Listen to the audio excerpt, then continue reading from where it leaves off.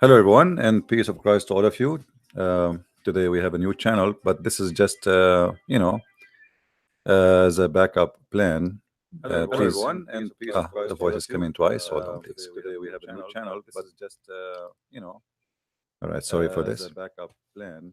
Please, Everyone, and peace of the Christ to voice all of is you. coming twice. Hold on, please. Today we have a new channel, but you know, All right, sorry for as this. a backup plan. Always the Muslims they try to fight what I do, and obviously what I do is very good to the point. They fight me badly.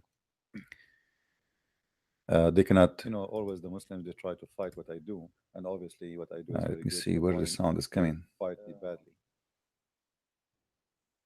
They cannot. Always the Muslims they try to fight what I do. Hold on. Let me see where the sound is coming. They cannot. Hold on. I have the sound coming twice for some reason. I want to see why. I have the sound coming twice for some reason. I want to see why.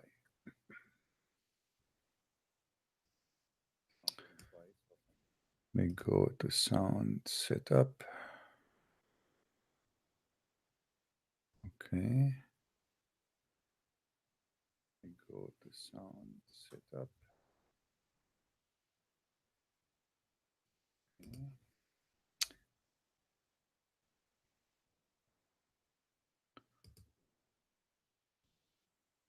Strange. I don't know why. Is the sound coming to you good, guys?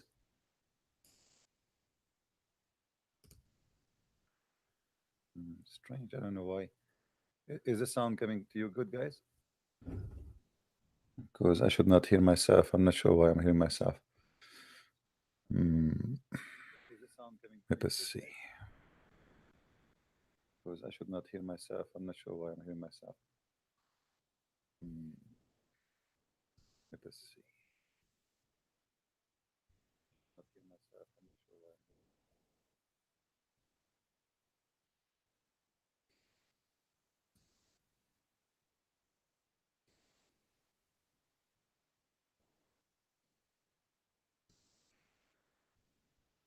All right.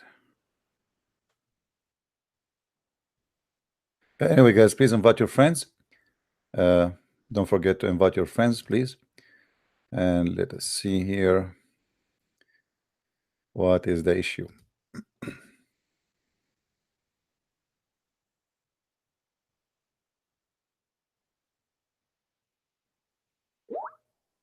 Hmm.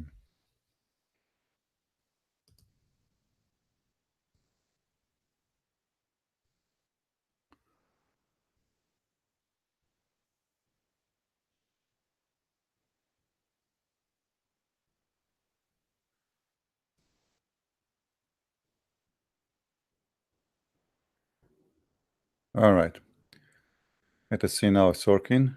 Maybe I think there was a browser in the background was open somehow. And now I think the issue is solved. All right. We go back to our topic. uh,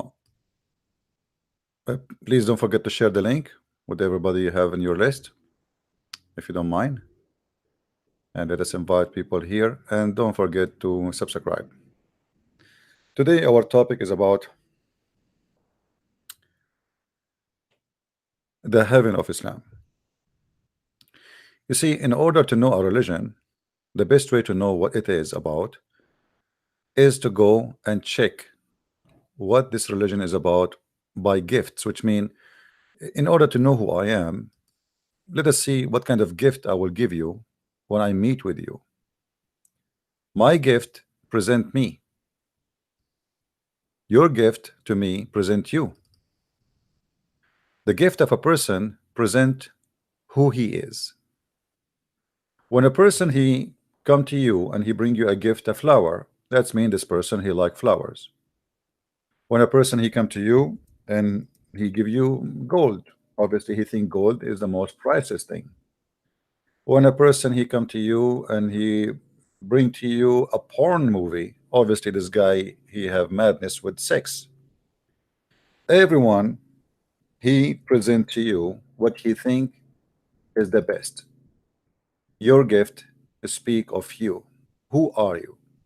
What are you about? Uh, a person who is romantic, or he love nature, he bring you a picture of nature as an example. The gift is very important to know who is the person and what he stand for. It's extremely important. So if I believe in God, and this God, he promised me gifts, the best way to find out what those gifts, I mean, what is this God is about, is to look at his gift. If the gifts are noble, high standard, high quality, it means this God is a person who is the same as his gift. It doesn't make sense that God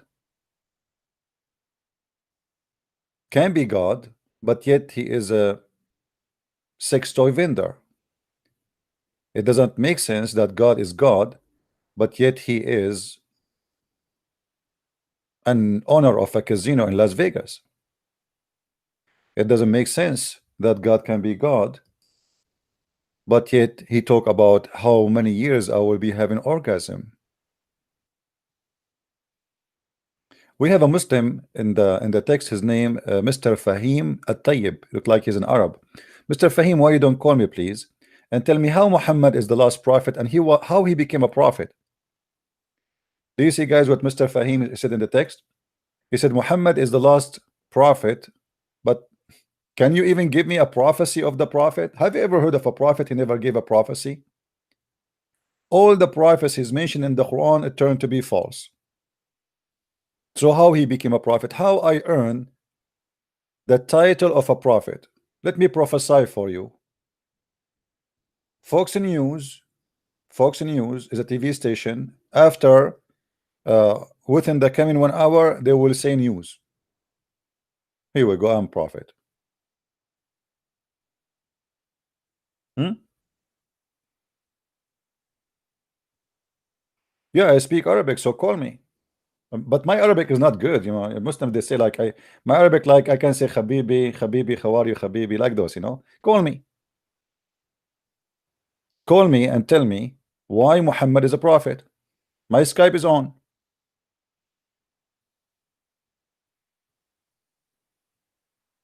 Okay, you are from Qatar, no problem. I don't care where are you from, my friend. Call me and tell me how your prophet became the last messenger, and what was how he became a messenger. His God even did not even talk to him.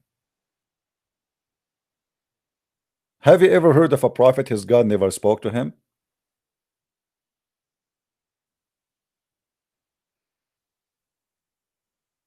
So give me a call, please, and tell me how your prophet can be a prophet.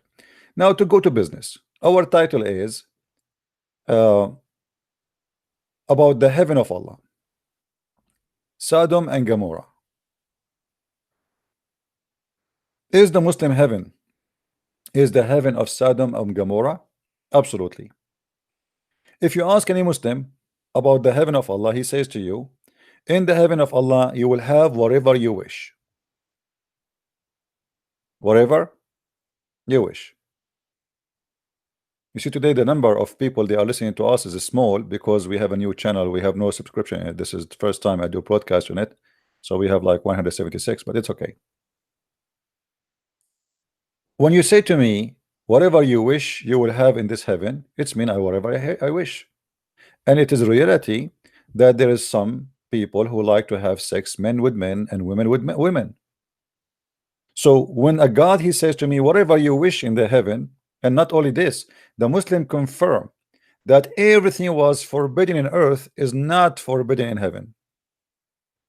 To the point, a Muslim, he can have sexual relationship with his own family member, including his daughter, his niece, his auntie. Some scholars, they say he can have sex with everybody except his mother, which is doesn't make sense, because if you have sex with your daughter and your niece and your, I mean, what the mother stand for? I mean, obviously there's no limitation. So the heaven of Islam is kind of weird,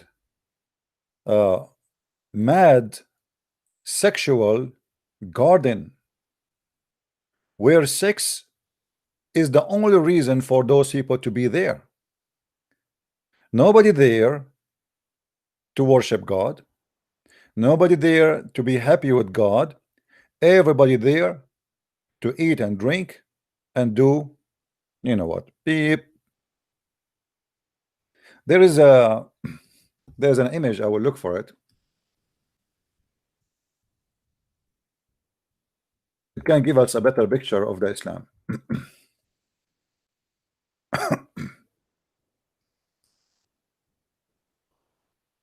Let us see. Hello everyone, peace of This is Christ actually my everybody. video using that image. I don't want it. Uh, Let us see. Okay, we found it.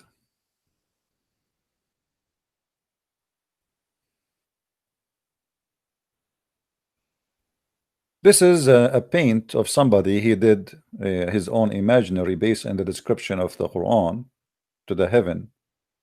You will be laying down in your bed, and there will be little tiny beautiful boys who they are so wide around you, and there will be naked women who they are so wide to the point you can see through, and all day long you do nothing except eating, drinking, and effing. You will notice the Quran describing that you will have in your present little boys who they are very white like pearls, and those boys will never bleed. The Muslim explain that bleeding, they say they will never get tired or they will never get drunk. And here I wonder, they will get drunk from what? They are serving the drink, so why they are drinking? The boys are drinking?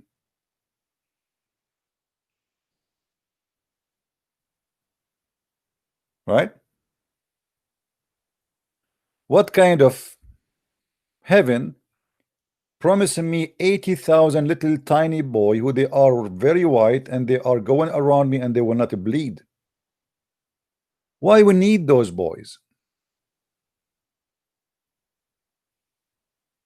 Why this God is even promising me such a promise? 80,000 little boy. What I will do with them? What I need them for? They will serve me exactly to do what? Remember, in the heaven of Islam, your clothes will never get wrinkled. Hello? Hello. Yes. Go ahead, we hear you. I don't want to talk about this topic in specific, Are you a but I Muslim, my want to friend? talk about Are the you last episode you made. are you a Muslim? Yes. Why you don't want to talk about this topic? We have a topic. You see, we named the video, people waiting for us, and they want us to talk about this topic. So why you don't want to talk about it? What the problem?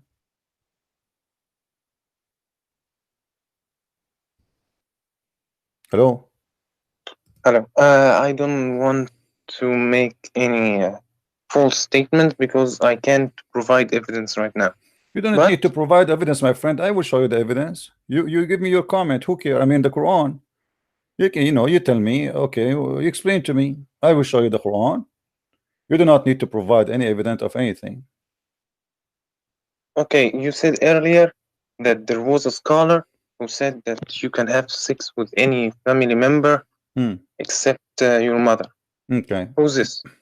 Okay, no problem.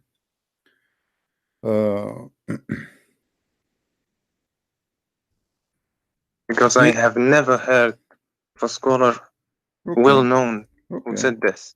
Okay, no problem.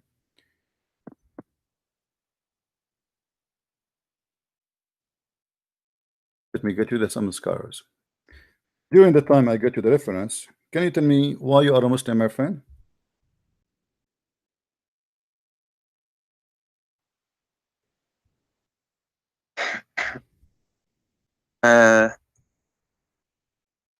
I don't see why my belief is involved in this.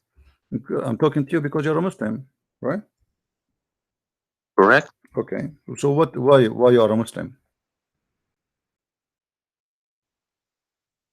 Because I believe what came in the Quran and the Sunnah, and I believe that Allah is and Muhammad is his last messenger, and all Okay, but you just told me. messenger. You said you believe, right? You believe in what your prophet said and what the Sunnah. But you just told me that you never heard of anyone saying that you can sleep with your maharim, which means like your family members in the heaven of Allah, right? Mm-hmm. Okay. So how how you are saying I am a Muslim, I follow that, but in the same time you never heard of that. How come you never heard of this? You said a scholar. Yes, a scholar. I'm not going to show you anything except a scholar. Why you never heard this? There are hundreds of thousands of hadiths. No Muslim can know them all or be knowledgeable about them. But you can ask about them and know the truth. This is not what I'm calling for you. Why There you are call me? two things you made Why you call me? in the last episode I want to talk about. Yeah, go ahead. First thing first, I speak Arabic very well. That's wonderful. Okay? You know, because as long as you speak Arabic very well, that's a good news. So if I show you now something in Arabic, you will be able to read, correct? Correct. All right. Now you said in a surah, I don't remember. Hold on. Let me show you something. Let me show you. We will go to that point. We will go to that. You want me to go to that point first before we go speak about what you asked me for? I want to go to. I am here to ask you about two points. All I'm right. not here to defend. All right. First, you are well known with Nahu, right? Go ahead. You said اتخذوا أحبارهم أربابا من دون الله والمسيح ابن مريم. What does that mean? What does that mean? You translated as they worship their ahbar. Not me who without not Allah me, and the Masih, not me right? who translated. It's you. Anybody can watch your last video and see you translated this way. You are saying that in my translation I said I added the Messiah, right? You said that they worship, that I am supposed to worship. Yeah, it says Allah and the Messiah, according to this verse. اتخذوا أحبارهم ورهبانهم أربابا من دون الله. Let us translate me and you together, word by word. Go ahead. والمسيح ابن مريم. Okay. Okay, translate. Translate, you go ahead. It says, I will translate for you. You confirm if I'm saying the truth or not. اتخذوا, they took their rabbi أحبارهم ورهبانهم and their monks as gods, أربابا من دون الله, instead of Allah, والمسيح ابن مريم, and the Messiah, son of Mary, and they never been ordered to worship except. Okay, so did I give a correct translation or no? I asked you one question before. I said to you, are you familiar with Nahu? My friend, don't tell me familiar. I know how to teach you Arabic. I will teach your prophet too. This is what the Quran is saying. Does it say that or I'm lying? No. Does the Quran says that or I'm lying? It says in order. Don't tell me Nahu. This has nothing to do with Nahu, Abdul. Listen. What the Masih? It says well Masih. They took their monks and their rabbis as God instead of Allah and the Messiah. This is what it says in front of me in Arabic. Did I say that? Did I say wow is harf atf, right? Yes. Did you say wow harf atf? Okay. معطوف على من؟ معطوف على ما سبقه. ويعرب نفس إعرابه. My friend, يعطف على ما سبقه وما سبقه من دون الله. So who is معطوف على من؟ على الله. So they took their rabbis, المعطوف they يتبعه took في their الإعراب. rabbis, they نعم took their مولانا. rabbis and their monks as gods instead of Allah and the Messiah. The verse in يتبع. front of me in Arabic, and I challenge you to say it's wrong. I'm asking you one question. المعطوف يتبع المعطوف عليه في الإعراب، صح أو غلط؟ Abdul, what Arab? Answer me. In Quran, there is nothing is called Arab. You see, you Muslim, you change the Arab to make it fit with the Quran. Our Quran does not fit with the Arabic language. Now answer me. Allah, what is the name before the name of a Messiah? What is the name before the name of Messiah in the sentence? There's two names. What is the name came? What is the name came before the name of a Messiah? Allah. All right, thank you very much. Okay, hold on. So we Maghroof, have the and name Allah. Hold on, the name Allah, and then we have wa present like and in English, correct? Correct. Okay. If the same And what is the third name? to- What is the third name? As Al-Masih. So they've been order. You They are took, listen, twisting my word. they took اتخذوا أحبارهم, their rabbi and their monks as gods instead من دون Allah والمسيح and Al-Masih. So they took them as gods instead of who?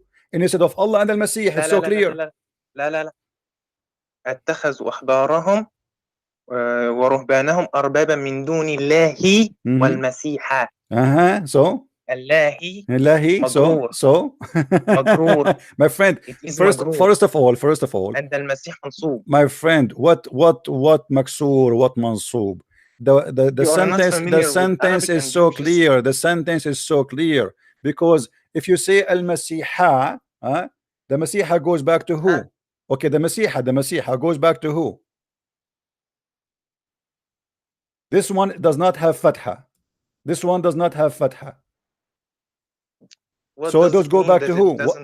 Wow, go to who? Wow, the end goes to who? Who is the one, the name after the name of Allah? It says, because if your God want to say that they took their monks and their rabbis as God, he should say, and they want to add the Messiah, I should say, they took their monks and their rabbis and their monks as gods, and he add right away before he continue as God, he say, and the Messiah as God. But look what happened here. It says they took their monks and their rabbi and their monks as gods instead. Whoever come after that is going to be who is instead of who? Allah. And there's that wa, which means and. No, there's no ta'khir. What ta'khir? My friend, the one who said this sentence, he put himself in trouble because why you are saying that? In the same time, let me ask you a question. Is Jesus God in answering one question? I answered you already. You are being stubborn. You are going just by the tafsir of Islam, right? The Muslim, because they want to solve this problem, they say to you, oh, here he would. I don't want to tafsir for this verse. It's clear in front of us. It's a clear. Okay, translate for me. Go ahead. I'm listening. Translate word by word. I will go with you. I'm listening. Go ahead. And everybody will laugh because you have to translate it the same. You have to translate it the same as I translate. I challenge you. You see, don't be a coward. Translate to me as everybody is listening. Translate word by word. I will type them for you in the screen. Go ahead. The first one. You can't translate word by why word. You cannot? Why you cannot? You You see, guys, he will not, because this is what it says in Arabic. He will not do it translate because this is what it says. It says they took their monks, their rabbi and their monks as gods instead of who? Then they put the name Allah and the Messiah. So instead of who? Instead of Allah and the Messiah. Abdul, don't make fun of yourself. Everybody is laughing. Let them laugh. I want you to answer one question. Abdul, I answer you. I answered you. You don't want to listen, it's up to you. I showed you. This is what it says. It says in the front of you, the wow, my friend. Don't tell me nahu, you Muslim trying to give an explanation which is false. The verse is so clear. It says you worship them instead of Allah and the Messiah. And let me ask you a question. Let me show you. Are you saying the Quran did lie? Because the Quran says that Jesus, according to the Christians, is God. Is that correct? Don't run away. Yes or no? You are the ones running away. You are accusing your God to be a false God. Let me get you busted. You are Abdul who listened to Abdul who told you this. Let me show you. You Muslims, because you are disconnected with your Quran, you have no idea what the Quran is saying. The Quran is saying that those who they are rabbi and they are Christians and Jews, they worship beside Allah the Messiah, because according to the religion they should worship the Messiah too. If we go in the Quran, you will see the Quran saying the following, and obviously you Muslim, you have no idea what the Quran says. Isn't it the Quran says, isn't it the Quran says that the Messiah, the Messiah is who Allah? Prophetess. Abdul, does the Quran says that the Messiah is Allah? Answer this. I'm answering you, Abdul. You are a kid. Obviously you are 16 years old kid trying your best. Listen. إنما المسيح عيسى ابن مريم رسول الله وكلمته. Why Allah is saying to them supposedly that? Because the Christian, they say the Messiah is Allah. Do you agree or no?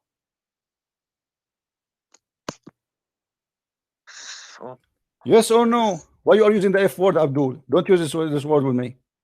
Answer. Is the Quran saying that the Christian, they believe that the Messiah is God? Does it say or not?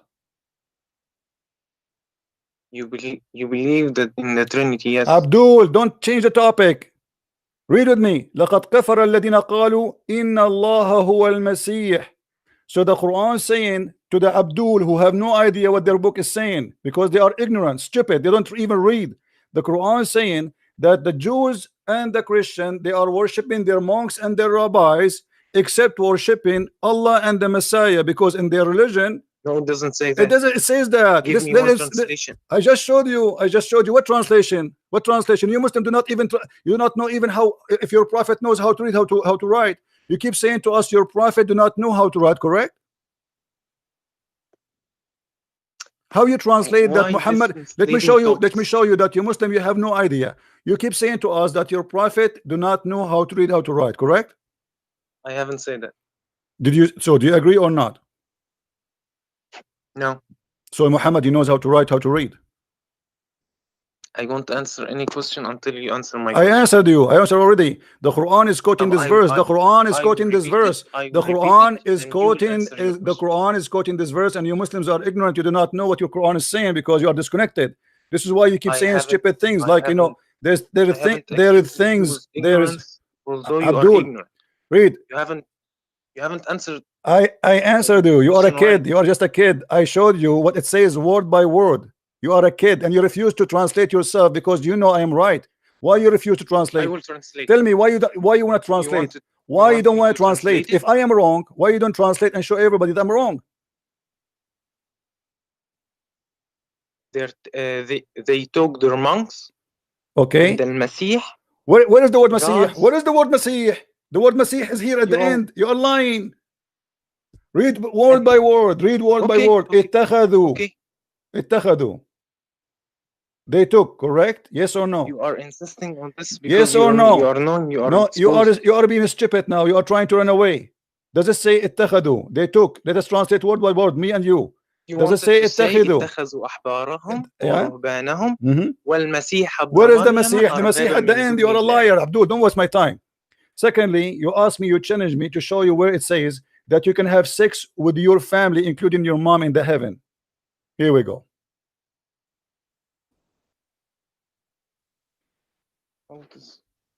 I thought that you were consistent. Do you see the fatwa? Do you see the fatwa? Do you see the fatwa in the front of you? And this is the scholar. And this is the fatwa number. You can have sex with all your family member in the heaven of Allah. Have fun. Fatwa number 1734483. So you are lying about the translation. You don't dare to translate. You are playing the game like this is a grammar issue, etc. When the word is so clear. You said I never heard that you can have sex. You cannot have sex. I never heard that you can have sex with your family members in the heaven of Allah. When every Muslim he knew that, but you do not know. Now, are you going to translate for me so we can continue or not? Are you going to translate? Are you going to translate? What? So why you don't want to translate? I answered you, Abdul. Are you stupid or what? I answered you. Why you don't want to translate? Prove to everybody that I am wrong. Why you don't translate? Translate. Because you want me to translate word by word. See, because word by word will get you busted, right? If we translate it, you hear it, guys? No. If we translate word by word, so translate then word by word. Go it. Here we go. Everybody is witnessing. Do it. I will walk with you with my pen in the screen. Go ahead. I'm listening. My answer to your question is supposed. Just get lost, Abdul. Why I don't have time for kids. Get lost. It says in front of me, and you agree, you coward. اتخذوا أحبارهم ورهبانهم أربابا من دون الله. You are the one who agree, and you are saying to me that in the Quran they put the word al-Masih after Allah. This is a grammar thing. This is a stupid to say. It's a clear Arabic. They took their monks and their rabbis, arbaban, monks, sorry, rabbi and monks, as gods, min dun, instead of Allah, and then the name of the Messiah come after, and the Messiah. The word is so clear. The Muslims to solve this issue, they say, this is a grammar thing. The name of al-Messiah, it moved from being here to here, and that is a stupid thing to say, because by doing that you just said that the Christian and the Jews, they worship their monks and their rabbis as God, and then you say it instead of Allah, and then you add the Messiah. If you want to say instead of Allah only, you should say, well, they took their monks and their rabbi and the Messiah instead of Allah. You put the name of which is instead at the end. You don't put with him anything else. But the stupid writer of the Quran, he did a stupid mistake. He said they took their rabbi and their monks as gods instead of Allah. Let us see. Hello? Hello. Yes. I'm the same Abdul. Are you going to translate or no? Don't waste my time. Are you willing to translate? Yes or no? If I translated, you would say I'm lying. No, translate. Go ahead. I can prove Translate. that I'm not lying. No, and you are not. lying. I'm not saying. How I can say you are lying if you are translating? Translate word by word. Don't make your own fast translation. When we translate what is in the screen, the Quran in front of us. I will count for you. Let me write the numbers for you. Word number 1, word number 2, word number 3, word number 4, word number 5, word number 6, word number 7, word number like this word number 8. Okay, give me the translation now. We start with number 1. We start with number 1. Go ahead, let everybody laugh. Go with number 1. What is that? What it mean? Why go ahead. You coward, you don't want to translate because you know I'm saying the truth. I'm not lying. You are the one who's lying. No, you are lying. Get lost. Get lost. Let your daddy call me coward potato. If I am lying, then you should translate and get me busted. But you refuse because I'm giving the correct translation. Now, do Muslims believe that you can have sex with your family members, your sister, your mother, your grandmother in the heaven of Islam, your aunt, your niece? Yes. Yes. And there's tons of Islamic reference speaking of that. Because the Muslim believe everything forbidden in earth is not forbidden in heaven.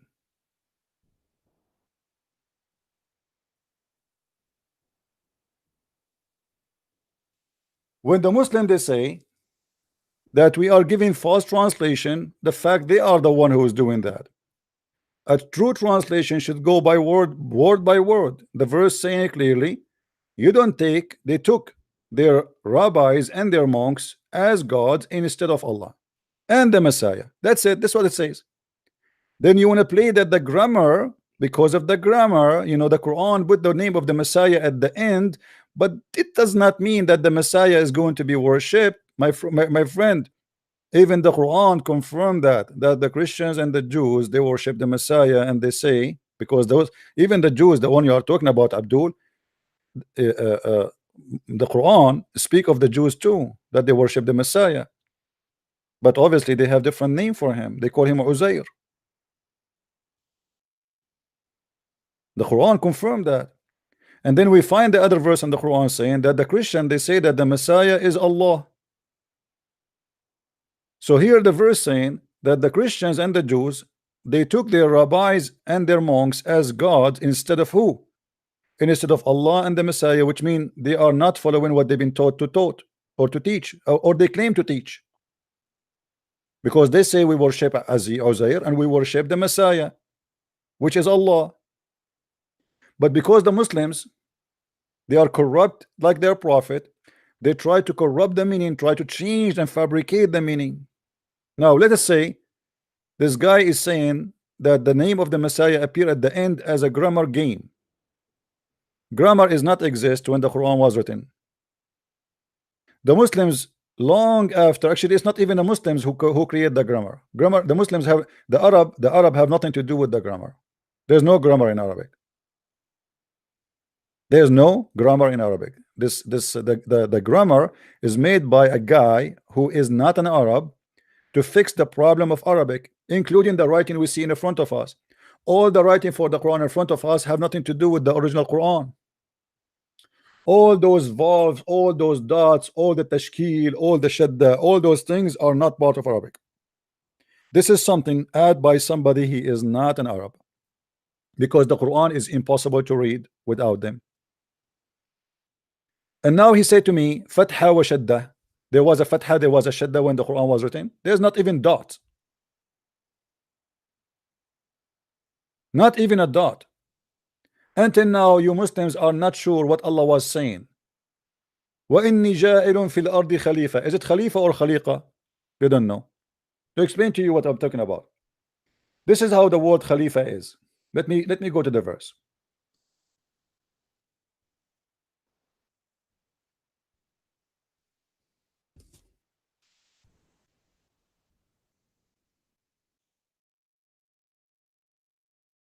وَإِذْ قَالَ رَبُّكَ لِلْمَلَائِكَةِ إِنِّي جَائِلٌ فِي الْأَرْضِ خَلِيفَةً. You see, the original Quran was written without dots. Let me highlight the dots for you in red, so you will know what I'm talking about. All those little things in the top here, they are not exist. Those are called tashkil. All those things are not part of the language. So all the things I am putting red on it have nothing to do with the original Arabic. So now let us write it again. Let us write the word, rewrite the word again. Let me zoom in so you guys can see it better. So now Khalifa, the real Khalifa, it should be written like this. I'm using my mouse, so it's not going to be like this. All right. Now, how we will know if this is kha or ja? Because in Arabic, if you add the dot here, let me make the dots in a blue. If I have a dot here, that will make it Khalifa.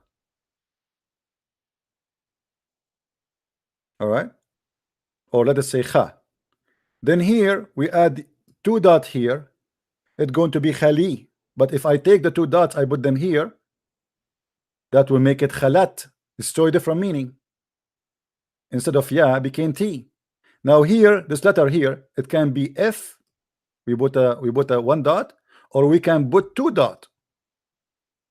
So now we have, if we take this one off, oh, we took everything off. Let's write it again.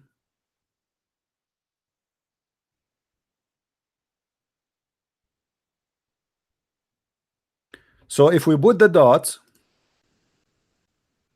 if we play only with the dot, you know, the way it's written now in the Quran is the F here have a dot in the top, as you see. So if we put here a dot and a second dot, that will make it Khaliqa. Khalifa is the caliphate. Khaliqa is a creation. You see how the word changed? Just one dot. And the Quran written without dots at all. This is why the Muslims, they have tons of words in the Quran. They disagree about what it was. Is it Khalifa? Is it Khaliqa? It can be many things.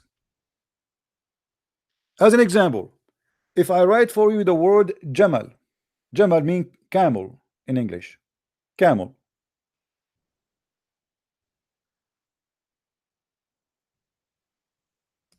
If I put the dot here, that will make it Jamal, camel.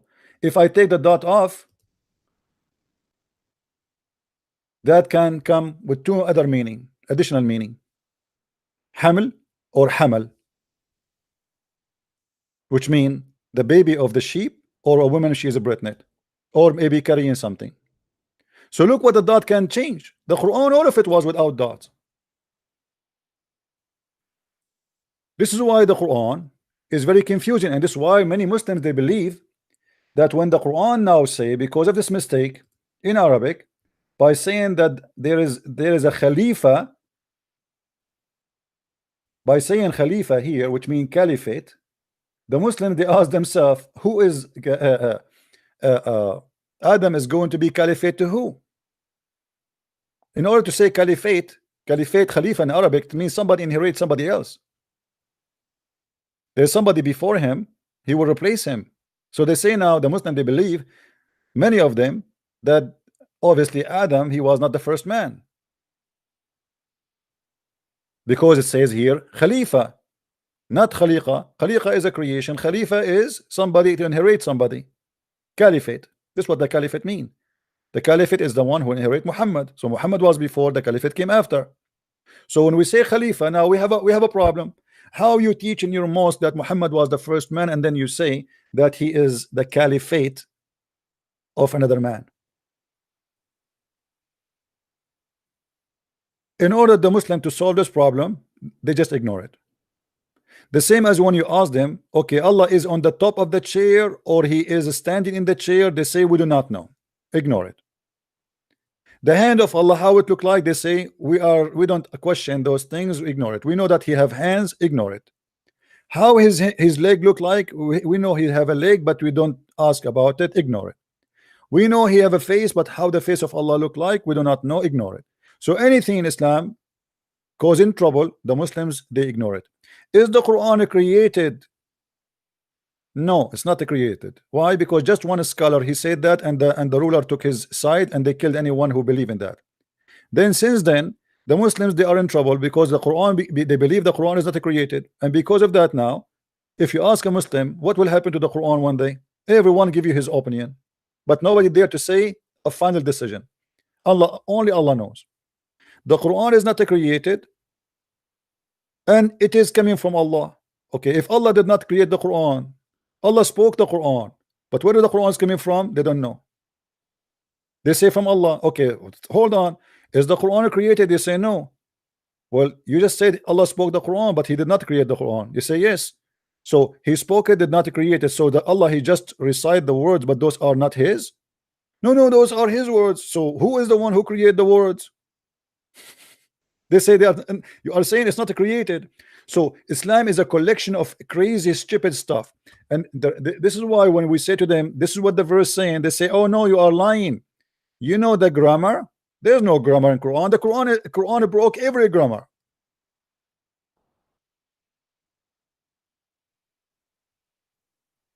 What a grammar? Since when in Islam there is a grammar?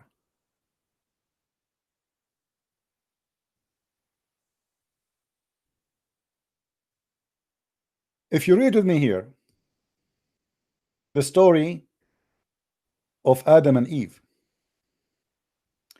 وَإِذْ قَالَ رَبُّكَ لِلْمَلَائِكَةِ إِنِّي جَاعِلٌ فِي الْأَرْضِ خَلِيفَةً. Translation. Let us choose random translation. This story alone is enough to prove that Islam to be the most stupid religion. Behold, the Lord said to the angels, I will create a caliphate on earth. They said, will thou place therein one who will make mischief therein and shed blood? Here Muhammad start doing poo-poo, because how you say that those are angels, but the angels are questioning God? And how you say that they are angels, but they knew the future? And how you say they are angels, but they knew what Adam will do? And then Allah, he said to them, you know, you do not know, I know what you know not, which means Allah saying to them, you are wrong, he will not do that. So Allah, in order to prove to them that they do not know what they are talking about, he brought Adam, he taught him all the names, and he placed the names in the front of Adam. So he taught him, he brought him like a 50-inch screen TV. He taught him, this is TV, this is the refrigerator, this is a donkey, this is a remote control, this is a Pepsi Cola. Now he put those things in front of Adam and he brought the angels. He told them, after he taught Adam all the names, he said to the angels, hey angels, tell me the names of these if you are right. What? This is the quiz of knowledge. Allah wanna prove them wrong because they said that Adam will do mischievement. He did not agree with them. He said, I know what you know not, which means you are stupid, you are wrong. He will not do that. So in order to get them busted, he taught Adam all the names, and now he want to show them that if you know the future, will tell us the names. So he said to them, tell me the names of those things if you are right. If you are right about what? Remember, if you are right about that Adam will do mischievement.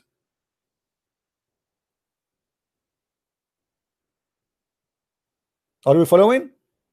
So the challenge here was for a very simple reason. They accuse Adam that he would do mischievement, and Allah want to prove them that they do not know what they are talking about. And then they said to him, glory to thee, of knowledge we have none, save what you told us. Look, but look how stupid this is. If I am the one who taught you the names of things, and then I want to prove that you are not God like me, and I say to the angel, well, if you are right, tell me the names of those things, is that a proving Allah that he is knowledgeable? That a proving Allah is stupid. Because if I called my dog Fufu, and then I ask you what is the name of my dog, you say, oh, Allah, only Allah knows, only Christian Prince knows. Well, I am the one who gave him the name anyway. What about we do with the opposite? What about Allah? He said to them, okay, name the things for me and ask me what their names. Don't tell me the names, and ask me and I will tell you. That will prove that he knew the unseen. Are you getting my point, guys? Are you getting my point?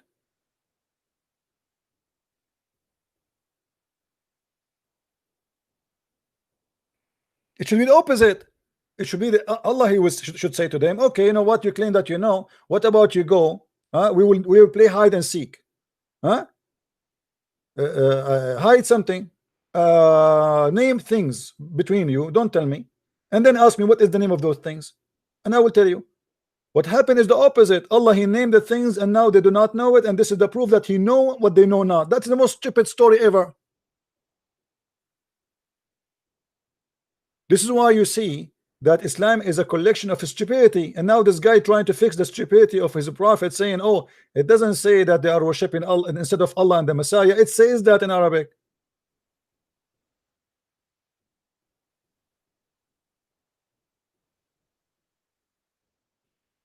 Like this guy says Isa is our prophet. You know, Fahmi, can you call me and tell me the prophecy of a prophet Isa? Can you tell me one prophecy Isa he said? I mean, isn't it stupid to have a book never spoke about one prophecy of Isa? Or what the Quran says, Isa, he tell you what you hide in your houses. Look like Isa, he know more than Allah. How Isa can tell you what you hide in your house, but Allah cannot ask the same challenge? What about Allah? He said to the angel, hide in your house stuff, and I will tell you where you hide them. What about you go do things without telling me, and I will tell you what you did? This is what Isa said in the Quran. I will tell you what you ate, I will tell you what you hide, I tell you what you store, I will tell you what you do. Which means Isa, he knew the unseen. But as you see how Allah here, he wanted to prove that he knew the unseen by a stupid story. I bring a cat and I called my cat Susu, and I said to Mr. Fahim, hey Fahim, what is the name of my cat? He says to me, oh, I do not know. I said, see, I will prove to you that I am God. My cat name is Susu, you ignorant. That is the most stupid story ever. I am the one who named the cat Susu, so what the point? If I am the one who gave the cat such a name, I am hero in which scale?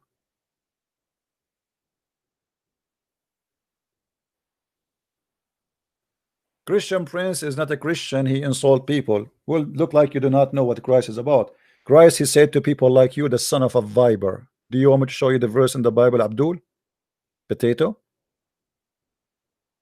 You want to teach about Christ?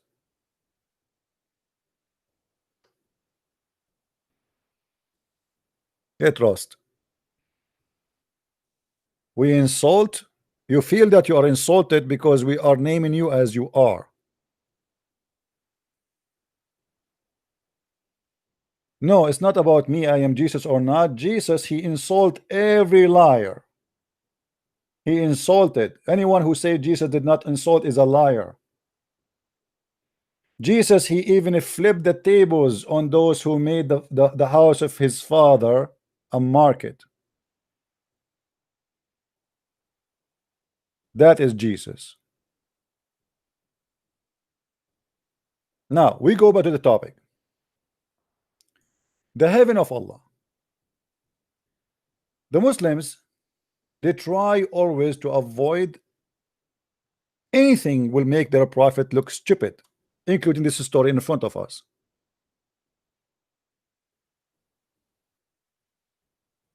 This story in front of us is a clear proof that Muhammad is a liar.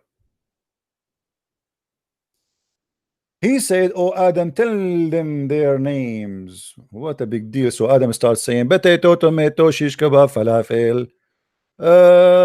This is the remote control. This is a Sony TV. Takbir. Okay, now Allah he proved to the angels that he knew everything. But later we knew that Adam was kicked out of heaven. So the angels was right and Allah was wrong. They told him, you will do mischievement. He will do mischievement while you are creating him. Allah, he refused that. He want to prove them wrong. But we know that Adam later he was kicked out of heaven. So Adam was kicked out of heaven because he did mischievement or because he was a good boy. The Muslim, they will say because he was did mischievement. Okay, so the angels were right. The angels are right in their accusation, and Allah was wrong. Hello? Yeah. Hello. Yeah. You take all your time criticizing Islam. I just wanted to know, what do you offer? I am not offering. No, I don't offer you Christianity. You don't fit there. I want you to stay as a Muslim. I mean, what do you offer to the people? I'm just teaching people that Islam is stupid. What's your business? Okay, but what do you offer? I'm not going to offer you. I'm not God. You know who I am to offer you anything. I'm just showing you the stupidity of Islam. Don't you think this is stupid in front of you? That Allah is saying to them that Adam will not do mischievement, and later Adam do mischievement, and he kick him out of heaven, which means this is a total contradiction. How Adam will not do mischievement? How Allah he say what he knew? He knew what? He knew that. He knew what? No, it says no. He told them you are wrong. He told them you are wrong. They said to him, he is going to do mischievement. Read with me. Will thou place therein one who will make mischief therein and shed the blood? I know what you know not. So why Allah saying Allah he named the names of the things and he gave it to Adam and he told them, okay, recite the names if you are truthful about what? Tell me the names of those things if you are right about what? Hello, you hear me? You hear me very well. Don't play the game. When he said to them, tell me the names of those things if you are right, he is saying to them, if you are right about what? If you are right about the mischievement. Thank you very much. No, but what do you think mischievement means? Did Allah kick Adam from the heaven because of mischievement? Yes or no? Yeah, but that was part of the greater plan. What plan? He denied the plan. He said to them, you are wrong. They said he would do mischievement. Allah, he said, no, he will not do. Prove to me that you are right. If you are right, tell me the names of those things. So he's claiming that the angels do not know what they are talking about, and he is the one who know tomorrow. And tomorrow prove Allah to be wrong. Adam did mischievement. No, not like that. No, that's you take everything in Islam and then you twist it around. My friend, make your own. My friend, you are the one who said. When I asked you, when Allah he said to them, tell me the name of those things if you are right. I asked you, he's saying you are right about what? You said about the mischievement. Okay, did Adam do mischievement? Yes or no? He made one mistake. Doesn't matter. One mistake, 10 mistake, he lost heaven. He's out of heaven. What mistake? So what mistake? Do you need to do 10 mistakes to go to hell? No. He made one mistake. Okay, so the angels, they are right. But he repented. It doesn't matter. So okay, he repented. So why Allah did not take him back to heaven? Adam, he repented inside the heaven, but still Allah he kicked him out. That is another stupid mistake, because Allah when Adam he repent, he was in the heaven or out of the heaven, Mr. Abdul? He was in the heaven. Okay, so No, actually, he was on earth. he repent earth. I inside will the heaven. create- Thank you. Hold on. He repent I will inside create the heaven, and vicegerents Allah on accept earth. the repentance. Is that correct? Did Allah accept his repentance in the heaven? No, he said, I will create a vicegerent on earth. You My see, friend, hold said on. on earth, Did Allah accept the not in repentance heaven. of Adam? Yes or no? See, you see what I said? Hmm. He said, Hmm. I will create a Khalifa on earth. Okay. So he took him to earth Hmm. after he did the mischief in heaven. So why Adam he died? Because he was a good guy. I mean, this is where is heaven? So you are saying that Allah created Adam in heaven by mistake? He was not made for the heaven. He was made for the earth. No, that was his plan. He wanted to kick him out of heaven. So So from the put him beginning, on so earth. there's no Eve and the tree and all those things and the disobedience for Allah. This is a joke. So Allah from the beginning, he have a plan to send him down to earth, right? Yeah, that was his plan. Okay, To let send him me to show earth. you something. Yeah, I want to agree with you in this one, because here we will see another stupidity in Islam. If you remember the story, I'm sure you are following me always. You remember Yeah. the story where Muhammad he said Yeah. that Adam and Moses they have a debate. I already know that hadith. I know Yeah, about it. but this is mean, and you agreeing with me now that Allah he made Adam sin. He made him sin. It was the plan of Allah, right? It was the the plan plan of Allah. Yeah. It was the plan of Allah. Okay, so why Adam was punished if this is the plan of Allah? And why you are out of heaven if this is the plan of Allah? What kind of Allah or this God who made you commit sin and then he accused you to be sinner? But he is So the what one who kind of made you God do commit you sin. believe in? You believe in a God that doesn't have any power. So No, what's the power of God who make me sinner, this is the devil. The devil make me sin, not God. You are saying to me that your God is the devil because he is the one who made Adam sin and then he kicked him out from heaven for committing sin. This is stupid. But you guys believe that the devil is a rival to God. My friend, we So- don't believe it. We don't believe the devil can do anything except what God he gave him as a power, which means the devil was an angel. He was a powerful person.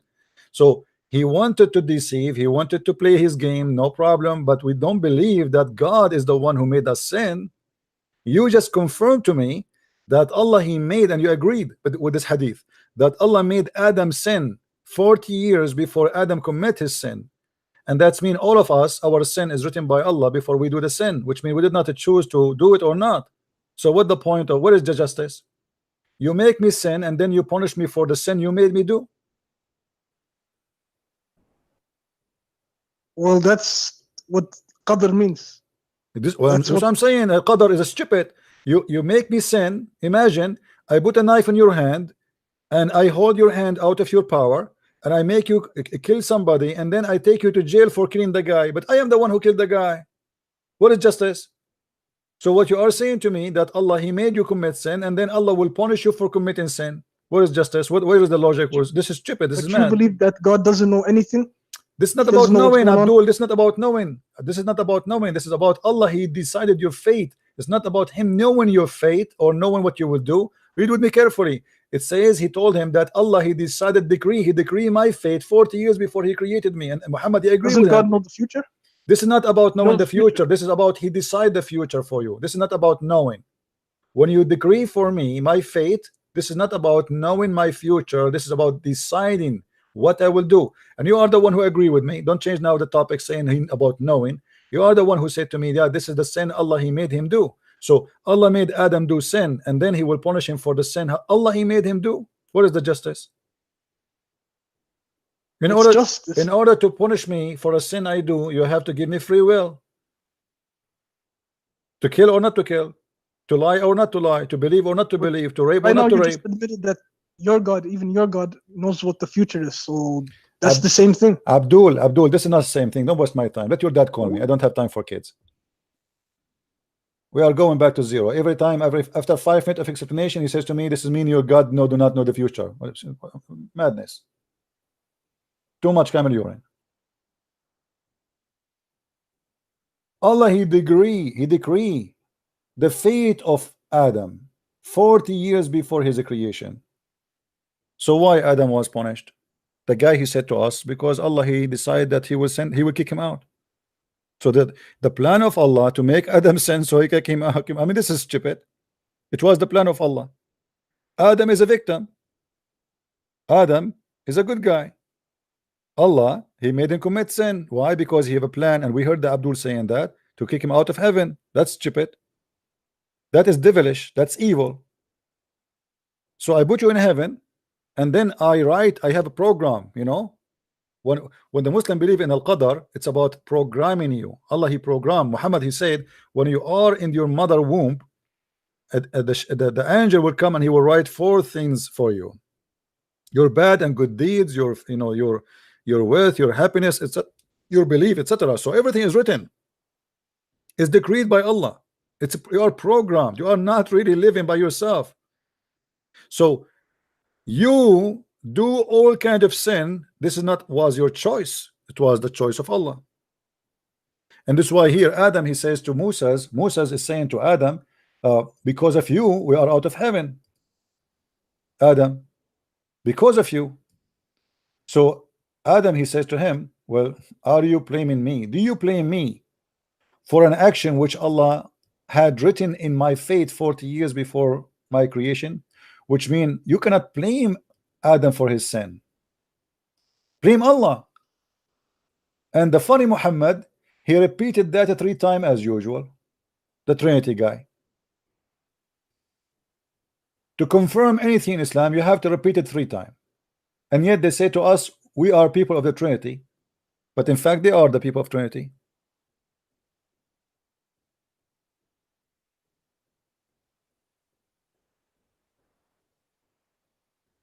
Now we go back to the heaven of Islam.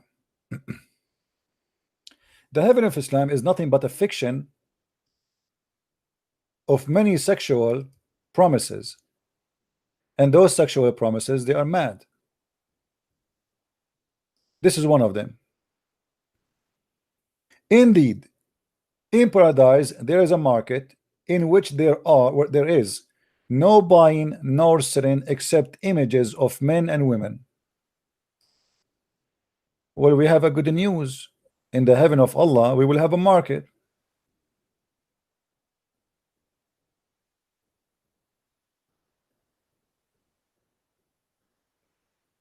Huh? That's a good news. I was worried we will not have a grocery store there. But this market is not the normal grocery store. It's not the normal store in the mall. There's no buying nor selling except of what? Let us go with red line, because now we are going in the red zone. Except images of what? Of men and women. So whenever a man desire an image, he enter it.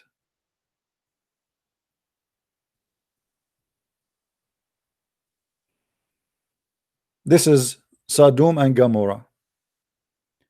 Who is the customer? The customer is a man. There's no customer women there. The customer are men. Do you see it? The images are images of men and women. But the customer is a man. Read carefully with me. So whenever a man desire an image, he enter it. So who is the one will enter the image? A man. Who is inside the image? Men and women. What he will do with those images? He will have sex with them. This is Sodom and Gomorrah.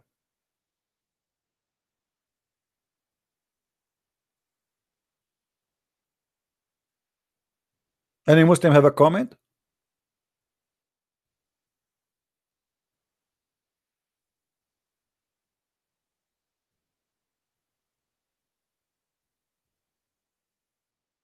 Any Muslim have a comment?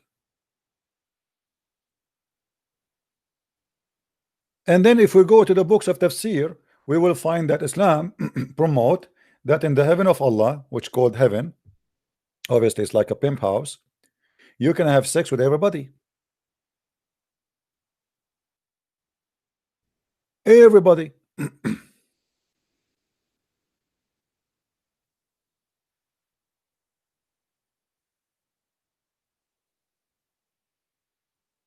The funny, this guy, he was said, I never heard that you can have sex with your family member in the heaven. Actually, you can have sex with your family members in Islam, even in earth. Specifically, your daughter, if she is your daughter out of marriage. The Quran says, وَجَعَلْنَاهُ نَسَبًا وَصِهْرًا. نَسَبًا وَصِهْرًا.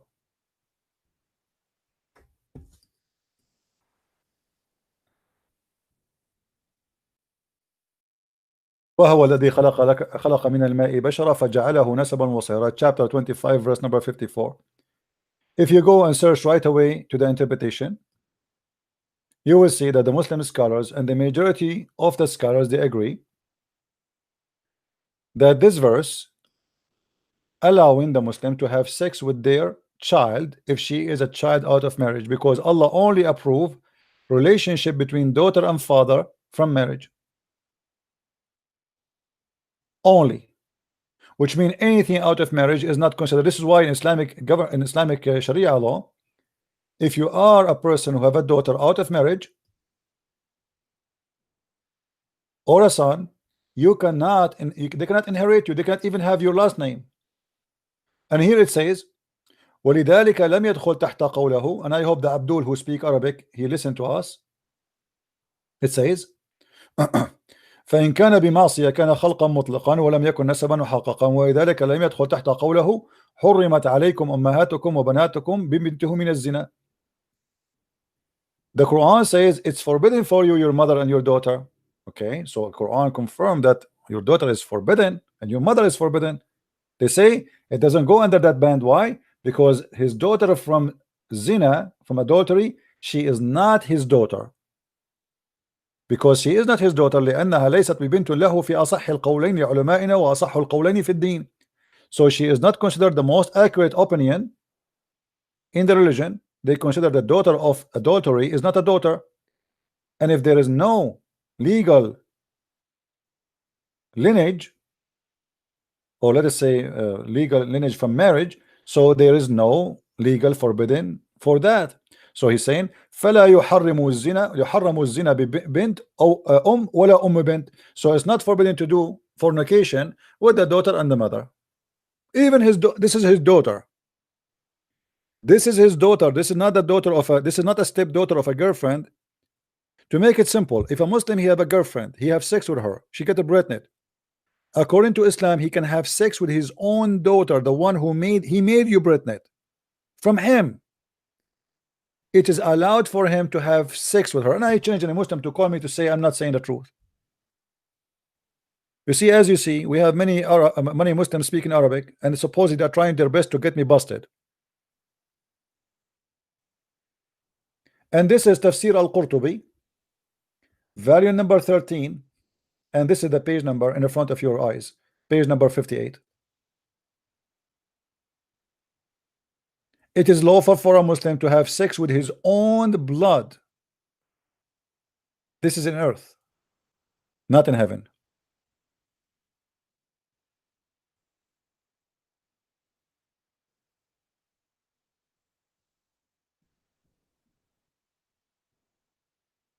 Do we have any Abdul? Now, if we go back to the heaven of Islam, I made a book, it's called Sex and Allah. I don't know how many of you got it. I have tons of reference about heaven in Islam and how much it's the obsession with sex. You will find women inside the fruits. You know, like imagine you open, like let us say you open a cabbage, but you don't see a cabbage inside, you find the naked women.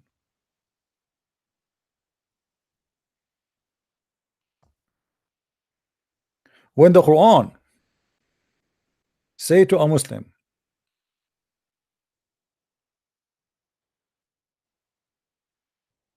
whatever you wish, إن في الجنة إن شاء الله ففيها ما اشتهت نفسك.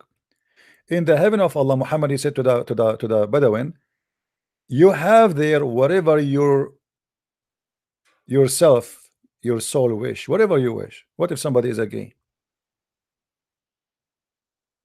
Well, here we go. The promise for gays is there. There's images for women and men. Any image you like, you go and have sex with it.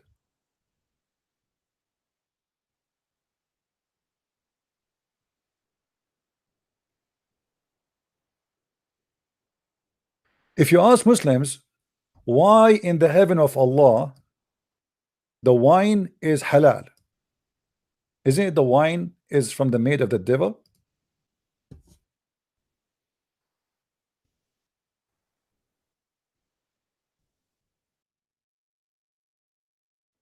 They say yes. Okay, the wine is from the made of the devil. That's wonderful. So how the meat of the devil will be provided in the heaven of Allah? They say to you, everything is forbidden in earth is lawful in heaven. Because here we go, chapter 2, verse number 219, it says clearly that wine is the work of the devil. It is from the devil. So it is from the shaitan. Then we will find it in the heaven of Allah. Allah will import from the manufacturer of shaitan. In chapter 5 verse number 9 he says it clearly that this is from the shaitan, so stay away from it. Oh, who you believe, alcohol, not strong drink, and games of chance and idols and the dividing arrows are that like they used to play games the Arab together, like it's like the same as little gambling, only the made of shaitan, hard work. So leave aside, stay away from it. So wine is from the shaitan. Then we go to the heaven, we will find that there is rivers of heaven, of wine. Hello?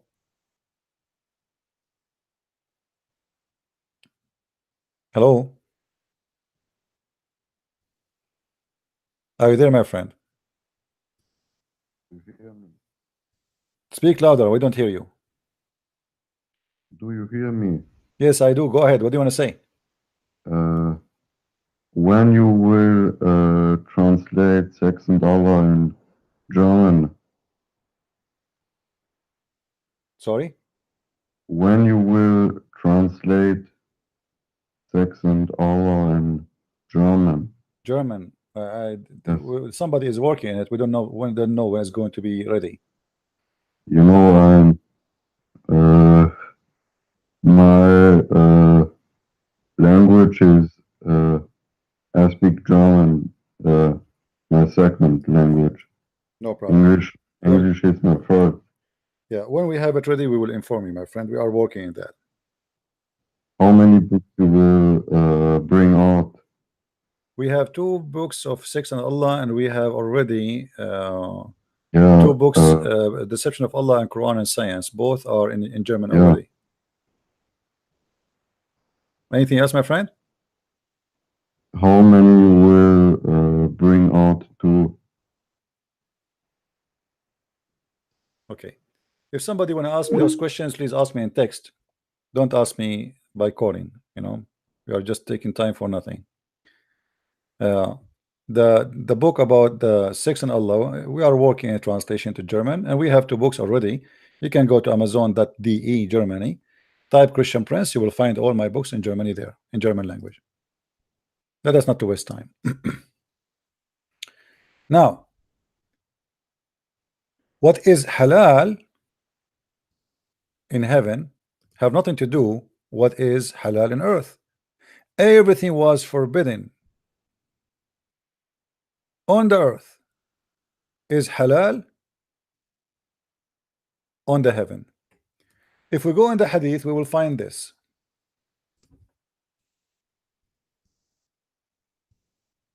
No, we could not find the hadith in English. Let us see.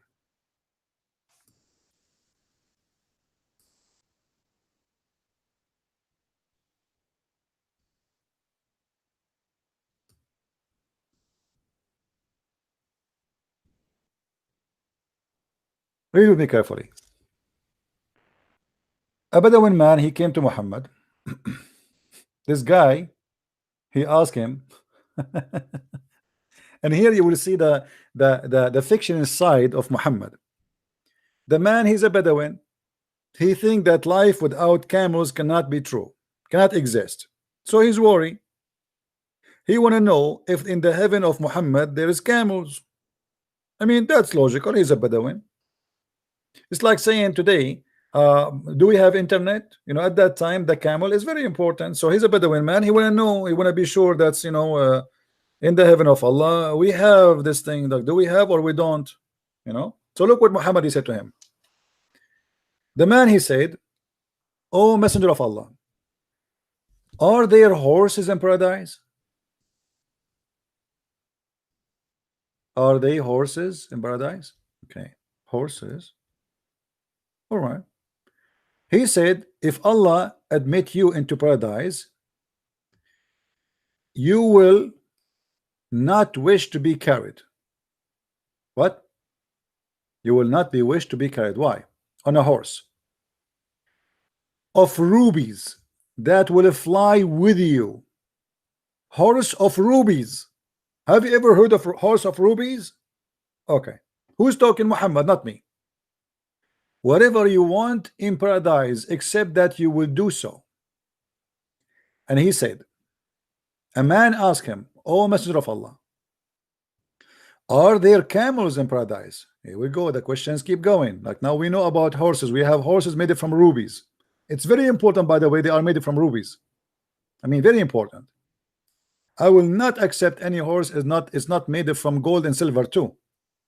So he said, there's camels in paradise. He said, he, S-A-W-S, which means Muhammad, didn't say what you said to his companion. Rather, he, S-A-W, said, if Allah admit you in paradise, you will have whatever is desired in by your soul and pleasing to your eye. Whatever. What do you mean whatever? What if the guy he want to have sex with you, Muhammad? He love you very much, but he's a gay. When somebody says that I promise you whatever you want, that's mean whatever. You have to keep your words.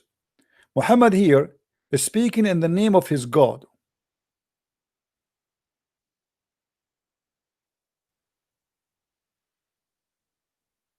The second you say whatever, you better mean what you say.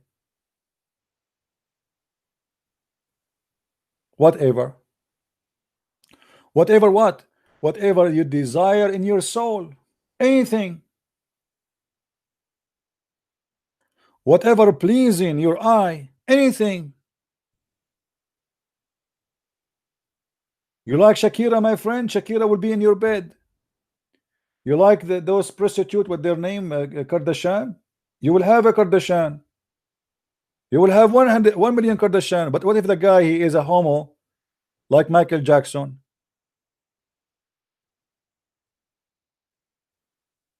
What if he desire to have sex with men, or with Muhammad himself? What we will do?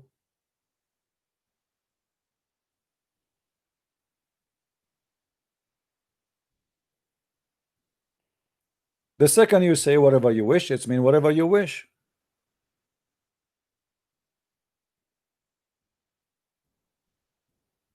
What kind of promise this promise is?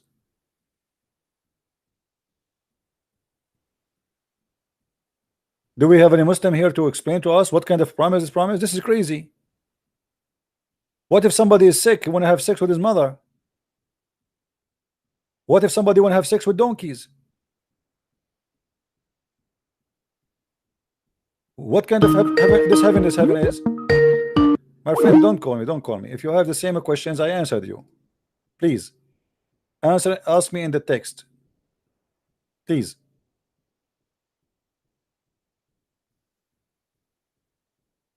Do we have? I want Muslims only to call me. If you are not a Muslim, don't call me. Who is a Muslim would like to call?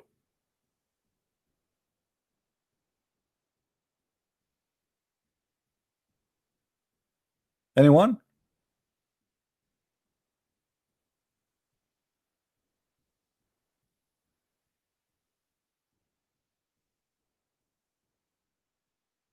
No, Abdul? Even the Quran, by the way, this is not only in the Hadith. Even the Quran says, وَلَهُمْ فِيهَا مَا يَشَاءُونَ. Even the Quran says in the chapter of Fusilat, ولكم فيها ما تشتهي أنفسكم. If you go in the Quran, you will see there's tons of verses.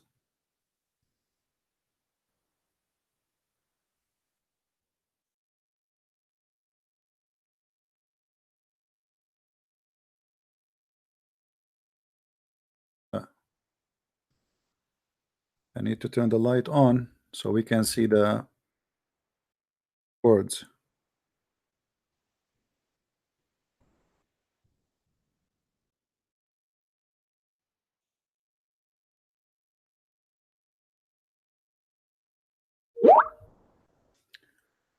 والذين آمنوا وعملوا الصالحات, those who did good, etc., we will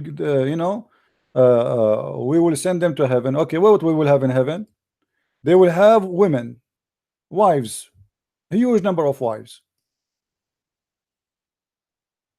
and they will have rivers underneath of them.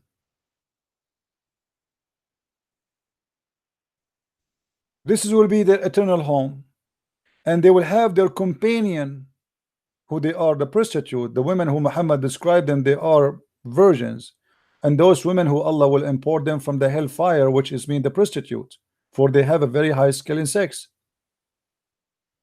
And then Muhammad, to make it more Arabian heaven, he claimed that we shall admit them to shade to shades and cool. You see, imagine Muhammad is speaking to somebody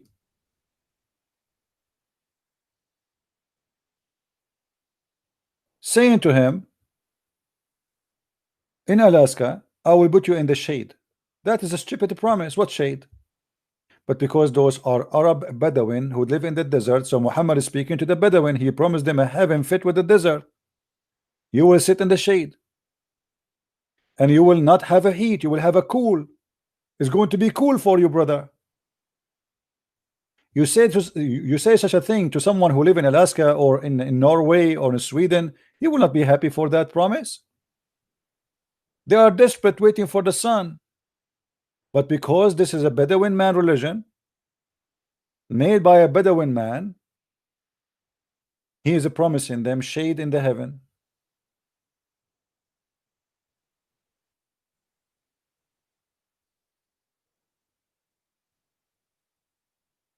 If you go more,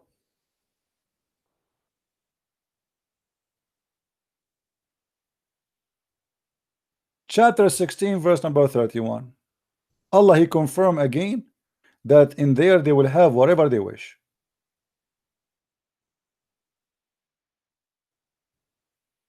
Whatever they wish. Now, as long Islam consider sexuality big deal as part of Islamic religion, as heaven, then whatever you wish.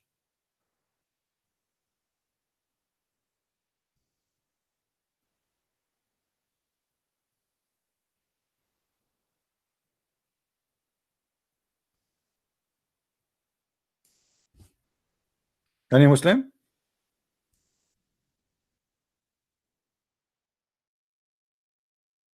Abdul is texting me saying that there is more. Let me read what he said.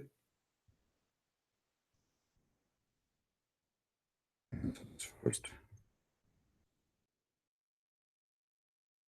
he said to me, "You're just hiding because I can destroy your argument. You most freeze." Okay, let me call you. He tried to call me. I did not take his phone call. Let's see. You said you want to destroy me because there is what? There is gays, priests, they are gays. Hello? Hello, yeah.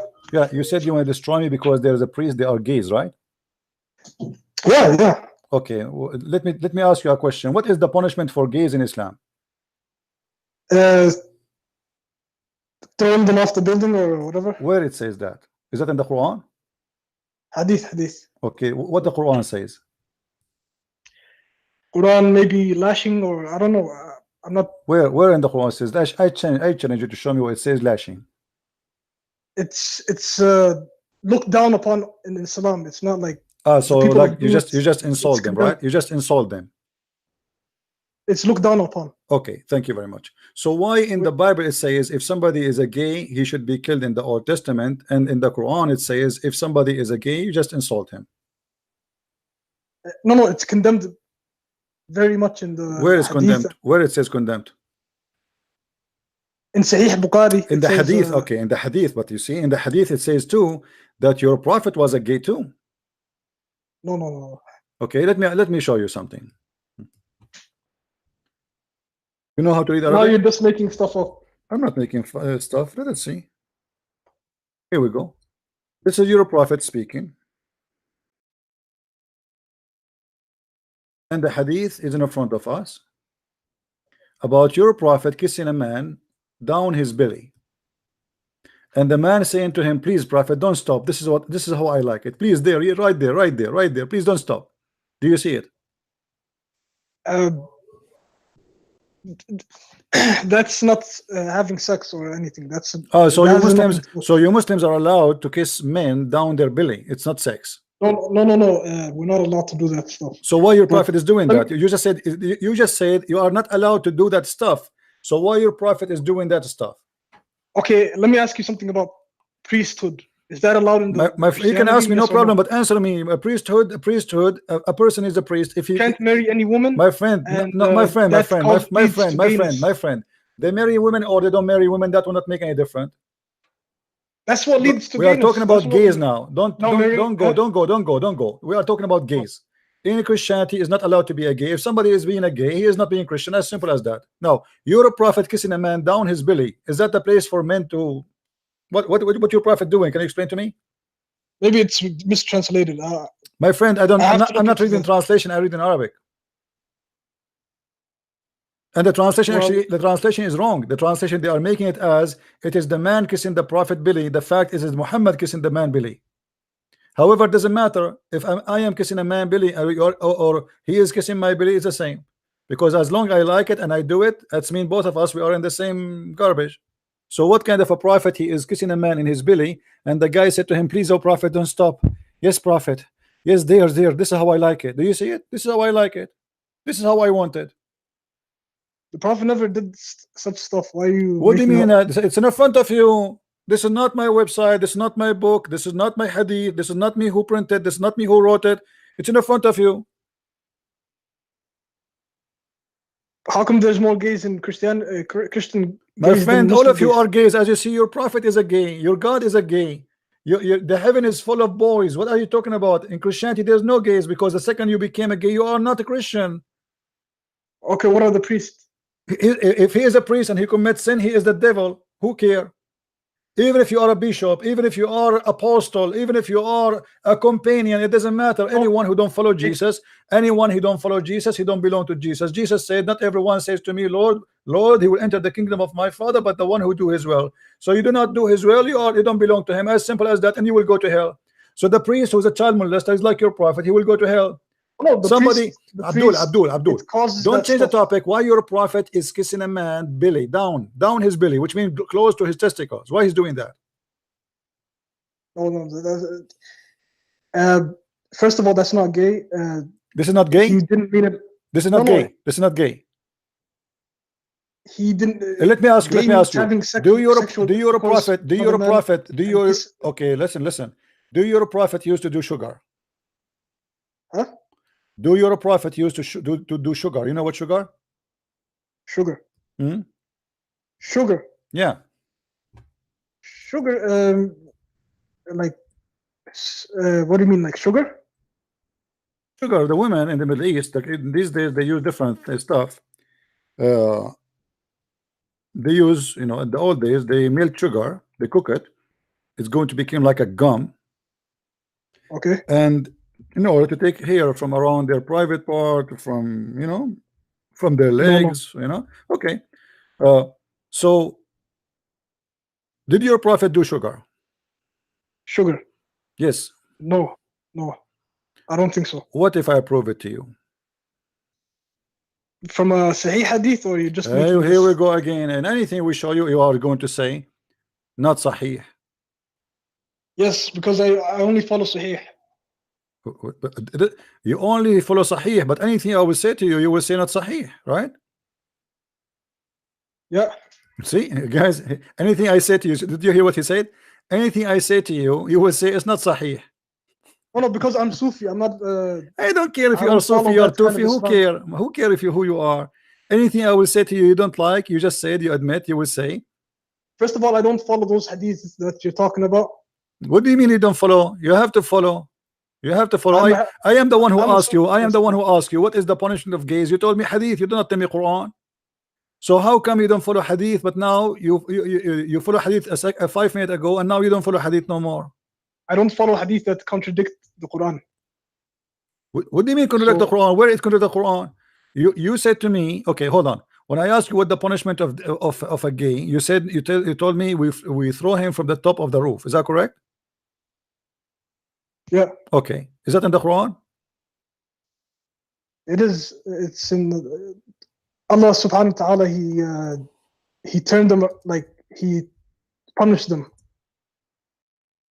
What you punish them? Where it says He punished them when where in the Quran it says Allah will punish the gays? Can you show me? the angels punished them, and What the angels? when they destroyed the Lut and Gomorrah, Sodom and Gomorrah. Yeah. Well, in Sodom of Gomorrah, this was a punishment from God, not a punishment for Sharia law to practice on earth, right? So you are saying that Allah will punish them later? First of all, Christianity is the thing that causes this stuff in the first place. Okay, Priests, okay. they say, "Oh, I'm not Hold on, marrying hold on, any hold on, wife," hold on, then hold on. that's how they You turn- see, you're turn just being into stupid. You just mentioned to me that you believe in Sodom and Gomorrah, and you are saying Christianity. Sodom and Gomorrah before Christianity. Who's stupid here? Oh no, Aren't you the Christianity one who causes just that said to me? because- Aren't you the one who just said to me, Sodom and Gomorrah? Was Sodom and Gomorrah after Christ or before Christ?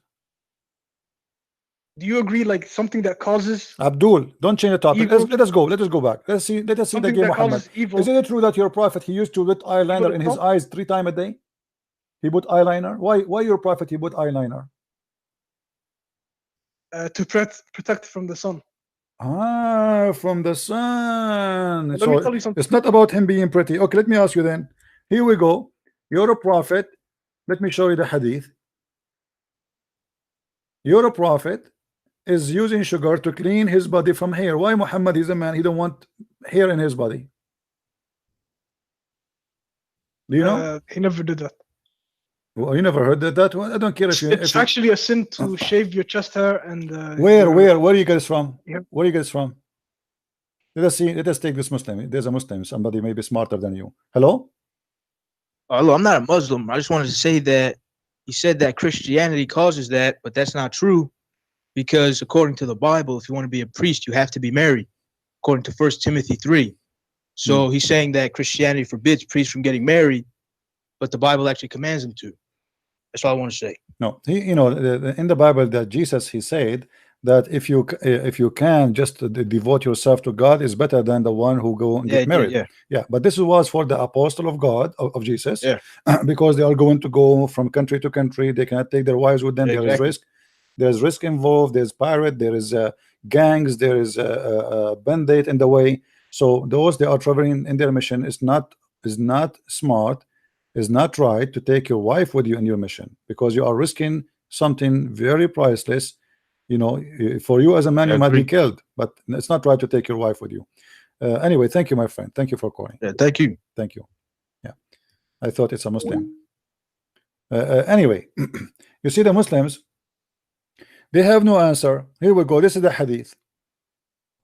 عن أم سلمة رضي الله عنها أن النبي صلى الله عليه وسلم كان يطلي بالنورة. What is a nawra? A nawra is sugar. The prophet he used to take his hair off by sugar. Okay, this is a very shameful thing for the Arab, by the way. If you go right now in the Middle East, you will not find one man there to do so unless he is a gay, because it's a big shame for a man to shave his body. You can shave your your beard, no problem. Nobody will accuse you to be a gay. But even the mustache, there's a problem to shave it. because it's not accepted in many society. Because you're a man, why are you shaving your mustache? I'm talking about the culture now. Now a prophet of God, he is using the sugar to clean his body from hair. Why?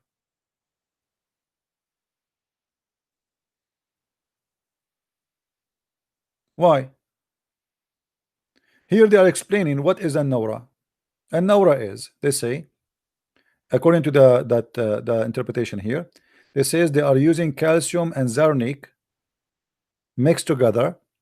Okay, you mix it and then you put the cream over the place where you want to take the hair. You leave it for a little bit and then you take it with water, so it killed the hair of the body.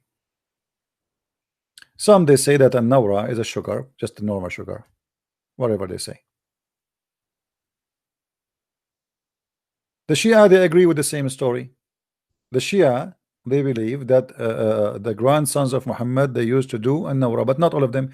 If you have my book, Six on Allah, you will see that all the family of Muhammad, according to Muslims, accused to be gays. All of them.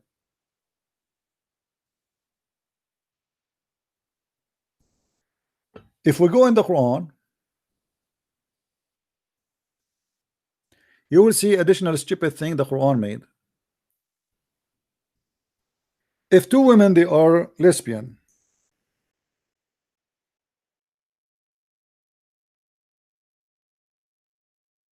and two men are gays, what the Quran, how the Quran deal with them? If we go to chapter 4 verse number 15 and verse number 16, you will see the following.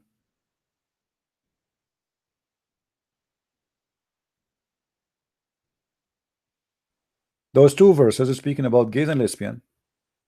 So if any of your women are guilty of loudness, only women here, why? Because they are lesbian. Take the evidence of 4 witnesses from amongst you against them. First of all, how in the world you can gather 4 witnesses for such a thing? And if they testify, confine them in the 2 houses until death. So the punishment of someone, she is a lesbian, 2 lesbian women, we put them in their houses, we jail them until they die, until Allah he take them by his way. If 2 men, you see, if 2 men, this is about 2 men, not a man and a woman. This is the proof that this is about gays. If 2 men among you are guilty of loudness, punish them both. If they repent, amend them. Okay, punish them. If you go to the interpretation to see how they punish them, you will see they insult them by beating them by sandals.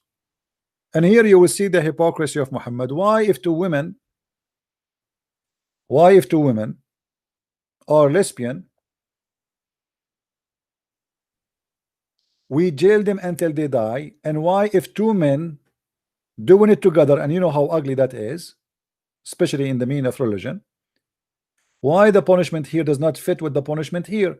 Why the punishment for the women is death, jail them until death, but if the man have sex with the man, we insult them and we beat them with sandals, and they repent, let them go. Leave them alone. That is hypocrisy. Same time the Abdul who called me, he said in the hadith it says we kill them. Okay, how Allah he says let them alone and the hadith says we kill them? Why Allah did not say kill them? Why he said let them alone? Any Muslim can answer me? If you want to tell me this is an abrogation, that will be funny, because was it not a big sin when Muhammad he said the Quran and it became a big sin later? A man having sex with a man? What happened? There's a huge difference between beating them by sandals and kill them. Muhammad, when he was accused that he is a homo, he decided to prove that he is not. If we go in the hadith, we will find that every one of the companion of Muhammad, he was having and hosting a homo in his house. I remember a guy once, he came to me. You know, always when you speak to Muslims, you have to lead them into end. If you say to them exactly what you want to say, they will never answer.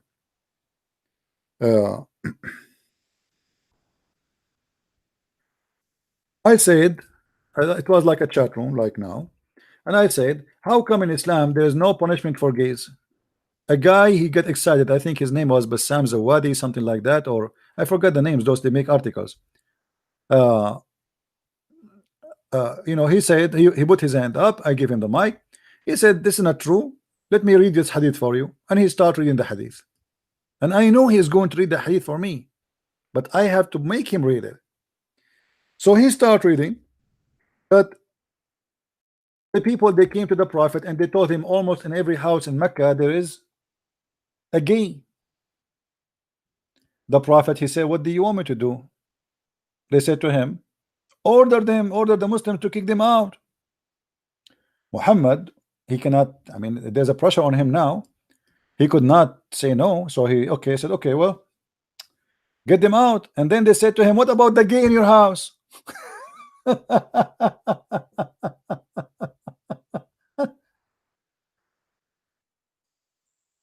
He is saying to them, okay, kick them out. He agree with them, kick them out, but he have a gay in his house. What he's doing? What is the gay doing in the house of the Prophet? Umar, he have a gay. Muhammad have a gay. Abu Bakr have a gay. Every one of them have a gay. What the gays are doing there?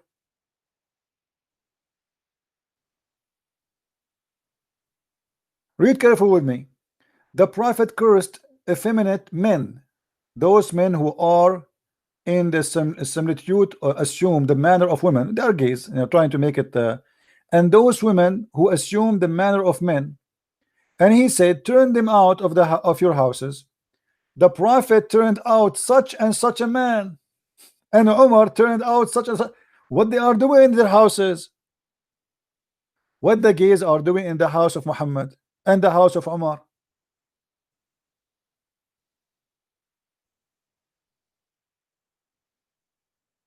This is another hadith in al-Bukhari where a man, he is a gay, he keep coming to the house of Muhammad,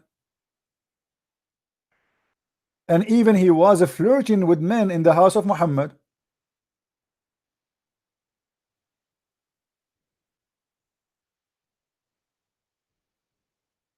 All those hadith.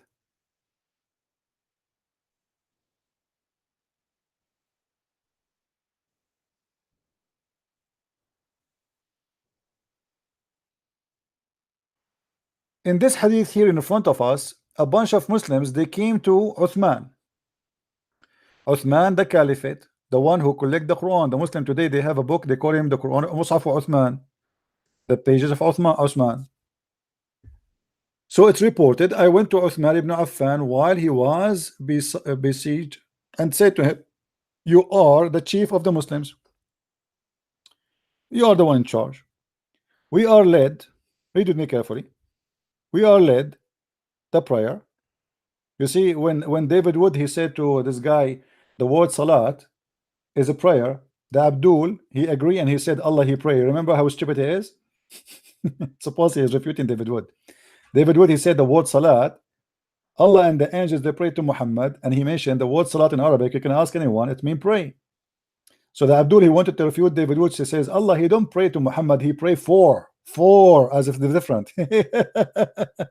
Well, the second you say that Allah, he pray for or pray to, it doesn't matter. Abdul, Allah, he pray. How stupid is that? He's God, but he pray. You Muslim, you say Jesus, he pray to the Father. How that can be? Well, we believe in the Trinity. We believe in the Trinity, so it makes sense. You Muslim don't believe in the Trinity, so Allah pray for who? For who? He pray for Muhammad to who? So look here, they said the word salat mean what? Prayer. Take note. Okay, so then we are led salat by a leader of fitna. What fitna? Fitna is a trouble. Somebody is seducing them. How he seduced them? This guy, he wear a short cloth showing his ass. You see, in the time of Muhammad, I don't know if you saw any one of those Muslims in Saudi Arabia, the Orthodox Muslims, they wear short jalabiya, short, really short. You know, Muhammad, he don't use a long, you know, so it's like going down, and it's wide. So when they bend over, the short jalabiya will shrink and will go up, and they don't wear underwear, so people, they will see his anus. So what this guy is doing, when he pray, he show his anus. And look what they're saying: a leader of fitna, trials and afflictions, etc., etc. And we are afraid of being sinful in following him. Why you are being sinful? Omar, he said, sorry, Uthman said, as-salat, the prayer, is the best of all deeds. So when people do good deeds, do the same with them. And when they do bad deed, avoid those bad deeds. Then as Zuhair said, in our opinion, one should not offer salat behind an effeminate person. It's a gay, unless there is no alternative. So what they are saying, that this guy, when he do bend over, they are tempted. You tell me, Muslims, why the Muslims are tempted by the ass of a man? You see, they are saying we are afraid of being sinful following him. What he is doing? He's just doing the prayer, repeating a few words and bend down, etc. He's not teaching you anything. He's just the leader of the prayer. How they will be sinful? Because he is tempting them. They cannot resist his ass. That's mean this is a society of gays. Otherwise, why it is why you will be sinful? What is the sin will coming from?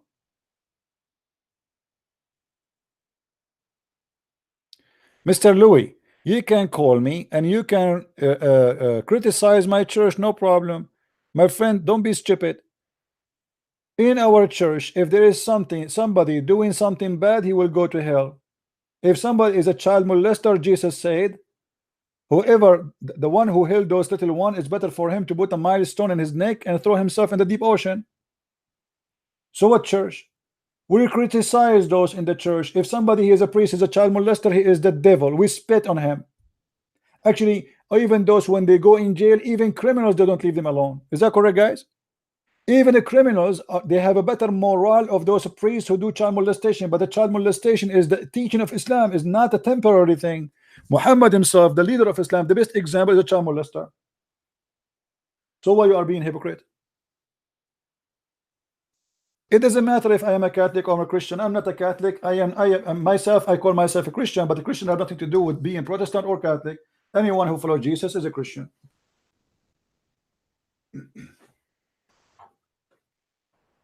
Don't go there. Not the Catholic, not the Protestant, not the Orthodox teach to be homo or to be a child molester. But there is bad people everywhere. We will be judged for our fruits. From their fruits, you will know them. So there is bad people everywhere. This is why a human being is a sinner. Why the human being is a sinner? Because nobody of us can claim to be the best man.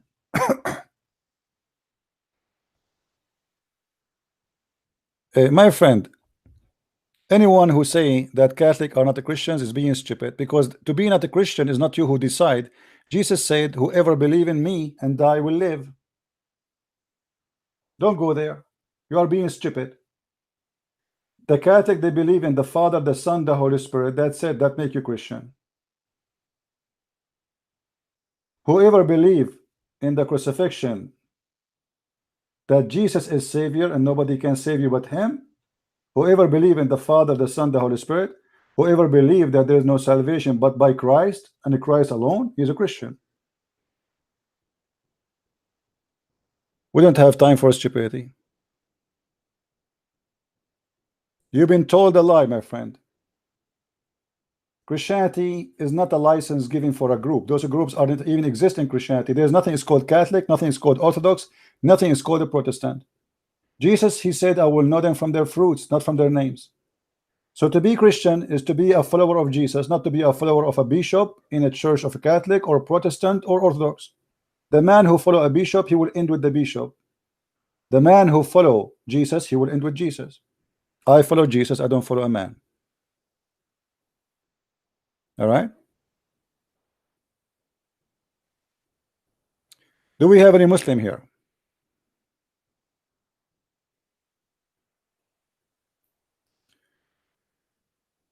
Any Muslim?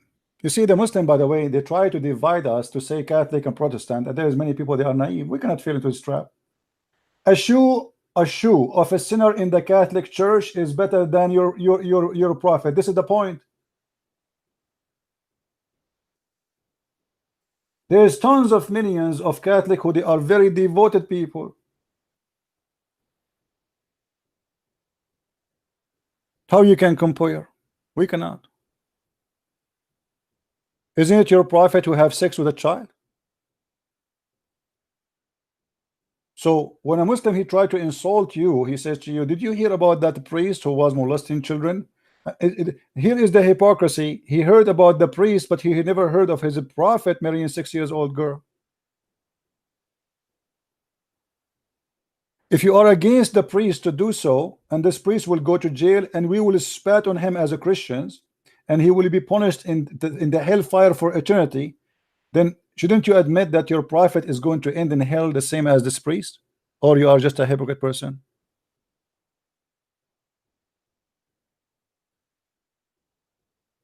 Any Abdul?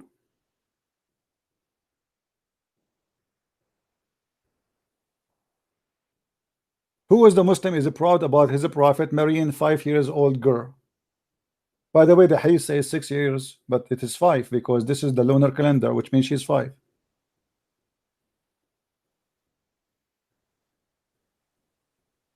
Any Muslim?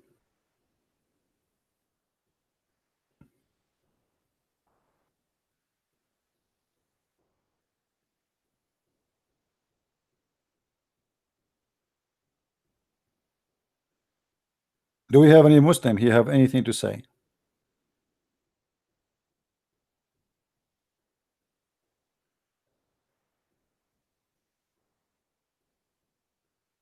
Every human being is a sinner. You know, we don't want to play the Muslim. You see, the Muslims, they are hypocrite people, and Jesus warned us not to be the same as Muslims. He said, don't pray in the corners like the hypocrites, correct? If you read those verses, Jesus said, you will right away, the first thing will come to your head is the Muslims, as if he's speaking about them specifically. But for sure he was speaking about the hypocrite in general. Doesn't matter, Jews, Muslim, doesn't matter, hypocrites. A Muslim, he speak to you, he said to you, it's time for me to pray. You have to tell everybody. If he fasts, he have, you know, when I was a kid, I used to visit a child in my age, and we go to his house. It's winter time, cold outside. His father, each time he want to pray, he opened all the windows. You know, the Middle East streets is like facing each other, the houses. It's like an apartment, you know. So he opened all the windows in the corner. The house is like a corner.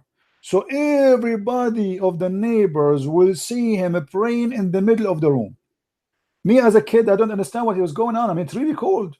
So I said to the child who's in my age, I said, why your dad always open? You know, I noticed each time we are there, he want to pray, he opened all the windows. So I told him, why your dad is opening the windows? We are cold. Last time, you know, I almost got sick, you know. There's a current, like, you know, I mean, he said, my dad, he liked to open the windows always so they can see him. My mom said so. His mom said so. Hypocrites. Once I was visiting another kid in the month of Ramadan, the fasting month. We drank tea, we etc. We are just kids, and then we are going to leave. He said, wait. He went to the kitchen and he got some salt, and he put the salt in his lips. He wet his lips and he put salt on them. I was looking at him. He looked funny. I said, what are you doing? He's doing like, don't talk. You know, he cannot talk because if he talk, the salt will fall down. So then later he explained to me, he said, all my family do that. I said, why you do that? He said, in the month of Ramadan, before we go out of the home, they told us to do that because we want us to look like we are fasting. So nobody will notice that we were eating because the salt would dry your lips. Hey Eagle, how are you? Hello. Eagle, did you pray behind did you pray behind the another- gay before? Did you pray behind the gay before? Never. No. Okay. Not that I know of. So why the hadith here saying it's okay to pray behind a gay? Why a gay can be an imam in Islam? Okay, I just found another problem with Christianity that I want to ask you about. My friend, Christianity obviously is full of problems for you, but you cannot find the problem in your religion. How come? Don't you see this is a problem here? How a gay, how the Caliphate Uthman, he have no problem with the gay. By the way, is Uthman was a gay? Was Uthman is a gay? No. Okay, well, are you sure? He married 2 wives, so how can he be? Well, your like prophet, he have 13 wives. What being a My gay have to prophet's do? not like that. what being a gay have to do with having wives? Well, What? Still, gays cannot. Are not attracted to females, so my friend, you're either gay or you're a either gay, straight. a gay, You can be in between. a gay is still a man, right? I don't know. Okay, let me ask you. Have you But ever I wanted to talk about another topic. have you It doesn't have anything to do with this. what? Well, I have nothing to do with this. But why you don't want to talk about your religion? What's the problem? No, I wanted to ask you, what does Christianity do for you in your daily life? Like, do you pray to God? What do you do? You see, Christianity is not about praying to God. It's about praying to God by doing good to people, not only by saying words. You Muslims, you hurt people thinking that you are serving God. Christianity is the opposite. Oh, but we have our God in our daily life. Christian person is someone like me, We have God in our spending daily his life. hours to explain to you that Islam is false. That is love. This is not hate. This is something I'm doing for free for you. You are not paying me for it. I'm trying to help you to understand that Islam will not save you, but Jesus will save you. So I'm trying to save you. This is what Christianity is about. Christianity is about being good for the sake of the good God and for the others. But Jesus said, hold on, you asked me a question, let me ask you, let me answer you. Shut up, let me answer you. Aren't you the one who asked me? You have no Either you know answer, ibadah or either you know the answer, so you do not need my answer, or you need my answer. You want my answer or not? All right, go ahead. Okay. When they asked Jesus how we pray, what he said, right away he told them, when you pray to the Father, say to him, our Father out of heaven. And then he said, forgive to us the same as we forgive to others. So Christianity, the first thing teach you that you are not qualified to be a person of forgiveness, to be forgiven, unless you are a person of forgiveness, which means you have to love others, forgive them, and not to have hate. So this is the, hold on. No, there is no. See, don't call me again. Don't call me again. I don't want to. Don't ever call me again. I don't have time for your stupidity. You are a donkey. You are a donkey with certificate. Atheists do that. Stupid idiot. Atheists believe that they should forgive somebody. Since when?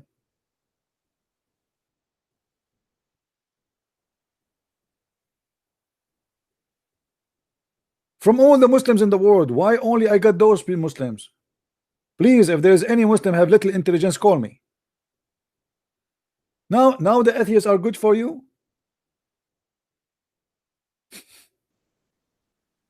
In Islam, atheists should be killed. So if the atheists, they do believe in that, why you want to kill them? If they are good, that means they do not need God. Already they have God. A person who love everybody, a person who forgive everybody is, you know, he's obviously he do not need guidance. He's not evil. So why you say Islam is the only way to go to heaven? Stupidity.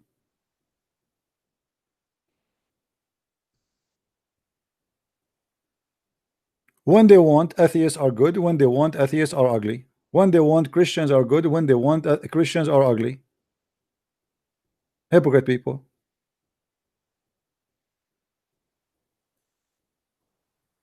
And their prophet, he is a gay. Their prophet accused to be a thief. Their prophet accused to be a criminal. Their prophet accused, even the Muslims accuse him that he stole an underwear. All those are not important. But he's asking me what Christianity can provide to you. Can provide you salvation. Right now, my friend, as we speak, you Muslim believe that Jesus in heaven. Muhammad is in the ground. He's dead. In your religion. So do you see how dangerous what we are talking about? You are following a dead man. I'm following the living God. They say to us, where Jesus says, I am God, worship me. Look above you. Just look above you in the sky. Who is there? You want to tell me God? Yes, Jesus. Who is above in your religion? Jesus. Where Jesus says, I am God, worship me. You Abdul, are you crazy? The second you say that Jesus right now is in heaven, you just say that he is God. For a human being should not be in heaven till the judgment day. What he is doing there? Why everybody die except this person who you think he is just a prophet? Why Muhammad is dead? You see, we showed you a hadith before where Muhammad saying that Adam and Moses, they have an argument. No, not even one Muslim asked himself, Since when Moses and Adam they can meet together? You know what I mean? You see, they don't ask themselves how stupid Islam is. When Muhammad he say, Adam, he have a debate with Moses. Adam and Moses, how? Where they met? In the chat room? As I know, if you remember a few days ago, we have a debate with Abdul. I asked him the same question. I said to him, is Adam is dead? He said yes. Moses is dead? He said yes. I said, okay, that's good. So how your prophet, when he went to heaven, he saw them? Do you remember? The debate is there, still there. I think it was 2 days ago. He could not explain how they are dead, but yet in the heaven, and he saw them and he spoke to them. He spoke to Abraham, he saw Isa, he saw Moses, he saw Ishmael, he saw Adam, even Adam, man. Okay, are they dead or they are alive? They are dead. Muhammad, he said in the hadith, I am the first one to be resurrected between mankind. So how he is the first one to be resurrected between mankind, and yet Adam and Moses and Isa is there?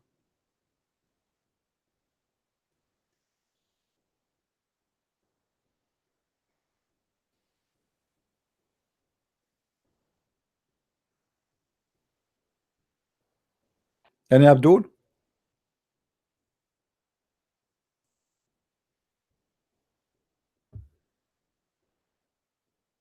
This guy is like a bug. He don't call us. He just go after us.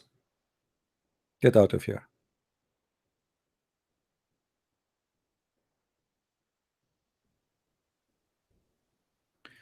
We have no time for kids. Do you have an Abdul? As you see, in Islam, there's no problem to have a gay imam. A Muslim, he said to me once, I heard that there's a gay priest. That's false. There's no such a thing. Those are, you know, we are in a free world today. Anyone, he can open a church, he can make his own, he can call himself bishop. But in Christianity, you cannot be a bishop and you are a gay. You cannot be even a Christian, you are gay. As simple as that. The Bible is so clear. This is a very big sin against God.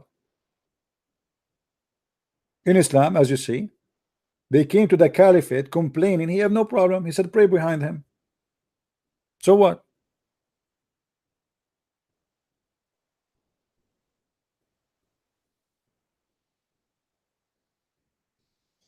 Pray behind him. The guy is tempting them. And what kind of believers they are tempted by a gay? How a gay can be tempting me? Do you believe that our soul go to hell or heaven? My friend, I don't like really silly questions. Let me tell you why. Because I believe those are silly questions. If our soul go to heaven or to go to hell right away. I mean, this is the business of God. Let what to God, my friend. Don't be silly. Don't be stupid. Wherever my soul is going to go, let it go. Can you change anything about it? So you start to spend your time guessing my soul will go here, will go there. Maybe my soul will go to Hawaii. That's funny. That is people who they are looking for, just they have time and they want to spend it killing it in nothing. I saw many Christians debating about silly stuff.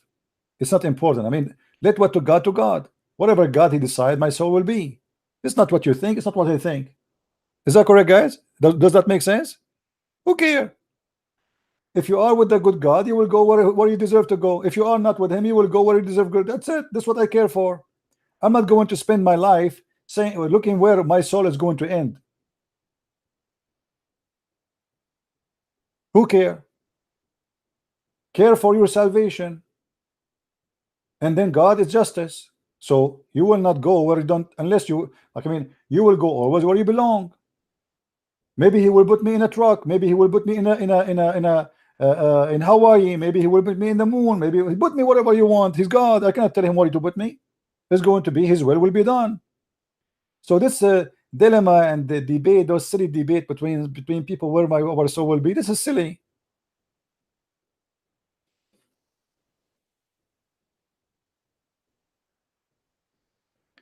I'm not saying I'm getting you wrong. I think this is not a question, my friend. Don't waste your time the same as the Muslim or even some Christians who they say things have nothing to do with Christianity. You know, I saw many debates between Christians have nothing to do with Christ. They're trying to understand things which nobody can understand save God. Like, what will happen to me when I go to the grave? Hey, here we go. Should I believe the same as Muslims, that Allah will send the 99 dragons will go inside the anus of the man? Silly, you know. They are just trying. You see, they remind me of the Greek in the old day. The Greek, they used to have a debate just to practice their skills, but not to practice knowledge. So let us debate which came first, the chicken or the egg. So we spend 10 hours debating and we come to the conclusion nobody knows. Then we debate the same second day, the same debate about, but we change the title. Instead of the chicken or the egg, we say the egg or the chicken. Then the third day we do the same debate, but this time we'll change the title. We'll make it which one came first, the egg or the turkey. This is the Greek mythology debate, which is funny and silly. They are just practicing philosophy, not practicing a debate of knowledge. This is just philosophy. How are you, Nightmare? Nightmare, we did not see him for long. Do you want to call me Nightmare? I don't know what happened to him.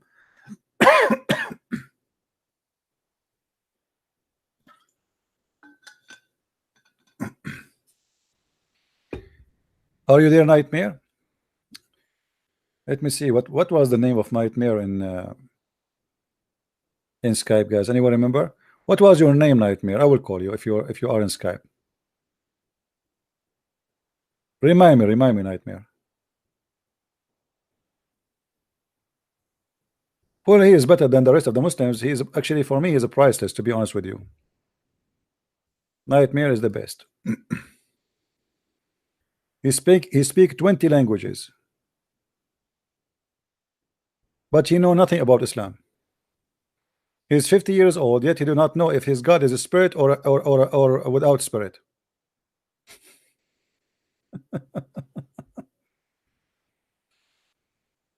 Isn't it amazing? He do not know. Call me, Nightmare. Call me. Call me. We ask him. You know, imagine how Muslim they make fun of me. I said to this Abdul, "Is your God a spirit or not spirit?" He said he's a spirit. I said, "Where you get this from?" He said, "Christian Prince." Don't be stupid with me, Christian Prince. I said, "Where you get this from?" Allah is not a spirit. Christian Prince. Christian Prince. Stupid Christian Prince. Stupid Christian Prince.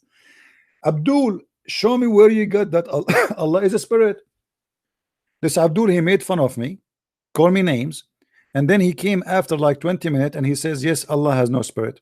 So this Abdul is 50 years old from Morocco, spent all his life bending his butt over, standing up, bending over, standing up, bending over 5 times a day, yet he do not know the nature of his God, if he is a spirit or not. Call me, Nightmare.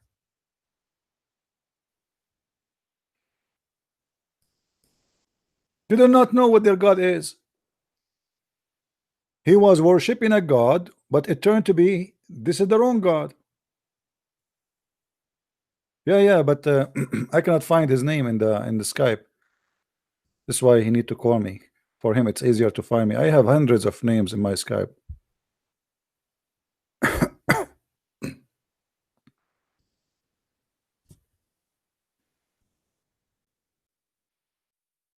Let's see if I can search his name. Here we go. I found it. Let me call him.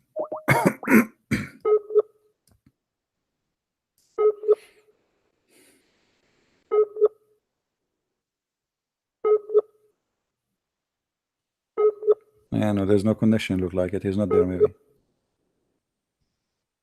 Call me, Nightmare, if you can call. I cannot force you to call me. The guy who's talking about the quality is the quality of life is to marry 6 years old child. Who is stupid here? Quality of life.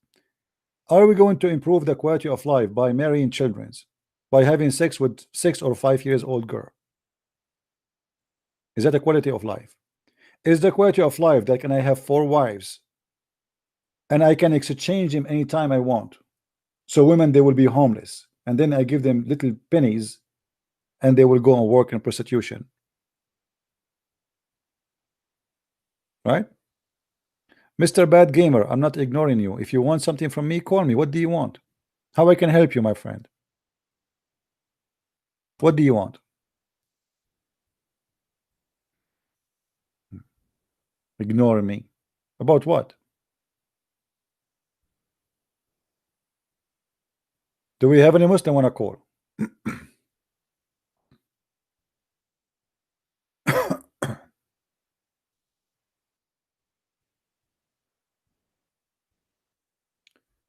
Any Abdul? I want to be Christians, but my family don't let me.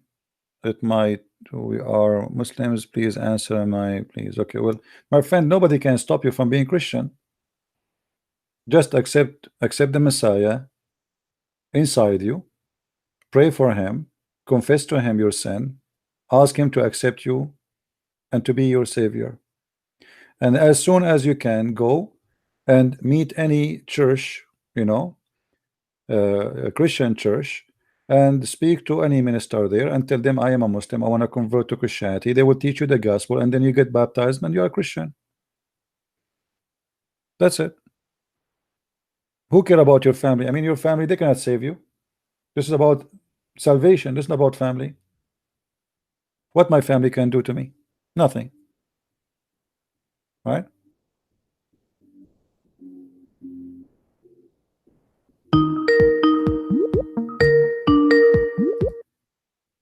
Hello? Hello, Yes, my friend. How are you? I'm fine. Good afternoon, peace and prince. I'm fine. What do you like to say with us, my friend? Are you a Muslim? Moment, I'm not a Muslim. I was a Muslim. I once talked with you. I remember you screamed at me before, right? Isn't you? No. I'm Okay. from Gambia. I'm living in Okay. Austria. All right. Okay. So Okay, you are have not a Muslim question now. for you because of I have a daughter and a woman, but they are still Muslim. Okay. Okay, what I want, I don't know how to talk to them about my belief in Christianity and my. Well, as long they are women, see, women, they have a special interest. Talk to them about women in Islam. Women in Islam, she is no one. We can beat them. Chapter 4, verse number 34. Women, she is not equal to the man. Women, even in heaven, she is no one. She is just a sex toy. The man, he can insult his wife, he can jail his wife, he can scold his wife. The women, simply, she is no one. And the majority of women in hellfire in Islam. So why a woman, she want to be a Muslim? Yeah, you are right. You know, you need to focus in things women are interested with, you know, not things just general. She is a woman, so she will be touched by certain issues. What is a woman in Islam? What make a woman a human being in Islam? Nothing. A man, he can have 4 of them as if they are cars. And not only that, not only 4 and he stopped, he can exchange them as much as he wish, which means he can have 400,000, he can have 400 million. If he can afford it, he will do it. Yeah. If you can mute, please, before you call me, guys, if you call me, don't forget to mute YouTube so you can hear me only from Skype. Okay. All right, my friend. Anything else? Thank you very much. Okay. You're welcome. You're welcome. Yeah. You see, in Christianity, Jesus, he taught us to marry a woman. A Muslim before, he said to me, well, as an example, David, he have hundreds of wives. Well, this is a king. He is not practicing God teaching. He have his own. He was a gamer. He's a player. He drink. He's drunk. Even he commit fornication. David was not a good person. He was a horrible person. He's not an example for any of us. The only thing David is famous with, that he was a king who repent to God. He repent. He cried for God, asking for forgiveness. So he was a loser in certain time of his life. Player, as many kings are. See, king, you know, David, what happened, that he have a lot of, let us say, glory. I mean, this guy, his kingdom was spread, became so big. He became a very powerful person. And imagine when you are in such a position, how much temptation you have around you. Imagine now, just now, you are not a king. Like 2 weeks ago, there was a guy, he won the lotto of $1.6 billion. 1.6 billion. The second you won this money, you are gone. I'm telling you, you are gone. You see, I wish one day I can get little like support, but I don't want to get the $1.6 billion because that will be a lot of temptation. And mostly, many people will lose because the second you have too much money like this, the doors of hell will open. Money will take you in the wrong places. And not only that, you will be a target for the wrong people. Every scumbag in the world will knock at your door. Prostitutes, mafia. I mean, you are a person who owns 1.6 billion. Women who want to sell their body, very beautiful women. Nobody will leave you alone. So the second you became so rich, it is the same second you are under a very, very horrible temptation. And mostly very rare who can resist such a thing. You see, if I go right now to a hotel 5 stars and I'm wearing a homeless clothes, the man door, he will kick me out. He will not get me in. Get out, call the police for you, call security. What make the doorman say to me, yes, sir? Anyone knows? What make him say to me, yes, sir? The money. The second you have a lot of money, is all doors open. If you are poor now, your family, they don't even know you. They don't even call you. Even your family, they leave you alone. Let us say they leave you in peace. I mean, this guy is poor. They leave him alone. All right? They don't even want to know you. The second you get rich, everybody is your family. And everybody is your friend. Right? So there's a huge difference between the Bible describing for us people who they have or they had sin in their life and somebody who was teaching sin. Muhammad, he taught sin. David, he did not teach sin. He did sin. There's a huge difference. Me, myself, I'm a sinner. All of us, we are sinners. But there's a huge difference between somebody he teach sin and make it a lifestyle. And somebody, he say, I am a sinner, forgive me, God. Don't do what I do. Don't do what I did. It was wrong.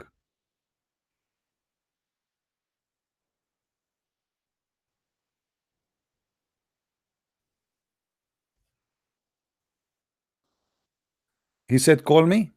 Okay. Why he don't call? Okay, I will call him as long as this is his wish.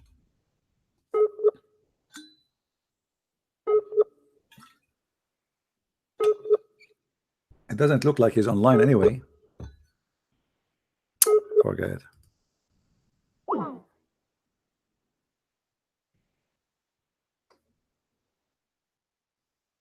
When the best man in our life is Muhammad, then you will not be surprised when somebody having sexual relationship with the children. If Muhammad he arrived in the airport of Heathrow in London now, he will be arrested for marrying a 6-year-old child. It said to you at that time it was okay. Who said it was okay?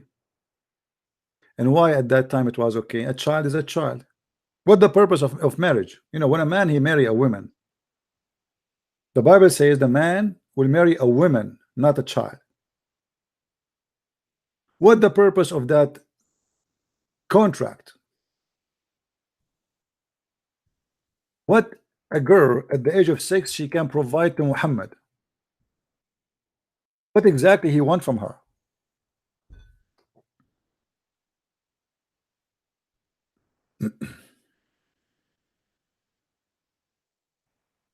Right?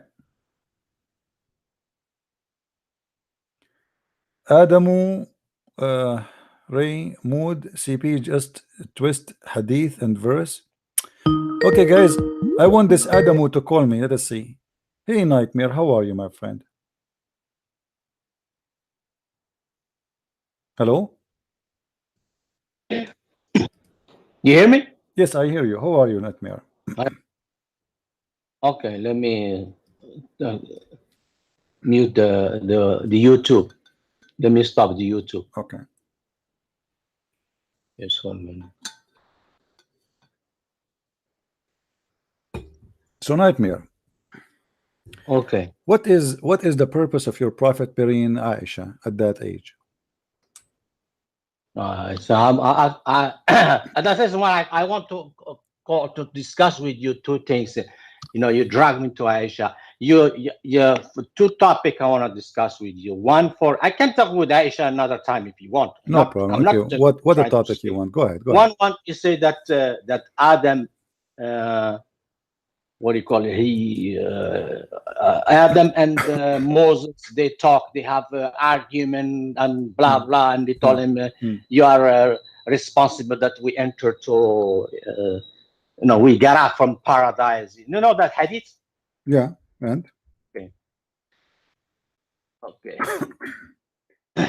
So what is your point in that hadith? no, you tell me. You said you want to talk about it. What about it? You what know are you what trying already. to say? You're trying to say that that it was God that made Adam to commit sin, to eat apples, right? I'm not the one who's saying that. The hadith saying that. Yeah, the hadith say that. Okay. Yeah. So it wasn't the decision of Adam, but the hadith. Hello, do you hear me? yeah, we do hear you. Listen. Go ahead. Okay.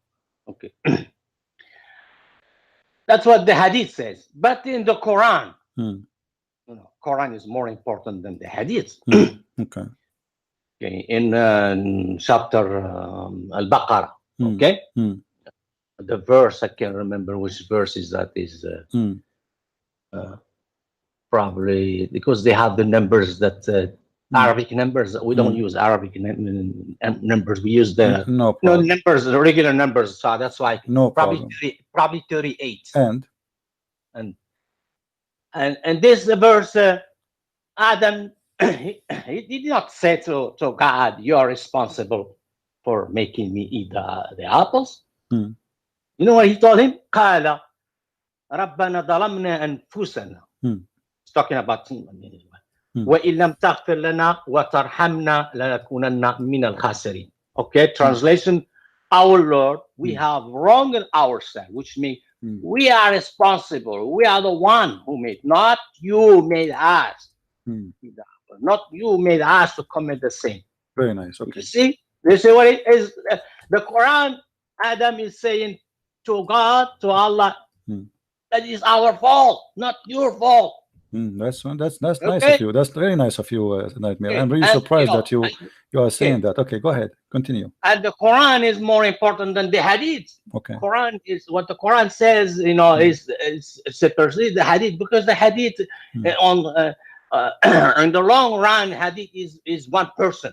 I believe it's Abu Huraira who said that Hadith. That's it. There's nobody else said that. Okay. But the Quran here, you got many, many 1,000 of Muslims recite this verse, but only Abu Huraira heard that hadith from the Prophet.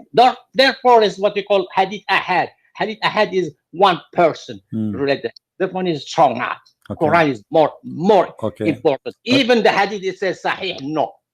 Quran comes first. Nightmare, do you smoke, Nightmare? Do you smoke? No, I don't smoke. Do you take hashish? No. What do you mean? Because you just admitted that your prophet is a liar, because you are saying to me. It's not a liar. You see, the Quran. You just said. Everybody heard you. Hold on. I heard you. I gave you 2 minutes to talk. Please let us talk. We can talk at the same time. You can answer me. Go. Listen. You just said, my friend. You just said that the hadith says the opposite from the Quran. Okay, who is the one who said the hadith? Muhammad. Is the hadith we are talking about, my friend? Is the hadith we are talking about sahih or wrong? Here we go. It's sahih. Do you see it says sahih? Guys, does it say sahih? Does it say sahih? What sahih mean? Sahih means it's authentic. That means your prophet, he said that. So as long it is authentic, and the Quran according to you is authentic, that's a contradiction. So now we have two authentic opposing stories each other. Did you finish? Okay? Go ahead, I'm listening. Hadith is ahad. Quran is tawatur. My friend, who said it's ahad? Who said it's ahad? Who said it's ahad? What ahad? What What do you ahad? mean ahad? All What does this, ahad mean? my friend. Do you know what ahad mean? Ahad is only one person reporting the story, right? So now you don't know what is ahad mean. You see? You are just the And one you- who said and that. You are the say one who that said. You this are the one who is said like- that one person reported the story, reported once only. You said Abu Huraira, right? Right? Yes. Okay. So it doesn't matter who reported. It says sahih. So why it is sahih? No, even if it's sahih, even it's ahad, hadith, according to the ilm al-hadith or the studies of hadith, ahad hadith suggests conjuncture. You know what is a conjuncture mean? Abdul, I don't care. Listen. You can play this game with someone else. No, I can't play As this long game. it is sahih. Why you This Muslims is- call it? no, it Hold doesn't matter. on. This is- Why you call it sahih if it is wrong? No, don't confuse wrong with you know what is Okay, the is it sahih or mean? not? This is a question. Let us make it Sahih, simple. but it's Is it ahad, sahih or not? Is it sahih or not? but ahad, Doesn't matter. Is it sahih or not? according to the is sahih, but it's ahad. My friend, is it correct, authentic or not? You know what is it is sahih, but it's So it is ahad. authentic. When we say sahih, it is authentic, correct? Yeah, but Okay. there is only one person. Abdul, I don't care. Just go, man. I thought after all this time you will say something really amazing. You did. You just proved to us Muhammad to be a false prophet. As long you are giving the grade for the story to be accurate, true story, authentic, then you say to me the reporter is one. This is your problem, not my problem. Why you call it accurate if it's just only from one? If one will make it not accurate, then we should not accept it anyway. It is accurate, it is accepted, it is taught, it is repeated, it's been taught in every school, every Muslim accepted. Now because this is showing that Muhammad is a false prophet, you want to have a problem with it. So even now, you see the game, guys. Even the hadith, which is he said it is sahih, which he agree it is authentic. It's if you just said it's authentic, so what the problem? He just say, did he just say it's authentic? So what is the problem? I will tell you what the problem. The problem that Muhammad, he do poo-poo. In one place he say Adam, he said to Allah, forgive us, we did wrong. In one place he says that Adam, he did no wrong, and that is a contradiction. And let me show you the hypocrisy of the Muslims. We just mentioned in chapter 4 verse number 15 and 16 that the Quran says that the punishment of gays and lesbian, the lesbian is jail until they die, the gays we just insult them. Do the Muslim take the Quran? Do they say this is a contradiction? Muhammad, he said kill them later. When the people accuse him to be a gay, he wanted to prove that he is not a gay, so he went extreme in the punishment to prove that he is not a gay. And there is tons of reference of Muhammad being a gay. Muhammad, he reported to us and Ibn Abbas and many other companions that Muhammad, he spent all his time, most of his time, with a guy, his name is Dahya Kalbi. When Ibn Abbas, he entered the house of Muhammad, he saw Ibn Abbas, he saw Dahya Kalbi in a special position. They did not explain what is that. Ibn Abbas, he was a child, he said to him, is that Dahya Kalbi? Muhammad, he said to him, he looked like Dahya Kalbi exactly, but this is the angel Jibreel. Aisha, she said that the Prophet of Allah, he never say no, he never meet Dahya Kalbi without a big smile in his face. He never closed the door for him a day or a night when he used to say no to Abu Bakr. Which means Abu Bakr, he come to his house, he tell them, I'm busy now, I'm asleep, I want to sleep, I'm tired. Tell him to come later. But if Dahya Kalbi, he come, he never ever said to him no. Why? Because this is Jibreel. But Dahya Kalbi is a guy. He is a very, according to the record of the Muslims, Dahya Kalbi was #1 handsome boy in the town. To the point Muhammad, he sent him with his letter to the king of the Roman. Why? Because he's very handsome.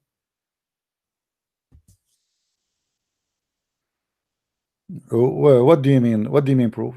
You want proof? If I show you the proof, what you would do? If I show you the proof, what you would do? The proof.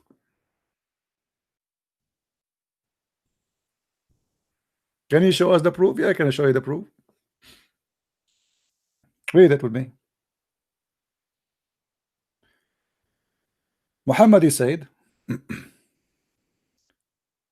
Allah, may Allah with him, etc. Alone, blah blah blah blah, knowledge, okay, of the hour. He said, Allah is all knower of all aware things. Oh, let me click at the link so we can read the rest of it. Let's stop here. You want to prove, huh? Okay, we're going. You ask for it. Live with it. You get what you ask for, my friend. And this is Sahih. Okay, he said, read with me carefully. Which guidance when the glad tidings, etc. And I do not know him more than any man among you. That was Jibreel. Who? Jibreel. Peace be upon him, who came down in the form of Dahya al-Kalbi. Do you see it? Do you see it? Why Jibreel is coming in the image of this guy who is the most handsome boy in the town? And why Aisha, she said he never said to him no. He never even met him without a smile in his face, when he used to say no even to her father. Why he is coming even late at night? And now we have what? We have a problem. If Jibreel he come in the image of Dahya al-Kalbi, that's mean people when they see Dahya al-Kalbi they might think he's Jibreel. Don't you see that this is stupid?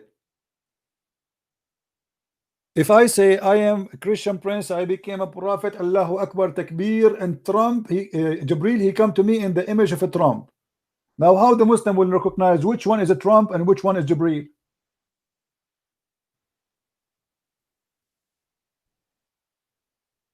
Huh?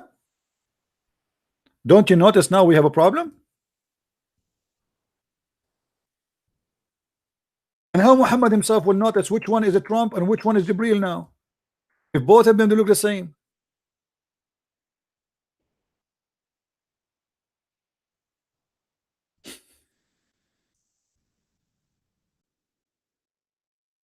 That's stupid. I mean, your God could not find someone, I mean, a look to take except Donald Trump? Why? Today we present to you Donald J. Trump, aka Jibreel. Brother, but this is Trump. Brother, but they look the same. How we will know which one is the one?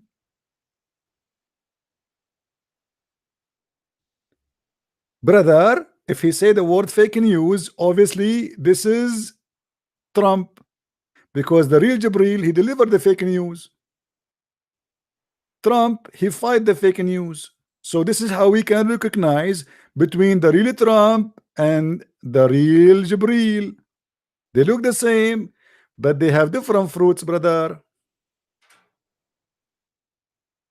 Can you tell me why now? Why Allah is choosing Dahya al-Kalbi to be the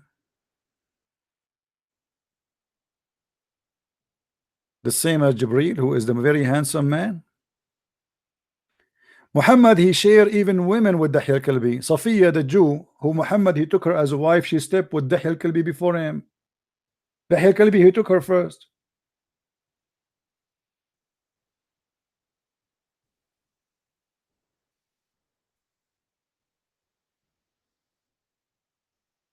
Do we have any Abdul? This is why it's very important to listen to the Muslims, because Muslims they help us to expose Muhammad.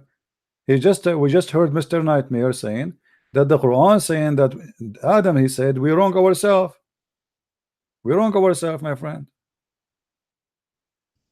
But this is against even the Quran, because the Quran says that Allah he is the one who made the destiny of everyone. Everything happened in this earth happened by the will of Allah, not your will.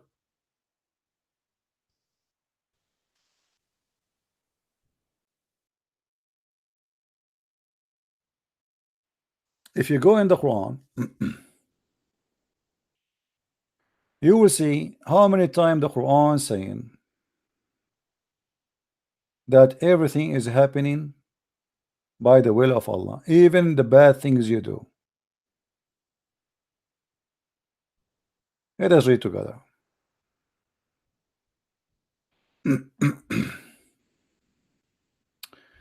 Let us see. Hold on.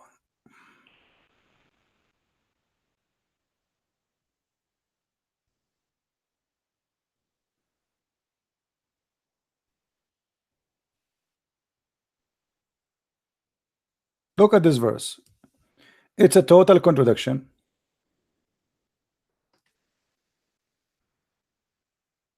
Let me show you.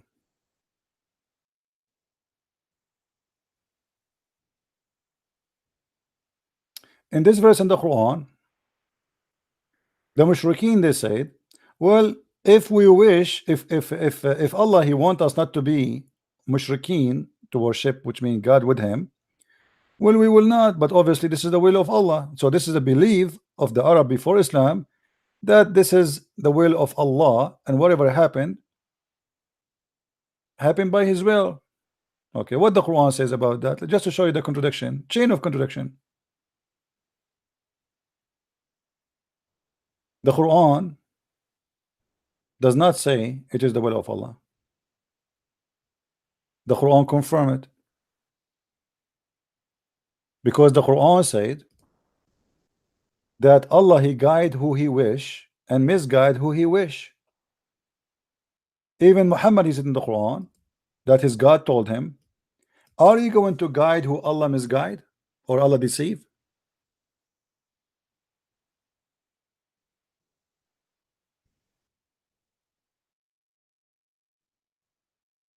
Let us see.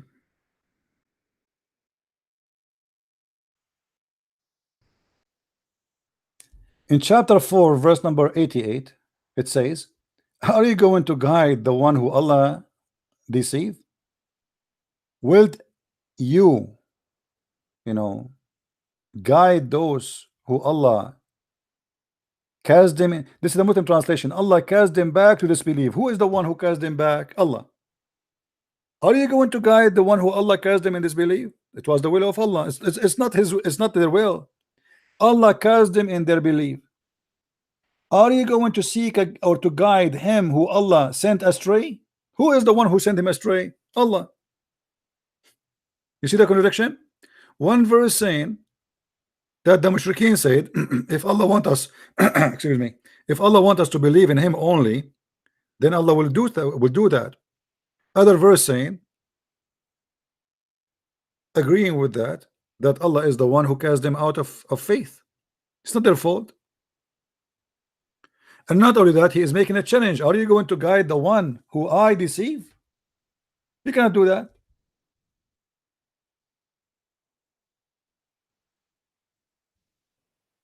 You cannot guide the one I made misguide. I am the one who misguide them. It's impossible to guide them.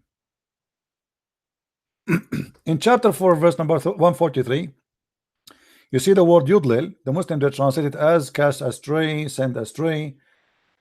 It's, in fact, it's yudlil, but you know what? Let us say send astray. It's the same at the end, because send astray, it's mean he cast him out of the truth. Chapter 4, verse 143. Swaying between this and that, belonging neither to this or that. Sorry, my voice is going bad. Let me drink something.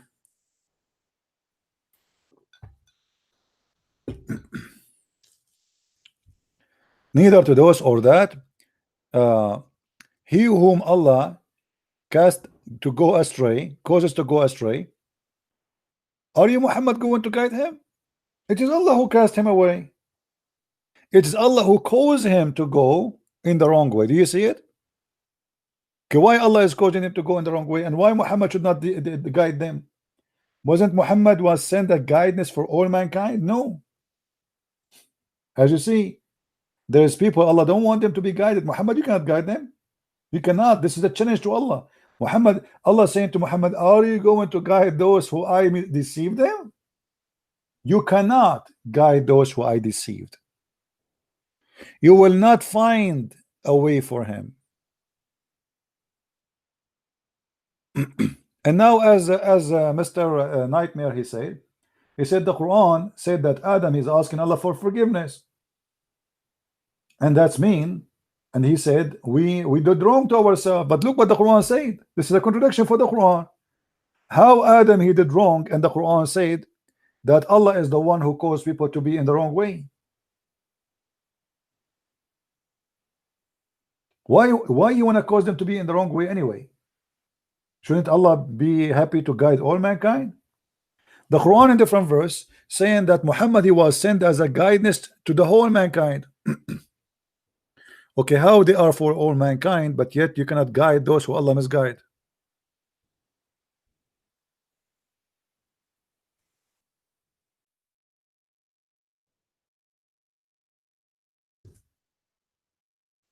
If you read here, sorry guys, my voice, I think I will have cold.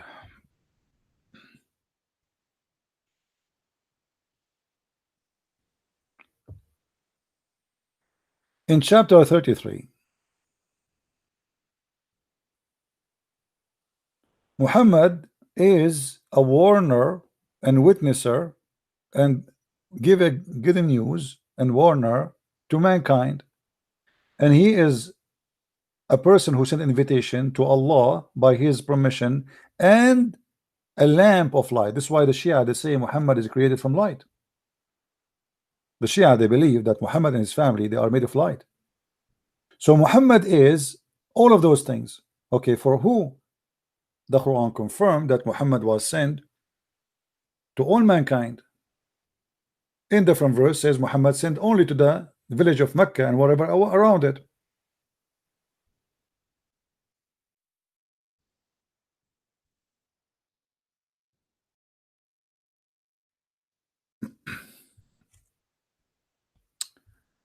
Let us see.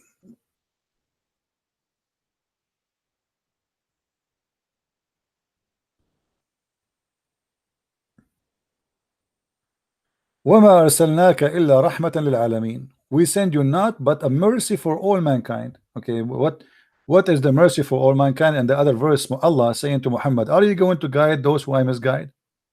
The one I deceived? How he is a mercy for all mankind, and Allah himself saying to him, you cannot guide those who I misguide. So that's mean he is not a mercy for all mankind. He is a curse for all mankind. He brought nothing but bloodshed and killing. Where is the mercy? What is the mercy of Muhammad? Cutting a woman to pieces when she's alive? Assassination? Rape? So my friend, the Quran, all of it is a chain of contradiction. Everything in this religion is a contradiction. This is why Mr. Nightmare, he went to six months and he came back to say to us, well, I think what happened, he went to his imam in the mosque and he told him, well, the Quran says that Adam, he said that Allah, we did wrong to ourselves. Thank you very much for saying that, because this will be another contradiction for the Quran, not only the Hadith, because nobody can do wrong to himself in the Quran unless it is the will of Allah, and the Quran confirmed that.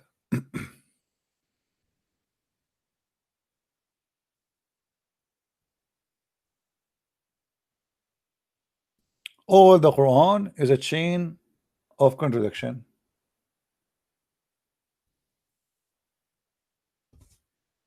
وَلَوْ شَاءَ اللَّهُ مَا كَفَرُوا. What does that mean?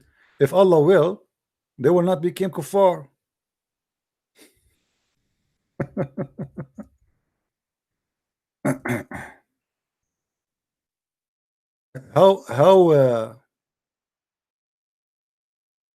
How such a thing can be true?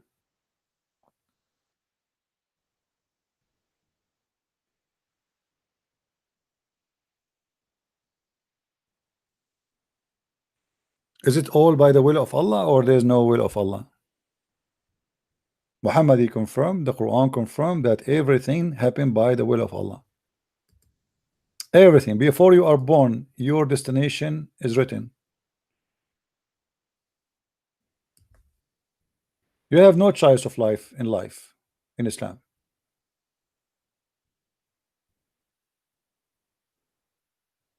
Even when a Muslim he is guided to Islam, he say it was the will of Allah. As an example, chapter 2, verse 170. Wa insha'Allah inna lamuhtadun. Everything is even you speak to a Muslim today. This is why the Middle East is screwed up, because everything is based on inshallah. They have no electricity. You call the electricity company, they said, hey, when you are going to fix it? They say inshallah tomorrow. Tomorrow come, nothing happened, because they are waiting for Allah to do it. And Allah is not there. He's a deaf, blind, not exist. Read this verse with me and see how the stupidity of the author of the Quran. Chapter 2, verse number 253. Why people they are fighting each other about religion? Why the Christians they are against each other? Why they are in disagreement? Look what it says. Those messenger we endowed with gifts, some above others. To one of them Allah spoke, to the other he raised to degrees of honor. To Jesus the son of Mary we gave the clear sign and stringed him with Holy Spirit. You see, Muhammad never been stringed with the Holy Spirit, never mentioned here, mentioned by name. If Allah had so willed, succeeding generation would not have fought among each other. If Allah had willed not to fight, they would not fight. So it was the will of Allah. Allah, he wanted them to fight after a clear sign to them, but they choose to wrongly, some believing and some they reject Allah. Look, hold on, how they choose, and you are saying if Allah will, if Allah want, they will not do that. That means this is the plan of Allah. If you go to chapter 5, verse number 14, you will see the Quran confirmed the stupidity of the author of the Quran, because in that verse it says that Allah is the one who string the Christians of hatred between each other. So it was the plan of Allah that they go against each other.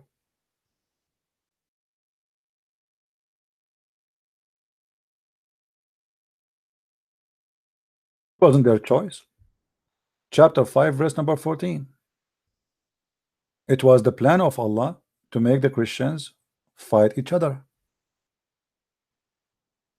But the other verse says, if Allah will, remember, if Allah will, those they will not fight each other.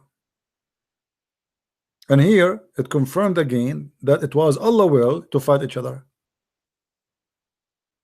So if you are a Christian and you are a Protestant, as an example, and you hate the Catholic because you are stupid, or a Catholic who hate the Protestant because you are stupid, simply you are doing the plan of Allah, the devil. This is what Allah he want.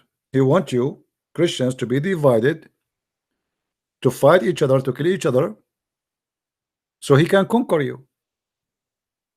If you have a true faith by loving each other, being united with Jesus, then Allah is not happy.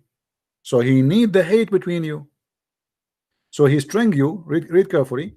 So we string them with enmity and hatred between one to each other. So you, if you are a person who claim to be Christian, yet you hate someone he's a Protestant because you're a Catholic, or vice versa, that's mean you are working the plan of the devil, which is Allah, to hate each other.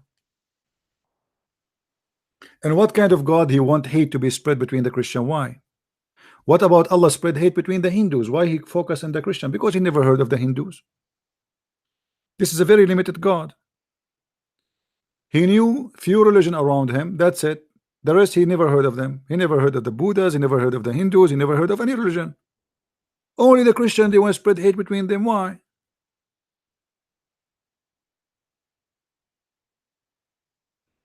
Right?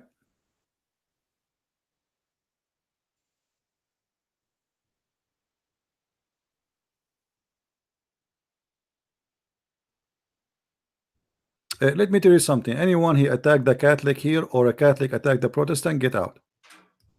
Don't ever come here. Don't listen my channel. I have no time for, no place for people who follow Allah. The second you say to me, it's prophesied that the church of the Catholic is of the devil, you are being stupid. My friend, if not the Catholic, you won't be Christian today. This is how stupid you are. It's the Catholic who defend you against Islam. If not the Catholic, all of Europe, all of Canada, all of America, all of Australia is going to be Muslim by now. You are stupid, you have no idea what are you talking about.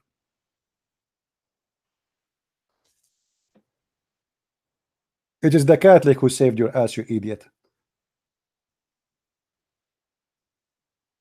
And the Catholic is your grandfather, you idiot.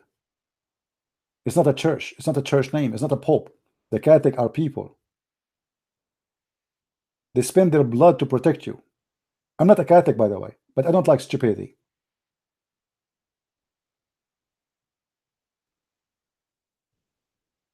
Don't go there. I don't like stupid people. Don't be around me. I don't want you. Anyone, I just showed them, look at the devil, how strong he is. I just showed you that Allah's plan is to make you hate the Catholic, and you just said to me the Catholic are the satanic cult. What a stupid idiot you are.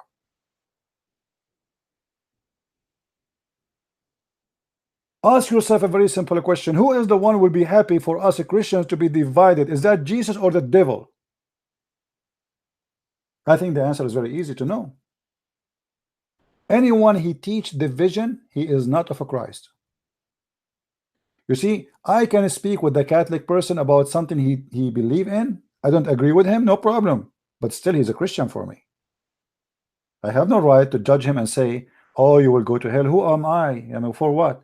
He believe in Jesus. He believe in the Father. He believe in the Holy Spirit. The same as the Protestant.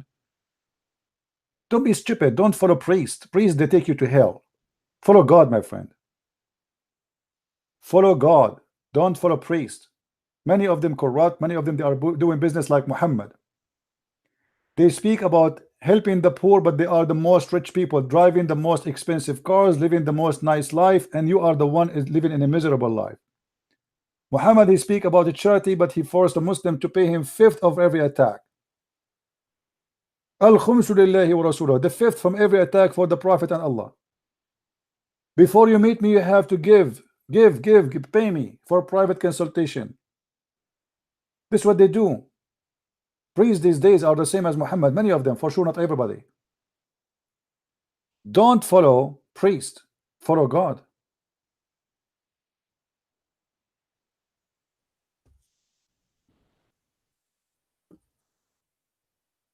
We don't want to be the same as Muslims. Muslims are following the false prophet Muhammad, and this is why they end in a miserable place. Islam is a millions of sects. Muhammad, he said, you see, once a Muslim, he said to me, well, if you are a true religion, then why you are so much divided? I said, are you sure? He said, yeah. So I said to him, so are you saying that the more divided we are, the more wrong we are? He said, absolutely. Is it logical? I said, okay, I will go with your logic. But look what Muhammad he said. Remember, he said, the more divided you are, the more wrong you are. I agree, by the way, division is about wrong. But Muhammad, he said that the Muslims are the most divided people. Read with me carefully. This is Muhammad speaking about how many division the Christian and the Jews and the Muslims will have. Muhammad, he claimed that the most divided religion is going to be Islam.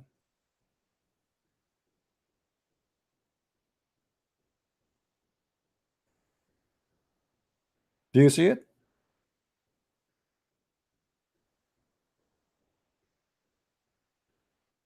Muslims, they have a big mouth, they say things, but they don't know what they are talking about. According to your prophet, the most divided cult is Islam.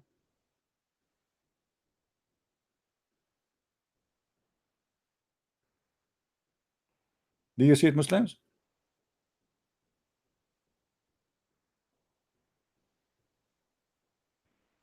The Messenger of Allah, SAW Mercedes-Benz, said the Jews will split into 71 sect. Okay, the Jews is 71 sect. Or 72. And the Christian will be the same, 71 or 72. But my nation will be 73. So the most divided cult is going to be Islam. So the Muslim, he gave us an answer that who is the wrong one? It is Islam. And by the way, this hadith exposed Muhammad, because how Muhammad, he says Islam will be 73 sect, but now we have thousands of sects. What is the 73 sect? What 73 sect? The Shia alone is hundreds of sect.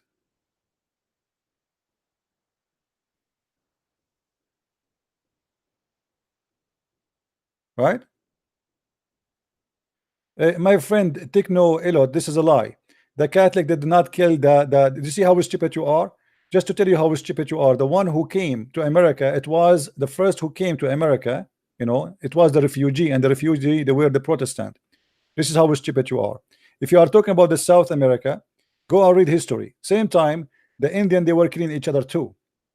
They used to cut the head, they used to rape the women, they used to slaughter each other, and they are even demolished themselves by killing each other. So stop being stupid.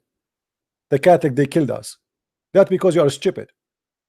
Same time, let us say that they came to this land in America, and the first was sent by a king. He have an army. What does this have to do with the Catholic? If the king is a Catholic, this is not the Catholic. The Catholic is people.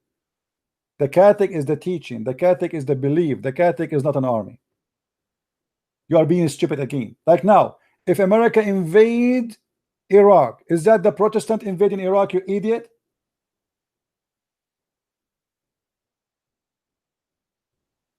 George Bush, he used the word crusade. Can we say the Protestant, they invade Iraq? Stupidity.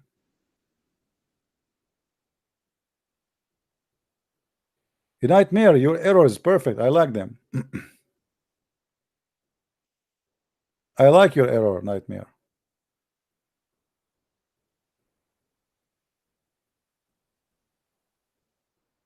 Right?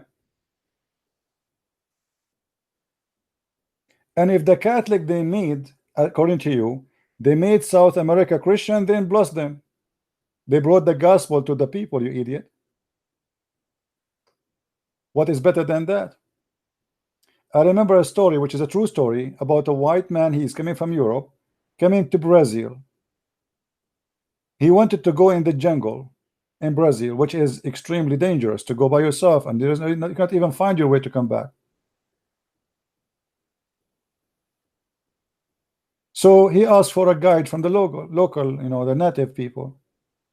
In their way, this Brazilian man, when they have a break, he have a little book, he read from it. The white man, he became curious. He said to him, "What is that you read? Like each time we stop, what do you read in your, what is that language? What you read?" He said to him, "This is the Bible in my language." The white man said to him, "You read this? We stopped reading this from long time. What are you doing?" He's made fun of him. So they keep going in the jungle until they arrive to the place where this guy, he want to make a study about cannibalism. People, they eat people. People, they eat people. Human eat a human. So the white man, he said to this man, he said to him, "So what a tribe is this tribe here used to eat people? They saw a lot of bones in the cave, etc." He said, "This is my tribe." He said, "So your tribe now, they don't do that?" He said, "No, not anymore." He said, "What happened?" He said, "Do you remember the book you made fun of? I was reading." He said, "Yeah." He said, "Because of that book, you are not in my dish today." So if the Catholic made the human not eat a human, will God bless them. Is that correct, guys? You are accusing the Catholic of doing something right. They used to eat each other.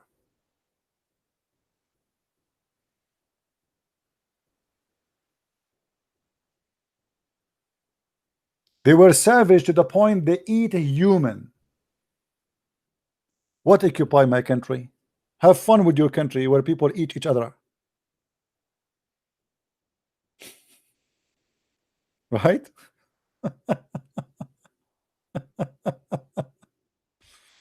Anyway, do we have any Abdul? Mayday, Mayday. Do we have any Abdul?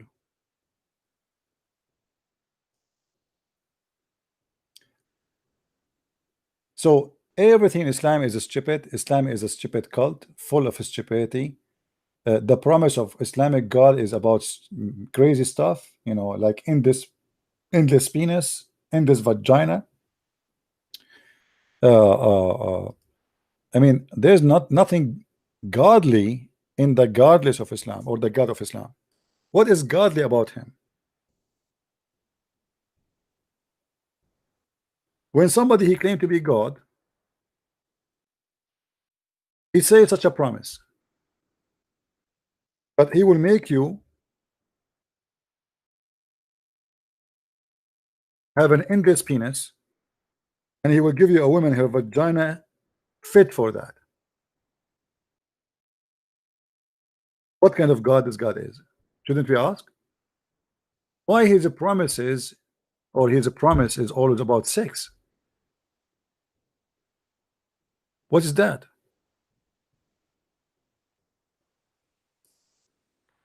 Let me show you this reference here.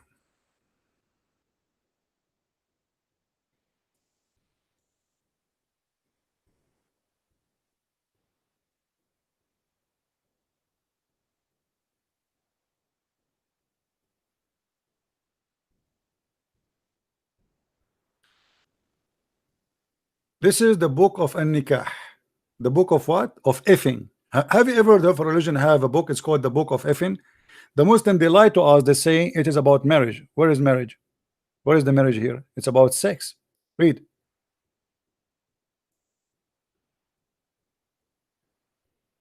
صرح القرطبي بأنه يجوز نكاح سائر المحارم في الجنة إلا الأم والبنت, except the mother and the daughter. That's what it says in front of me. Because supposedly what it was like, you know, in earth, you know, you want to know who is your child. This is the reason. But in the heaven, there's nobody will have kids anyway. So this is why it's okay. All right. And then he continued. يعطى أحدكم في الجنة ذكرا مثل النخل السحوق وفرجا يسع ذلك. In the heaven of Allah, each one of you will be given an endless penis and a vagina fit for that. And I challenge any Muslim to say I'm lying.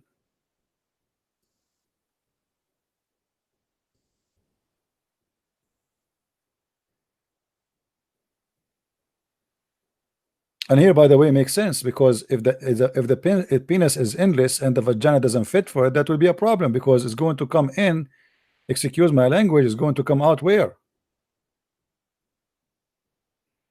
Imagine. Huh?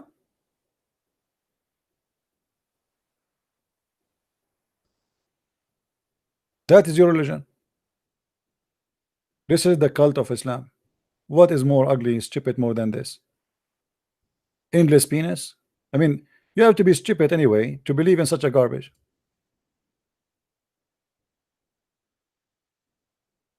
You have to be literally stupid to believe in such a garbage.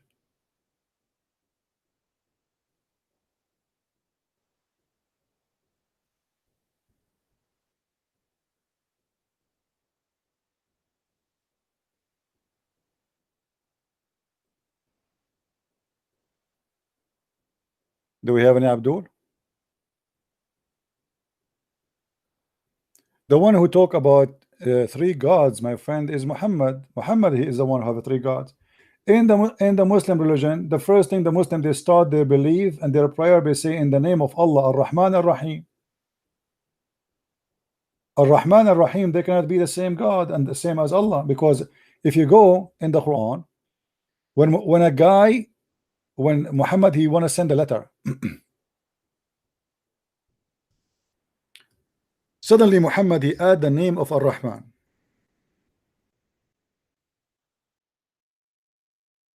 The Arab, they say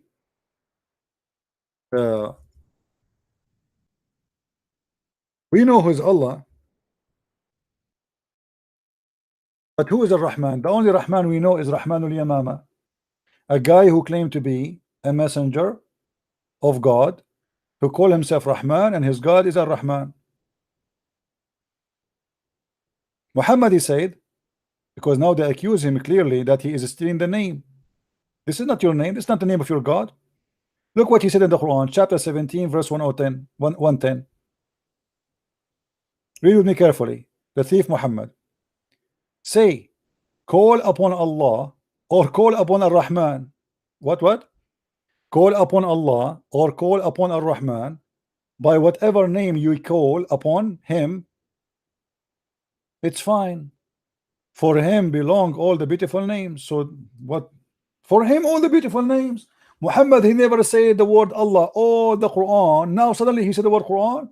And this is exposed the Muslim when they say that in almost every chapter in the beginning there is Bismillah ar-Rahman ar-Rahim. If Muhammad he just mentioned the name ar-Rahman, before that date he never said ar-Rahman. To the point even Muslim they were surprised, who is ar-Rahman? How come Muhammad suddenly he is stuck with ar-Rahman? Who is ar-Rahman? Didn't know. So they start accusing him. Are you taking the name of the God of Rahman, Rahmanul Yamama? Muhammad he answered that Allah told me I call him Allah or I call him Rahman, doesn't matter. What do you mean doesn't matter? Rahman is the name of the God of the pagan. You say that he's pagan.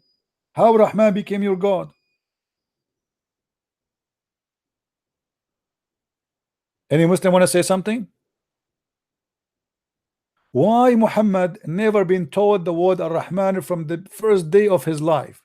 Why Allah waited? Something very important. Bismillahir Rahmanir Rahim. The Muslim they keep repeating this Rahmanur Rahim, Rahmanur Rahim in every prayer. So all this time Muhammad never mentioned Ar-Rahman. Now he mentioned it. Why? What happened? Because the story says that this guy, his name is Rahman. He sent him a letter. He said to him, in the name of Ar-Rahman. Muhammad he answered him saying, in the name of Allah Ar-Rahman. He like it. The same story about Al-Khaliqin. You remember the story of Al-Khaliqin? Muhammad he have a scribe. He write the Quran for him. Muhammad he was mentioning that how Allah created the baby. The guy he liked what Muhammad said, so he said, Tabarakallahu ahsanul khaliqin. Blessed be Allah, the one, the best of the creators. Muhammad he said to him, put it there. The guy he said, put what? He said, just put what you said.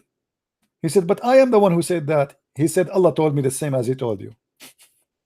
Then the guy he ran, he left Islam.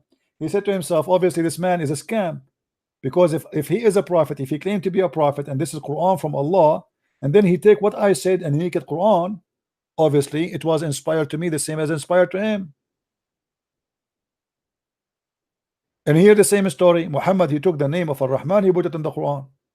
Otherwise before never mentioned the name of Rahman. And you can go read the interpretation for this chapter, chapter 17 verse 110. You will see Muhammad never mentioned this name.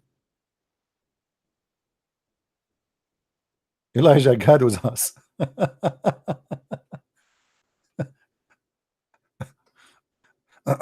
I hope David Wood he learned some Hebrew in this debate from Muhammad Hijab.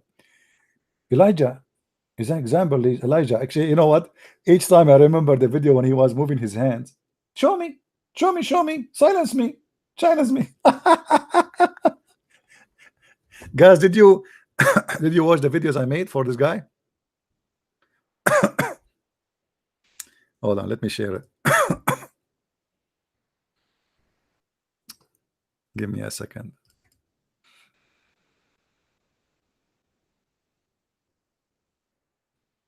I want you to download this video, all right, and share it around. I made videos for this. Actually, I wish I have more time to make more video, because this guy he made endless, incredible, stupid mistakes in his debate. Priceless. That's why this debate is really good. And the Muslims are proud about it. They didn't know what this guy, how much poo-poo he did. Let me share this link with you. Here we go. All right. Okay. Guys, if you want to watch some comedy and share it around, you can download the video.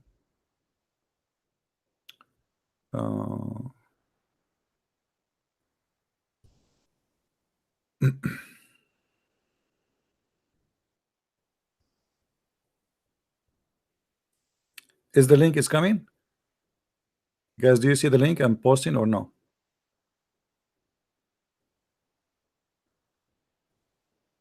No, this is about Muhammad. I don't know if you have it already. I think you have it maybe. Muhammad hijab mocking the Prophet about Allah has parts. Allah has parts. I don't know if you have it already in your page in Facebook in YouTube. Yeah, watch it and laugh. Laugh at the scam. This guy is making fun of anyone believe that Allah has parts. And he said to David Wood, which scholars? And the Muslim like, ha ha ha ha ha ha ha. Whatever he said, the Muslim, ha ha ha ha. Watch it and die laughing. I want every Muslim to watch it and tell me how stupid this guy is. He was mocking Muhammad, not mocking David Wood, because David Wood, he said, the scholars of Islam, they say that Allah has parts. Hijab, mocking David, supposedly saying to him, laughing, and the Muslim agree with him. You say the scholars believe in that. What is scholars? But the fact is not the scholars believe in that. It's Muhammad. The Quran says that. Muhammad and the Quran. In the video, I showed you tons of big names Muslim they follow, teach in their mosque, including Zakir Naik. May Allah bless him.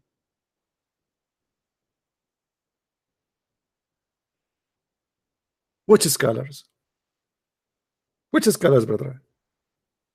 All the accusation, David Wood, he said to him, he answered by a word. Like Allah has part, he said, the scholars, they say, which scholars? David Wood said to him, the Quran will come from the grave as a man. He said to him, it says, read the Quran. Not the Quran is a creature, but the hadith he said to you, the Quran will come to you from the grave as a man. Where is the answer? So he answered nothing. And this is the problem with David, by the way. David, he should not, you see, this is the problem. You need to learn how to debate Muslims. You see, when a Muslim, he called me, I shout at him, say, no, don't change, why? Because Muslims, they throw rocks and they leave. They run. They dump rocks and they go. They dump their poo-poo. You have to be consistent. You have to focus and you have to force them in what you said. So if I am there, I will say to him, okay, you said that Elijah mean God is with us. Show me that everybody, you are schooling me in Hebrew. You said that who is the scholars who say that? It's not the scholars, you Abdul idiot. It was the Quran, it was the Hadith, it was your prophet, and the scholars, they confirm that.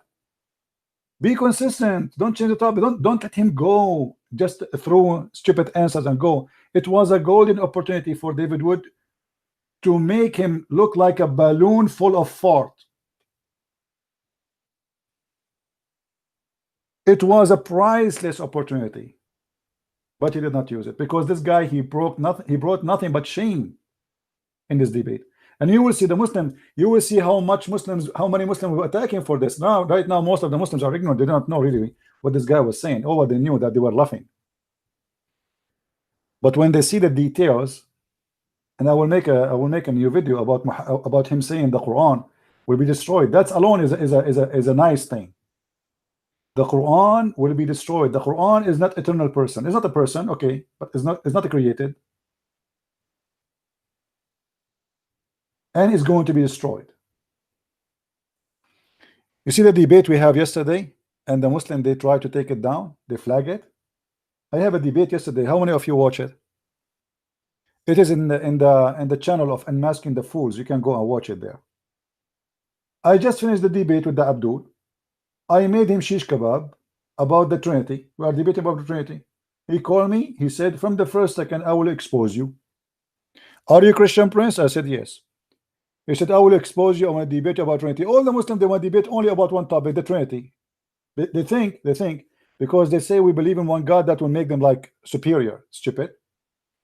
What God you believe in? This is the question. God or two? We believe in one God. They don't believe in one God.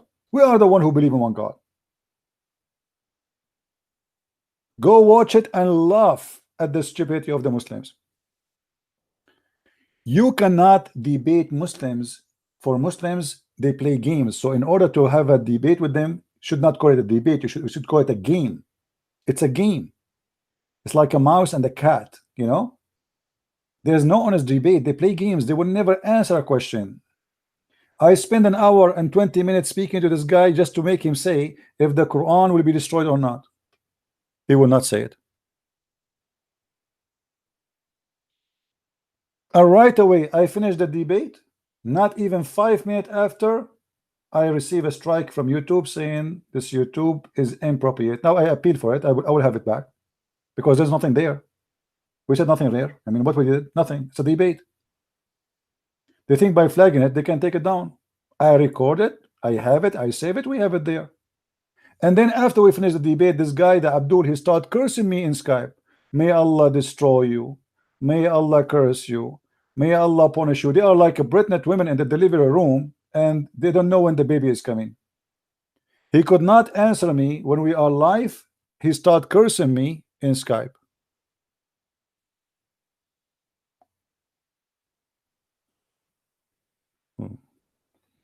I'm waiting for your Allah to curse me, my friend. I cannot wait.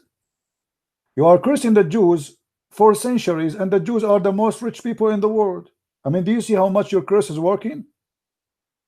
You are cursing the Christians for the last 1400 years, and the Christians are the most powerful countries in the world. All your Islamic countries are protected by the Christians. Your curse is not working. In the heart of the Islamic countries, our airplane is flying. In the heart of Islamic countries, you beg us to come and have a base. I mean, have you ever heard of an Islamic religion who hate the infidels? They ask the American to come and have a base. We have the biggest base of army in the Middle East in Qatar, in Saudi Arabia, in Emirat,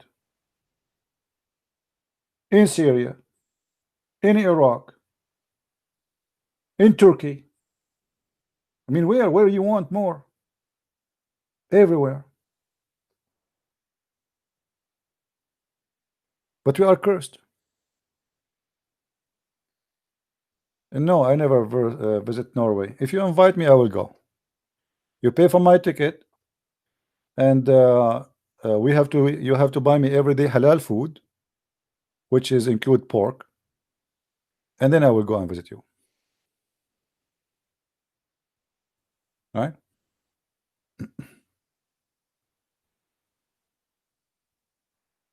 I eat only halal pork. Just take a note, please. Did I tell you this story? I used to have a guy who worked with me. I was in the army, and there's a Middle Eastern guy, he's a Muslim, so he go with me. He think I'm a Muslim, so we go to at that time I was like, there is a restaurant close to us. I eat, but usually I eat still once a day. But anyway, he go with me for about 6 months. We go there. Each time his English is not good, so he asked the waitress or waiter, says, "Do you have halal pork?" I laugh, she laugh. We think he's joking, we don't know. I mean, she say yes. They show him the menu. Where is the halal pork? 6 months. One day he asked me, "What do you eat? What are you eating?" So I answered him in Arabic. I said khanzir, which is pork. He said, "What? You eat khanzir? Really, you eat khanzir?" So what's wrong with you? I said, "Yeah, I eat khanzir, which means pork." He said, "How you eat khanzir? Don't you know it's a najis?" I said, "Abdul, stupid. Are you stupid or what?" He said, "What?" He said, "You are eating khanzir every day." He said, "Me?" I said, "Yeah."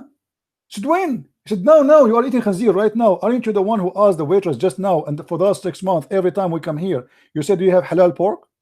He said, "Yeah." He said, "Do you know what pork mean?" He said, "Meat." He said, "What meat? What kind of meat?" He said, "Meat." He said, "Abdul, pork mean khanzir, pig." He looked at me like as if I throw a rock at him. So the idiot, he do not know what pork mean. For 6 months, he's eating pork. And he was wondering how I like it. And how many times the guy, each time he eat, I said to him, "Is it good?" He said, "Yummy, yummy, yummy." I said, "Pork, But I thought he knew what pork is. So it was yummy. And then after I said to him that it is pork, oh, Zubillah, I can't believe it. I cannot believe it. Stupid. He was enjoying the pork for the last 6 months. Right? Halal pork. That's why I'm saying I want to eat halal pork. Once I went in the Philippines, they have a sign outside. It says halal. Halal. So I wanted to see if those waiter and waitress, they knew exactly what halal mean. So I went inside and said, I sat at the table. I said, "Do you have halal pork?" They said, "Yes, sir." I said, "Really? It's really halal pork?" He said, "Yes, sir." I said, "Are you sure it's halal pork?" He said, "Sir." Yes, we are sure. Said, ask us in the kitchen if they have, to be sure. So he went and he came back. He said, sir, yes, it's halal pork. I said, alhamdulillah, mashallah. So you guys are expert with halal food. He said, yeah, that's why we have a sign outside. It's halal. The sign, it says halal, and they have halal pork. Another time I was, this is in the Philippines too. There was a bunch of Saudi and they have a prostitute with them. You can tell they are prostitute. They are wearing very short skirt. They have alcohol. They have whiskey, black label in the table. And then when they brought the menu, the Saudi guy, he is very conservative. He said to her, do you have halal food? What? He have whiskey in the table. He have two prostitutes next to him. And now he's asking for halal food. I mean, do you see how much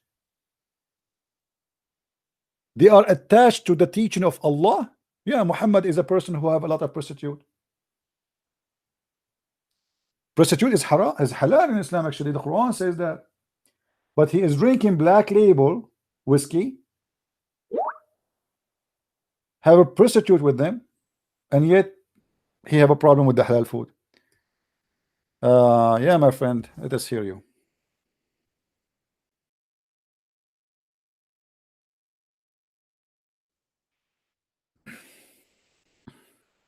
Stupid religion. Why not Iran? What Iran? What about Iran, nightmare? Iran is the most corrupt country, and half of their weapon is bought from Israel. You see, they say to you Israel and Iran. The fact Iran, they buy their weapon from Israel. The Israeli are very smart people. They fight the Iranian, but they sell them weapon. During the war between Iran and Iraq, Iran spent billions of dollars buying weapon and parts from Israel. Jews, they are very smart. They make money even from their enemy. Who wanna buy weapon? We sell you. Iran, do you want to buy weapon? Right now, as we speak, the Israeli army is attacking Gaza because the terrorists, they attack Israel. But who is selling the weapon to the Mujahideen in Gaza? The Israeli. Hello? Yeah, hello? Hey, my friend, how are you? I'm okay, CP. Before I start, we got a bit of a storm out here, and sometimes that messes up with the connection. You have a storm, my friend? Well, it's not a storm right now. It's just kind of ugly. It's been raining for a few days. I want you immediately to open the Quran, read the chapter of the chair upside down. You want me to be upside down? No, not you. Quran upside down. You need to read the Quran, the chapter of the chair specifically upside down. That will make a chair in the top of your house, so it's going to be protected. Okay. I'm telling you, this is what Muslims believe. You are thinking I'm joking? The Muslim, they believe that the chapter of the chair, if you read it upside down, not normal, you have to read it from the end backward. Yeah, but I want to be clear what you're telling me. Are you telling me to hold the Quran upside down? No. Or are you telling me to read the chapter backwards? No. Or are you telling me to stand on my head while I'm reading? No, you have to read the Quran, the chapter of the chair, from the back, from the last verse to the first. And that will make an umbrella from your house or your house, and no genie even will get close. Yeah, true story. Okay, well, maybe it'll protect my internet connection. Yeah. I've noticed. Well, first of all, I still listen to you as much as I can. You put in a lot of work, man. You know, you'll do a show, a recording, and I say, well, I'll listen to it when I get off work. And then that night I go home and try to listen to it, and you're on again. And so I say, well, I'll listen to this one, you know, next time. And then in the morning you're on again. You're putting a lot of work. It's hard to keep up. Yeah, that's why I'm losing my voice. I should take a few days off. You know, my voice is hurting me, actually. My throat is hurting me. It's too much. Yeah. I noticed that you were quite pleased with the Muhammad hijab debate. Absolutely. That's priceless. I mean, I was did you see the last video I made? Just watch it. I don't know which one is the last. I know I watched one yesterday. Well, no, I made this one just for him. You know, I will post it again in the. It is in the Unmasking the Fools video list. You can see it. I think it's there already. I don't know if it's there. Is it there? Unmasking the Fools. Is that the Anyway, one? Anyway, I posted the link. 4,000 years. I posted the link already. You know, yeah. It's in the Google Drive. Yeah, I saw that debate, and yeah, I noticed a few things while that was happening in real time. And one thing I don't want you, because like I said, you got enough material to make videos for 3 or 4 months probably, just off of that. Yeah. But I don't want it to be missed, because someone asked him a question at the end. It says, do you know that you're going to, I can't remember if she used the word heaven or Jannah, but we know that it's paradise, Islamic paradise. And he answers, no, you know, we can't be sure, you know, which I'd heard that before. So it wasn't new information for me, but it does kind of get lost in the mix, you know, as we go over the histories and what this word means in Arabic versus English, and whether the hadith is authentic or not, and all that kind of stuff.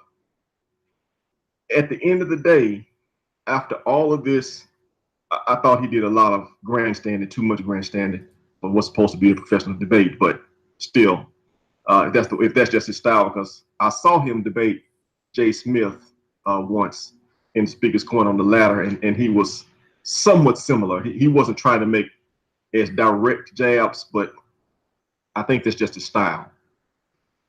But after all of this, they don't know if they are going to heaven or not. Going to heaven or not. So what this debate is about? Well, what is it all about? I mean, okay, so Allah is not your father. You're not his child. He does not love you, and you don't know what you don't know whether you're going to heaven or not after all of this. So he hasn't promised you anything. You know what? You remember the hadith says, "La amanu makr Allah." They said to him that I cannot trust the deception of Allah. He said, even your prophet. He said, even mine, even me. You know, unless Allah, He warped me with His mercy. It's about luck. Even Muhammad, I'm saying, unless Allah, He warped me with His mercy. So Muhammad himself, he is not sure. Yeah, I understand, but I think more should be made of that. You know, so he hasn't promised you anything, so you don't know, and you know, Hijab tried to hedge it a bit to say he tried to push that back on David and Christians. You know, well, and you don't know Christians; they don't really know where they're going, which is not correct at all. I mean, it's everything he said. You see, but incorrect thing. You see, Doris, when you speak to a Muslim, you need to force things. You don't let it go. So when this guy, he said the father of the church at the beginning, they did not for 300 years teaching the church Trinity. You know, you can do a little search right now in Google, and you will find that all the names of the early father of the church, they taught the Trinity. It's a big fat lie what he's saying. All what you need to do, click at your phone, type the words. Even if you're not a scholar, you know what I mean. So we should not let the Muslim get away with his false statement. Elijah, mean God is with us. Get him busted right away. He says, who is the donkey? He said that to you. You know, he's trying to make fun of you. It's great opportunity for David Wood to make them laugh at him, but he did not do it. He was very polite. He was extremely polite, you know, extremely polite to the point he did not even respond to all the false lies he said. So the Muslim, they think that they have a debate, but the fact it was a misery. This guy, he just mocked their prophet. And this is why I want you to watch this video I made. I wish I can play it in my channel. That would be very funny. But now, you had 2 videos in the Google Drive. I have 3 already. I have another one. I have 3. Yeah. The last one is about Allah has parts. Okay, I don't think I've seen that one. Wait a minute now. This is a new one. I know you did one on that once. Yeah, this one is kind of a comedy one. This is funny. You will like it. I thought the last one was funny, you know. I don't mean that Allah's hand is like our hand. Yeah, this is the one I made. Okay, okay. So you saw it already. This is what I'm talking about. Okay, this one I'm talking about. Because already I have three videos, not two. Yeah. Allah said he have hand. What can I say? What can I say? And you know, and he says to him, David Wood, he said Allah has parts. And he said the scholars, they say that. What scholars? And the Muslim, the Muslim, they laugh whatever he say, you know. What scholars, you idiot? It's Muhammad who said that. They are making fun of their prophet, not of David Wood, because the one who said that the scholars, they are quoting what Muhammad he said and what the Quran said. So when he say what scholars, they say that, making fun and laughing, and the Muslim, they laugh behind him, it's mean whoever is believing such a garbage is stupid. Yeah, but I understand that they don't know that. You know, it's a completely different system of belief. So when they say something on a religious on a religious topic, you know, it's not just one incorrect thing that they'll say, because their whole system of beliefs is different. So it's like incorrect things attached to incorrect things, wrapped up in incorrect things. And you have to, like, at least for me, you know, when I try to discuss this kind of thing, it's like I have to deliberately decide, okay, I'm not going to respond to that, because if I respond to everything that I disagree with, you know, I'll be a million miles away from the topic, you know. So I kind of I have to like let stuff go because I don't want to change topic, you know. How do you deal with that? I know, you know, you have to finish one thing at a time, and you have to let the Muslim make his mistakes. You see, when I debate Muslims, I do my best to make them talk. The more they talk, the more they do poo-poo. This hijab is a poo-poo guy. I mean, every sentence he said it was poo-poo. David, what he said to him, Allah pray. He said to him what? It says that Allah he pray for, not pray to. And you don't know Arabic. Hello. Let me. I know what. Supposedly now he fixed it, but by saying Allah, I mean, this is what David Wood he said. Actually, David Wood did not say pray to. He said pray for. I mean, this is the most stupid answer ever. And the Muslims still they laugh. Doesn't matter what he said, they are laughing. I don't know what you know. You idiot. He just to prove that he is saying what he's saying is right, because you just said Allah he pray for, not pray to. Who care? Pray for, pray to. He pray. Yeah, but that's kind of what I mean. You know, the entire system of beliefs is different, so they missed the point. You know, he's talking about what it said he prayed to, not pray for. You know, even though that misses the point completely. The fact that if you want to say Allah prays, the fact that he is praying means that he has to ask somebody for something. He has to appeal to someone. That is the point. He prayed for Muhammad, but to who? He prayed for, but to who?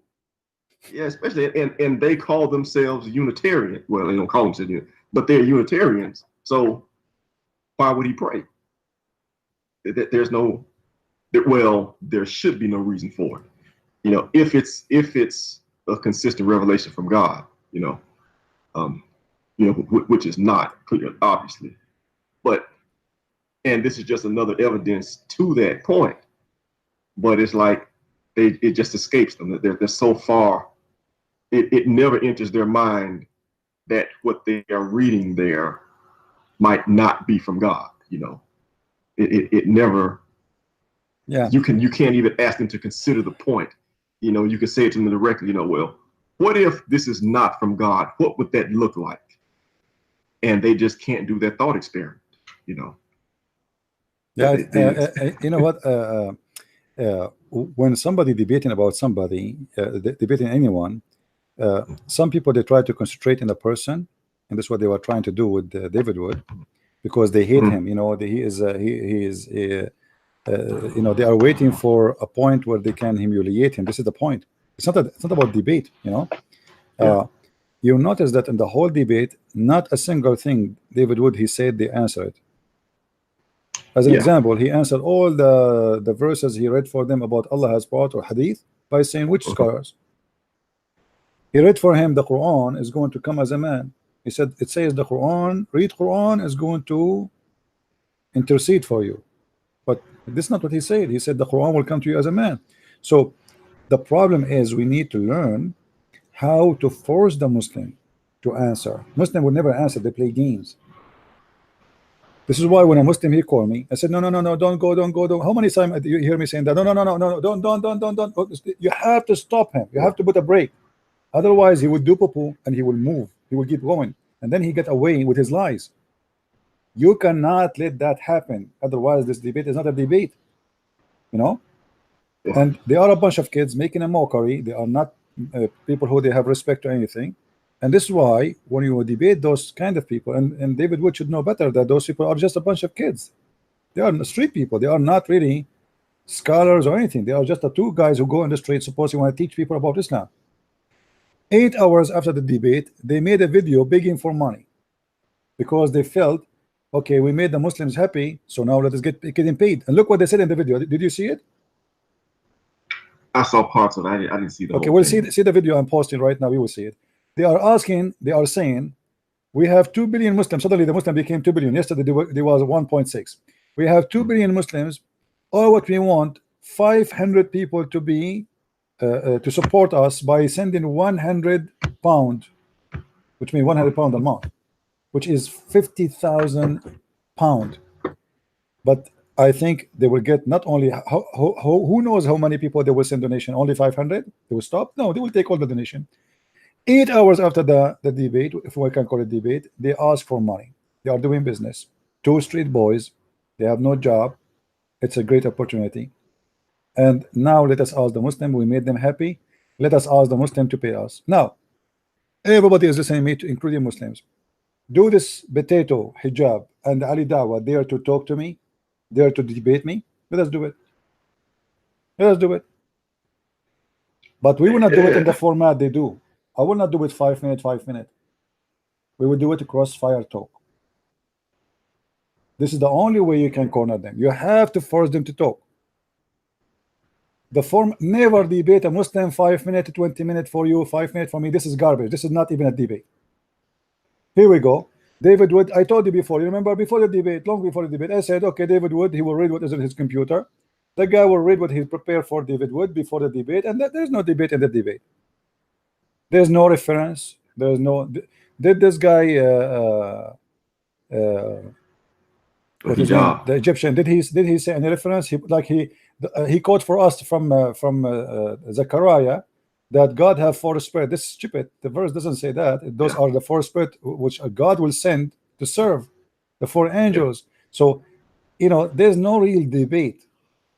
The real debate is we focus in the moment. We don't let him go speaking for 20 minutes, and then after that I will talk to 20 minutes. What is the debate? Nobody is getting anyone busted. Nobody is forcing anyone to answer. I give you the mic, you speak for 20 minutes. I don't have right to disturb you. You say whatever you want. You can ignore all the questions I gave you. You talk about whatever you wish. Then you give me the 20 minutes again. I speak about whatever I want, and that's it. This is a debate. Where's the debate? Yeah, it's not. Which you know, when I first was starting to study it, that kind of thing was useful, you know, because they put out a lot of different issues and they cover a lot of ground. But like you say, they don't really focus in on any one concept, on any one topic. Because to really explore one thing, when you got 2 people that disagree like that, you have to say something and then they have to respond to what you said. Yeah. And you have to respond to what they just said. And you have to back and forth like that several times. Yeah, in the spot right away. Not to speak for 20 minutes. People sleep. They forgot even what you said, and then we come back to you. Yeah, you know. Yeah, which you, I mean, you can do it in writing. You know, if you write something. Yeah, why we not debate anyway? You send me a letter, I will send you. This is what I went once to debate in Pal Talk. There's a sheikh there. I said, can I debate you? My name is a Christian Prince. He said, you are welcome. Okay, you guys, invite everybody. We have a Christian gentleman here. He was a kind, etc. Invite your friends, and then the room started going crazy. The Muslim, they said to him, brother, this is Christian Prince, this is Christian Prince, this is Christian Prince. His name is Dr. Tahruni. I remember his name, Dr. Tahruni. They start saying to him, this is a Christian Prince, this is a Christian Prince, brother, Christian Prince. This guy, he like, what? Who is this Christian Prince? Like, he never heard of me before. So he started receiving text. We hear the keyboard. And then he said to me, I've been advised by the brother not to do a debate here, but if you have a questions, you can send me an email. You know? Yeah. And you know, always ask yourself, why those Muslims who speak Arabic, they are desperately looking for American to debate them. They don't want to debate somebody speak Arabic, or someone like me specifically. And you know, somebody said to me in the text here, are you willing to debate them if they invite you to their venue? My friend, what the venue for? Here is better. Here I can show my reference. Here he can show his reference. What venue? What is the point of standing before a microphone? Here we go. Everybody, we can get a bigger number from a venue. We can show reference, not a speech. People, they can hear him. People, they can hear me. He can show his reference. I can show my reference, and people be the judge. This is what a debate is. What venue? What is the venue for? I just went to Texas just last week. I spent almost $1,000. Who's going to pay me for that? I did not even take a penny from the church. I'm not a rich man, you know. Yeah. So why I want to go all the way there to do what when I am doing it here? So the venue, not venue. This is just an excuse. What they want is what Christian Prince want to say. And what he say is going to be said in line or in person, and actually online is better. You know. Well, now, especially the way you do it, because you got access to the internet. You can show stuff on the screen. Yeah, this is very important, because the whole point is showing you what I'm talking about. Otherwise, what the point? Speech, you know. Yeah. If I don't show the reference I'm talking about, there is no value of what I'm doing. You know, it's a lot better than doing like, you know, even when I did my seminar last week in Texas, we were able to show few, but it was for 1 hour. We wasted 10 minutes for presentation for me. After the 1 hour is over, because people, they want to ask me more questions, we have like almost 5 hours, but we are not really showing reference. You know, like it was we were able to show on the screen few reference. But in the way I do it now, anything I mention right away, I can show it on the screen. Yeah. So it's a lot better. It's more useful for both party. If a Muslim says to me, okay, show me the proof where it says that, you know, where I'm going to show it to him in there, in the, you know, how I'm going to show it to him. I will carry a library with me. Yeah, well, I know you can do a lot of stuff on tablets and such like that. Yeah, but we want people to see. We want people to see. You see, my debate is not my debate between him and me. The debate is for people to see. I want people to see the reference.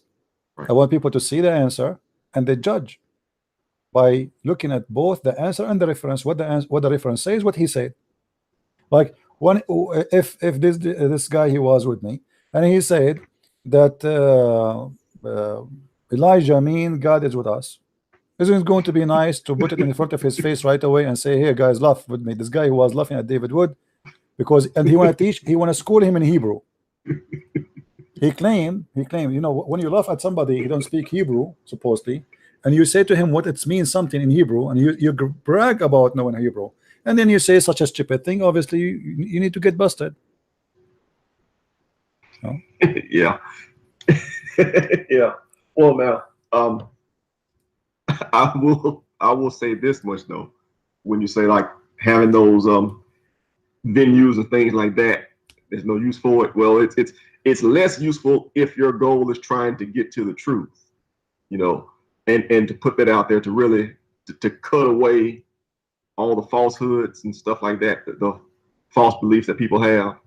Then it's much better if you can go right to the source and show people just what it says in their text. But like what they had with David Wood and hijab, I don't think their goal, at least the Muslims' goal, I don't think their goal is to get down to the truth. I think their goal is to give people the permission to keep believing what they already believe. It's, you know, it's permission slip, because He didn't really show any reference. And so what the point frankly, of the gave weak debate? defense. So what the point of this debate? And you know to how the make Muslim the they can Muslims to make the Muslims feel good about believing what they already believed in the yeah, first just to place. make them believe that they destroy this guy and etc. But again, it's not their fault. You see, when you debate this kind of people, you have to be aggressive. To being too soft is not right. Either you go there and you are, you know, you have to enforce what you said. You force them to give the answer correctly, not to be with scholars, you know, and Zechariah for you know. You have to be consistent, and you have to focus on what they said. And actually, they gave David Wood opportunity to destroy Islam on the stage right there. His answers was amazing. This guy Hijab, he gave a very beautiful answers to destroy Islam. He mocked Muhammad. He mocked Allah. He made fun whoever believe in what Muhammad teach. He said the Quran will be destroyed. Priceless, you know, always a priceless. He claimed that he speak Hebrew. He said that I did not watch all the debate, by the way, just a little popo, 15-minute popo. This is all I learned for 15 minutes. Allah, he pray. I mean, priceless. It's priceless. But you will notice in the other side that the other guy, he did not take advantage of that. You know, he did not, as if the guy said nothing. I mean, I don't know what was wrong. Yeah. Well, yeah. I don't know. Like I said, I guess. Well, I would guess. Again, there's so much stuff being said. You know, you do have to decide what you're going to respond to, because for whatever reason, it takes more time to respond to a lie than it takes the guy to tell the lie. Yeah, but you know, if you are sharp and you have knowledge, it take you a second to get him busted. It doesn't take really long, you know. But yes, but not now. David Wood was too much relaxed, as if he is going there for like a coffee shop. He's not debating. He's not like he said. He did not do much, you know. But anyway, all the Muslims are listening. I want you to ask this guy what he will lose if he debate a Christian prince. It's as long you are going to win anyway. You know what I mean? If nobody can debate you Muslims, okay, what you will lose? You know? Yeah. What you will lose. And you do not need to come. I do not need to come to London. You do not need to fly to USA. We do it in Skype the way we do it. And you can broadcast in 2 channels at the same time. Your channel on YouTube, my channel on YouTube. You are home, I am home. Your followers, they can hear you. People who listen to me, they can hear me. Okay, that's it. Wonderful. As simple as that. You have a proof? Show me. I have a proof. They show you. Let us see if he can do it. Do he dare? He will not dare. They will not. Shabir Ali is running away for many years. Shabir Ali is Shabir Ali. This guy is nothing compared to Shabir Ali. This guy is a kid. Shabir Ali is like a snake. You know what I mean? Shabir Ali is really like a snake. But because David Wood, he made a mistake by debating a kid, this is why it doesn't look good. This is what happened to you. You see, in the Middle East, they say there's two things you don't two kind of people you don't fight with, which is a kid and bless you, a kid and a whore. Honest to God, in the Middle East, this is what they say. There's two kind of people you don't fight with them, because if you're an adult, you fight with a kid, he will humiliate you. He will make fun of you in the street. What you can do about it? He's a kid. You know what I mean? Yeah. You can't beat him. He's a kid. Or a whore. A whore, she will scream, she will etc. She will rip her clothes, she will accuse you with many things, you know, she will really destroy your reputation. Two things, stay away from them. Don't fight with the kid and don't fight with the whore. David Wood, he got both. He got the kid and he got the whore. The whore of Islam, which is about lies, satanic teaching, fabrication, mocking, and he got the kid who have no value, make fun even of his religion just in order to make himself like he won. Yeah. Yeah, but well, even though you mentioned showing stuff, I think about the Speaker's Corner, which I've seen the job there. You know, Hatun, how she has the different Qurans there. You know, yeah. So you tell the Muslim, they say there's only one Quran, and you said no, it's not. No, it's not. And you say yes, it is. No, it's not. And so then she pulls out 20-something Qurans. Hold on, we have a Muslim. We have a Muslim calling. Hold on. Hello. Hey Abdul, how are you? 40. Oh, you have a bad voice there. What do you want to say, Abdul? Go ahead.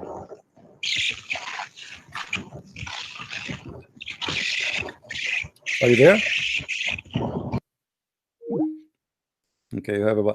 You know, look, the guys. Let me show you what nightmare he said. He said the Christian prince, when he tells stories about his life, they are fabricated stories.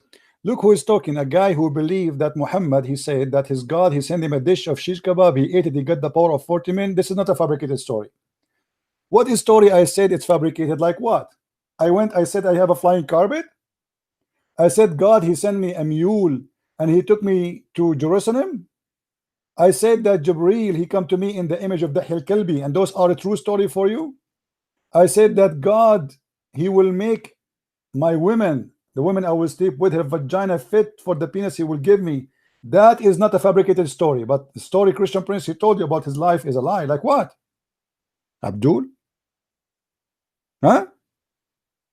Allah will give you women who you can see through their flesh. This is not a fabricated story. This is a true story. It's obvious. It's obvious. There's a guy, his name is Al-Khadr, and he did never die.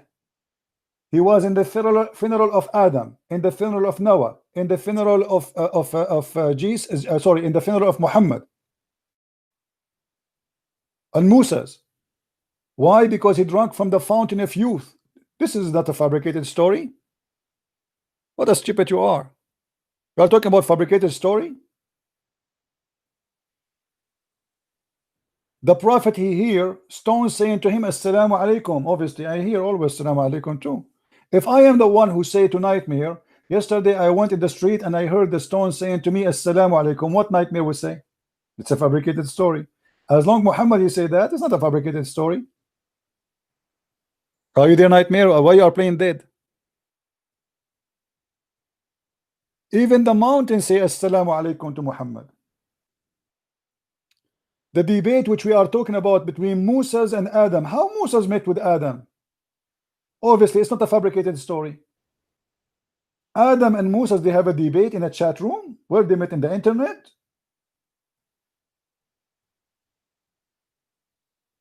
Mary is the sister of Aaron. It's not fabricated story. Her father, his name is Umran, and Moses' father is Umran. Here we go. The same father, the same sister.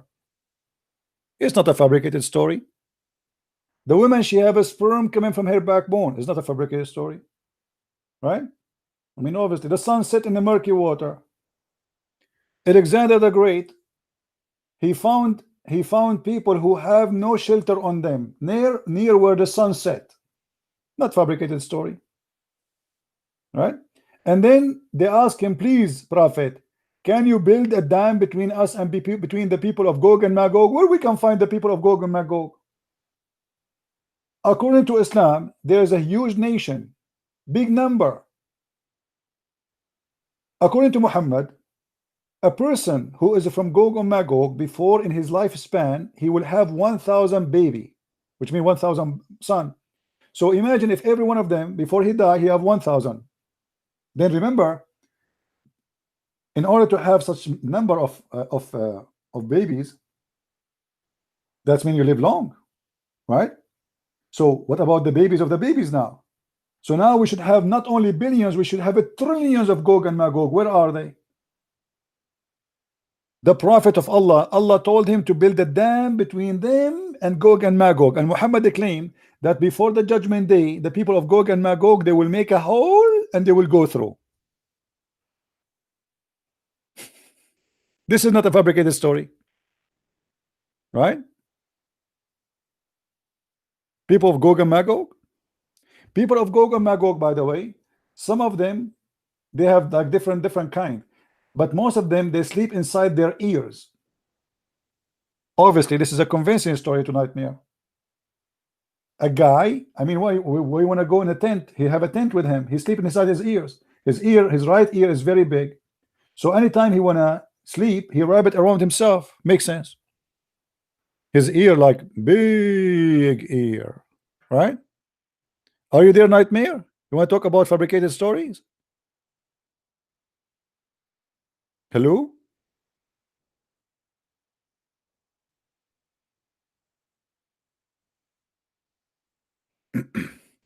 How I call? Yes, you can call me. Call the Debate TV. Yeah, if you don't say the prayer before you have intercourse with your wife, Shaitan will wrap himself around your penis. This is not a fabricated story. True story. I am a Hindu. He actually he is telling the truth, my friend, because I felt I am a Hindu since I saw. Let me tell you this story. This is the fabricated story. Nightmare, are you there? This is a fabricated story, but I will tell it to you. You like it, you like it. I don't know what to say. Once, brother, I was doing a seminar in India, and by mistake, I told the Hindu brother. Okay, let me speak it more. This is a very true story, brother sister. There's a person. His name is the Christian Prince. Christian Prince. He always teaches against Islam. He's a very well-known person as a person who is really against Islam and the Prophet Muhammad. Once, Christian Prince was invited by the Hindus in India because they thought he will teach them against Islam. But the Christian Prince, he made a mistake. When he was speaking to the Hindus, he told them, do you know that the biggest chapter in the Quran, Abdul, are you listening, brother? Brother, are you listening? He told them, do you know, brother, please ask me question later, brother. Okay. He told the Hindus, do you know that the biggest chapter in the Quran, brother, is the chapter which you Hindu love? They said to him, what the chapter? He said to them, surprisingly, silently, and everybody was so quiet, waiting for the answer of Christian Prince. Christian Prince, he was hesitating to answer. He knew how dangerous that answer, and he said to them, the name of the chapter is, brother, after he said the name of the chapter, all the Hindus, they converted to Islam. Now this is a true story. Do you like it, Nightmare?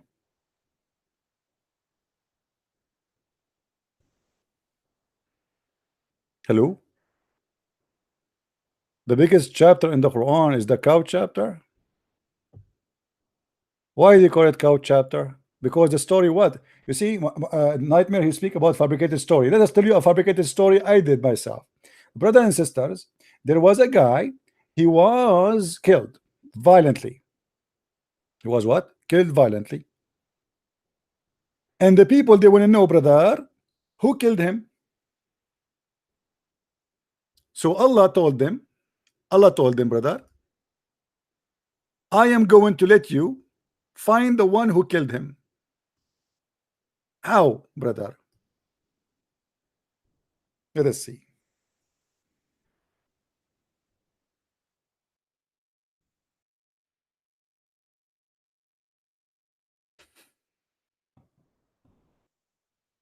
Chapter 2, verse number 73 is what is behind the name of the cow chapter. Muhammad, he claimed that there is a guy he was killed, and in order to know who he killed him, Allah told his prophet Moses to bring some beef. Some they say the tail of the cow, some they say the tongue, some they say the testicles. It doesn't matter what it is, organ of the beef of the cow, and beat the guy with the beef. And then the guy wake up and he said, the guy who killed me, his name is Zakir Naik, brother, and he died right away again. Is that a true story, Nightmare? We can bring somebody to life by beating him by beef. And this is why they call it the chapter of the cow. You want to correct my error? Okay, let me call you guys. Nightmare, he want to correct me.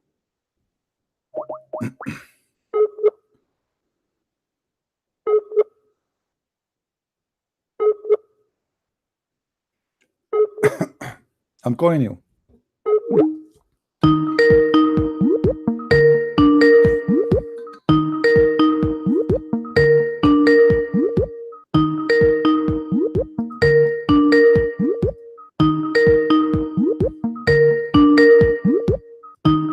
Answer, man.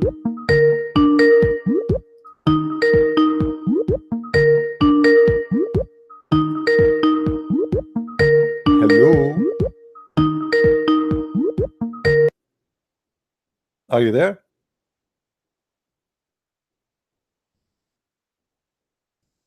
Hello?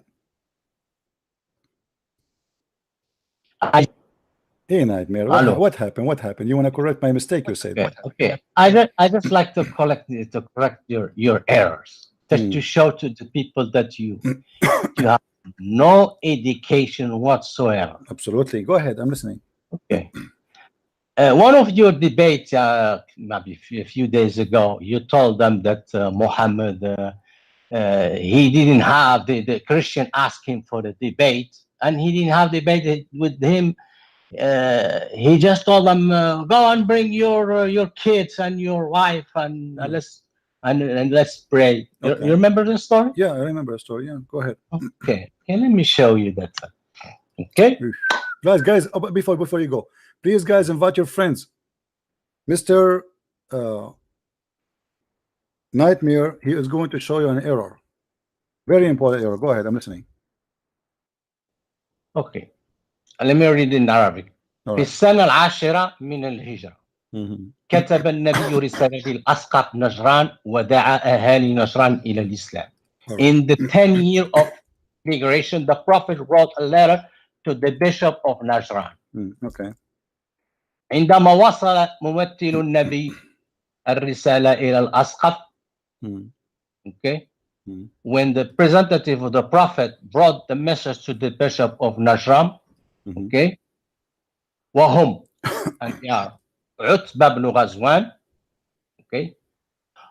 وعبد الله بن أبي أمية. I want to stop here. Stop. Okay. When always you tell to the people, Allah is the God, the moon God, blah, blah. Here you have a Christian, his name Abdullah. How do you explain that? This is the mistake. Okay, this is stop. Just to show you how stupid you are. Just to show you how. Oh no! Okay. You are the one. Okay. You see how stupid you are. Isn't it the father of Muhammad himself? His name is Abdullah. Yes, his name is Abdullah. Yes. Okay. So what if Allah is the moon God? How you explain to me how a Christian has a name Allah? Hold on. No, it shouldn't be. A Christian, his name is Allah. This is your story. This is the side of the story. Okay.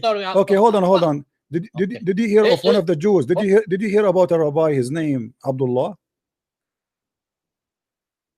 Abdullah ibn Salam. Yes. He's a rabbi. Of course, he was rabbi. Okay. From Medina. He is from the Jew. He's from the Jew, right? Hold on. Okay. Your prophet father, his name is Abdullah, correct? Yes. Okay. He will go to hell. Why? Why he was I don't know if he's gonna go to, because the Quran says no, my friend, I can show you your prophet. He said, my father and your father will go to hell. Well, that's now you're gonna brought me to another. No, you are the one who mentioned the name of Abdullah. I'm trying to prove to you a point. My friend, those names are given to people after they converted to Islam. Those are names. People, they change their names. Let me ask you a question. Is it true that there is people they converted to Islam and they changed their names? Is that correct? Of course, some of them they change. Not all of them. Some of them. Any name which is rejected, like as an example, if your name is Abdul Masih, which means the slave of Al Masih, they change his name to make him Abdullah. If your name is a pagan, then yes. So no, but see, is okay, Muhammad himself, his name, and we spoke about me and you before. Omar, his name. Abu Bakr, he did not change his name. Uthman did not change his name. Because his name is not against Islam. But by the way, those are not real names. What Abu Bakr? Abu Bakr's name is Abu Bakr. Well, Omar, his name. Omar, that's his name. You see, Omar is have nothing to do with religion. It's just Omar have nothing to do with the name of God. But you told me. You see, I'm saying if the name of the person, they change the name of the person from old name to the new name. Like if now I convert to Islam and my name is the slave of Jesus, is it okay for me to be called the slave of Jesus in Islam? No. So what they do, they change their names. So what you are talking about have nothing to do, have nothing to do with the truth. Now continue. Go ahead. Okay. والهدير بن عبد الله وصهيب بن سنان وبعد قراءتها أنشأ مجلس متكون من شخصيات دينية وعلمانية يقابل النبي. علمانية. Let me say, علمانية. after reading it, they established a concept. Okay, you're reading what? You're reading what, Nightmare? What are you reading? I'm translating what after reading. From where? It, from where? You're reading from where? From where I'm reading. I can't remember exactly from where I got Abdul, that. you tell me the reference. Don't tell me you want to correct me without reference. Which book you are reading from? No, I don't have it right now. So where you are reading from? Who are you to tell me? Where you are getting this from? I want to know. Why you don't tell me where this is coming from? I can find that for you if you want. No problem. Find it. Okay. Let me just read this. While you are talking, okay. So you are saying. Hold on. Did you see that? Did you just say? Let me read this. Yeah, I have it. I have it. Okay. So you are reading it, but you do not know where it's from. I said I got it from online, but I said this guy he read an article online. You see that? You see the Abdul? You see the potato? He don't have a reference. He don't have a book. He's reading an article. Is that correct? It was an article. I have it from the guy. It doesn't matter. What is the reference? How in the world, you idiot? How in the world you accept an article without a proof of reference? Yourself. They have it here. They have where? You just said you are reading it right now, but you cannot give me the reference. What kind of article does not have any reference? They have, listen, let me talk, okay? They have number 6, which means 6 if you go down. Okay, go down. Give me the reference. You just, what do you want to do? You just want to waste my time. Friend, I want to read with you. I want to put it in the screen. I want to put the reference in the screen so everybody will read with us. Don't be stupid. Give us the reference, please. Well, it's going to take me time to get you the reference. Why is going to give you time? It's number 6. Just to go down, see number 6. No, listen. Get lost. I don't have, it's not. I don't have time for kids. If you are not willing even to give me the reference. Here we go. Look how we do it, Nightmare. This is Tafsir al-Jalalain. This is official Tafsir al-Jalalain, translated by the Abdul. And whoever from among the Christian dispute with you concerning him after knowledge, concerning him who? About Jesus. They want to debate about Jesus. Read with me carefully. Don't call me and be stupid. Speak like a man, as an adult. The prophet had called upon Najran delegation to do this when they dispute with him about Jesus. Your prophet did not have an answer for them. So he said to them, bring your women, I bring my women, bring your children, bring my children. So which means until now he did not give them the answer. What is stupid, you idiot? What mistake? What error? Until now your prophet did not answer them. They challenge him for a debate. This is not my reference. I show in the screen. I don't do what you do. You go and read an article made by Osama Bumama Manama, an article made by a bunch of kids. You want to see what it's meant? Go and see the reference by the scholars. And I'm using it now in English, so you will not say this is my translation. This is the official government website of the Kingdom of Jordan. Your prophet did not debate them, did not answer them. He invited them to a cursing party. And all the names you mentioned to me is a shish kebab fiction. If we go here,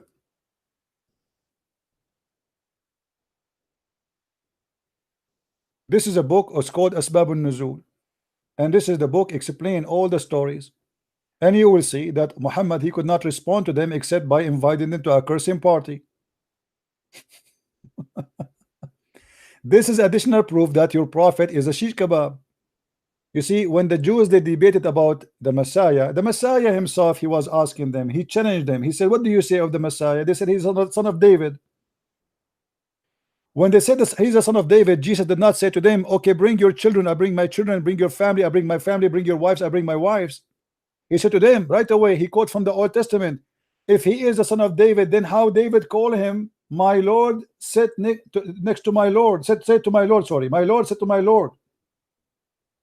He called for them right away. He did not say bring your wife and bring my wife. Your prophet have no answer. He have no knowledge to debate the Christians. So what he say? Let us do a cursing party. So you call me to show me a mistake, and then you waste my time reading for me names written in an article, and you did not even dare to give me the name of the reference. Let us go to Tafsir Ibn Abbas. We saw Ibn Abbas. We saw a book Asbab al-Nuzul. Let us see Ibn Abbas. Sorry, here it says the same thing. Your prophet did not debate them. He invited them to a cursing party all together, and let us invoke all together the curse of Allah upon those who lie. Where is my error, you liar? Your prophet, he did not debate them. He's asking them to invite them to our cursing party. He did not give them any answer. The same as hijab when he was debating David Wood. He gave no answer. He just made fun, made mockery. This is a mockery party. This is a mockery party. A bunch of idiots, they are going together. I give you the mic, you say may Allah cut my nose if I'm lying. You give you your mic, now your turn. You say may Allah cut my finger if I'm lying. Your mic. May Allah burn my tongue if I'm lying. Your mic. May Allah make me bite my tongue if I'm lying. Your mic. May Allah close the door of the van over my finger if I'm lying. Your mic. I mean, this is a mockery, but this is not have nothing to do with the prophecy or prophethood or God. This is stupid. Especially that those who they are debating you, they are not lying, because if somebody wrong in his belief, he's not lying. You see, when a Muslim, he says to me, like, if I ask Nightmare, do you believe Muhammad is a prophet? He will say yes, but that does not make him a liar. He believes in a lie, but he's not a liar, because a liar is somebody believe in something and he say the opposite. You know what I mean? So if Nightmare, he believed in Muhammad to be a prophet, he believed in a lie, but he himself is not a liar. He told me what he believed. He's honest. He said, I believe in Muhammad as a prophet. This is his belief. So he was honest about his belief. So Muhammad here, when he said let us curse the one who's lying, he just said something poo-poo. He's a stupid like all the Muslims when they say that. Christian, when they believe in Jesus as God, they are not lying to you, my friend. They are telling you your belief, regardless if it's true or not. Because if they are wrong, still they are not lying. If I believe in a lie, does not make me a liar. I will be a liar if I know it is a lie and I say to you it's true. That will make me a liar. Is that correct, guys? So you squeeze yourself for the last 6 months and you come back to tell me this? All the names of those who converted to Islam, they changed their names.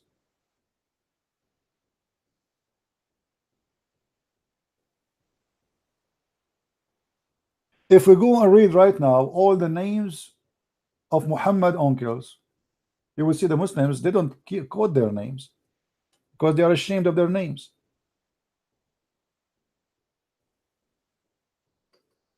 They are pagan. Muhammad father pagan. Muhammad father, his name is Abdullah too. Muhammad, he said to the Bedouin man, my father and your father in hellfire.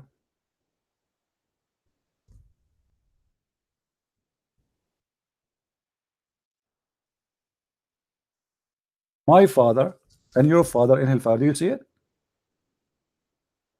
Is the name of Muhammad father Abdullah? Guys, do you think really Muhammad father, his name is Abdullah? That cannot be true, because if Muhammad father, his real name is Abdullah, why he will go to hell? What happened after Muhammad, he claimed to be a prophet, they changed the name of Muhammad father.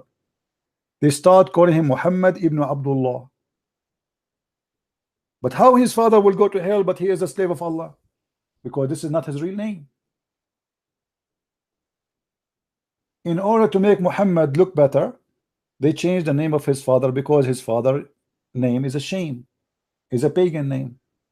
Go and read all the names of Muhammad uncles. Not even one of them is not a son of a slave of a goddess of the gods of the pagans. Abdul Muttalib, etc. All the names of his family are pagans. How his father is Abdullah, and why he will go to hell? The answer is very simple. Muhammad father, his name is not Abdullah. It cannot be.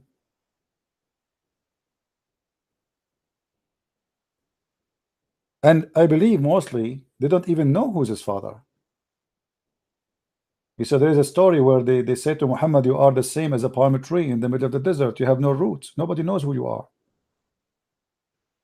Mostly Muhammad is an adopted son.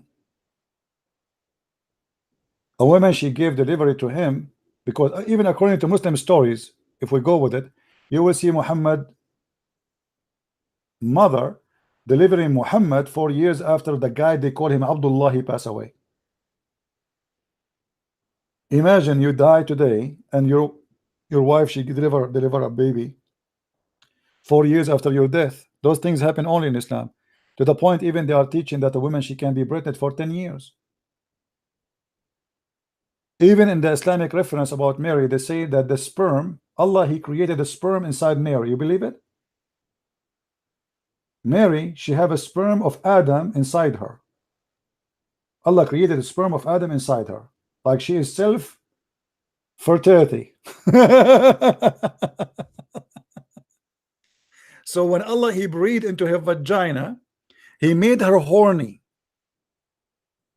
and that moved the sperm which Allah, he put inside her when he created her. Make logical. You see, Nightmare, he did not see that. He did not see anything not logical there. It must be true story. So she have a sperm inside her, exists since centuries, since Adam, you know, since thousands of years. She have a sperm inside her. So when Allah, he blew in her, he made her horny, and that moved the sperm and made her pregnant. Makes sense. True story. You know, Allah is making Mary horny. Right? And this guy is squeezing his ass for the last 2 hours to show me that I'm wrong. In what?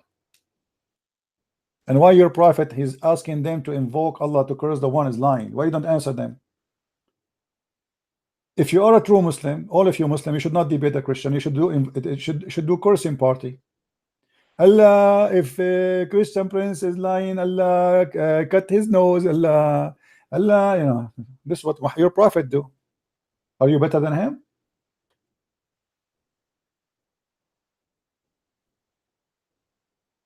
My father and your father in hellfire, but his name is Abdullah.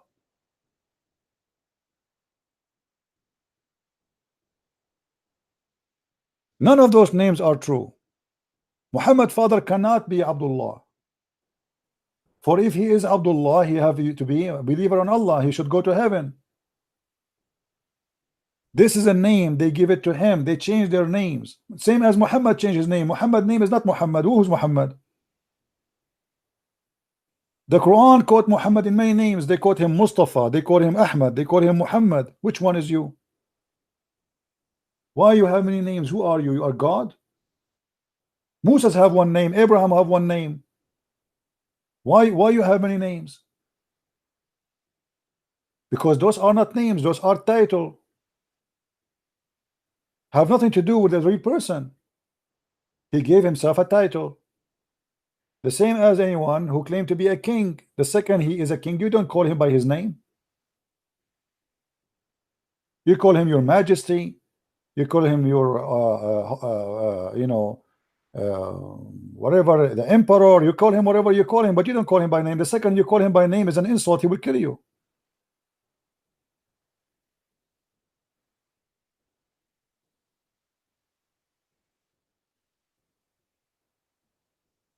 The Muslims, they are so confused. Anyway, I think we have enough for today, guys. Don't forget, please, to subscribe to this junior channel. We will do some broadcast in it for some time, and then we will go back to our base. The purpose of this is just to have many backup, you know, to serve the purpose of always be able to be on the stage. And it's very easy to create an account, actually, you know, just with a SIM card and boom, you have a new account. Very easy. Don't forget to subscribe to my account in minds.com/Christian Prince. You see it in the screen, minds.com. All right. Actually, I will put the link there in the info too, so you guys can find it. So I want to say thank you for being here. May the Lord bless you. And I'm glad that Mr. Nightmare is calling me. He's funny. And he is really a good entertainment for us, the same as the rest of the Muslims. But he's a kind of coward. You see who's the coward? Is the story is true that your prophet, he could not debate them? Yes. You know, Nightmare, how dare you? How dare you? I mean, people are laughing at you. Oh, what I'm asking you for, show me the reference. You say it is down in number 6. I said to you, where is the reference? You said to me, I need to search it when it's in front of you. But yet you refuse to say it. Correct, guys? Oh, what I'm asking him for, show me the reference. Until now, you did not post the reference. Look, after 20 minutes talking to you, until now, you did not say, I was reading from this book. Why? Because you're a potato. This is what you do. You search on the internet about people speaking about that topic, and supposedly you are going to refute me, but I get you busted right away. I will call you tomorrow. I will call you tomorrow. So you can get ready yourself ready. You promised me to call tomorrow, Nightmare, but tomorrow I want you to bring me the reference. All right? Get ready. Don't tell me I don't have it now. What, do you want me to find it now? What do you find it? You said it's number 6. Click at number 6, you will go down. Click at number 6. What an idiot. Anyway, guys, thank you for being here. May the Lord bless you. And I hope soon we will be back. If tomorrow we will be here, I will inform you. If not, maybe the day after. So I want to say, may the Lord bless all. And I hope the Muslims, they will be dreaming about the sexual heaven of Allah, which is full of Barbies. Women who they always will stay virgins. Obviously, you are not having sex with her. Obviously, it's a virtual thing. There's no way you are having sex with a woman, she stay virgin a minute after. Obviously, you did not touch her. It was a virtual dream. You Muslims are dreaming. You have a fantasy of sex, and nothing about your religion is true. Everything you have is nothing but a fantasy.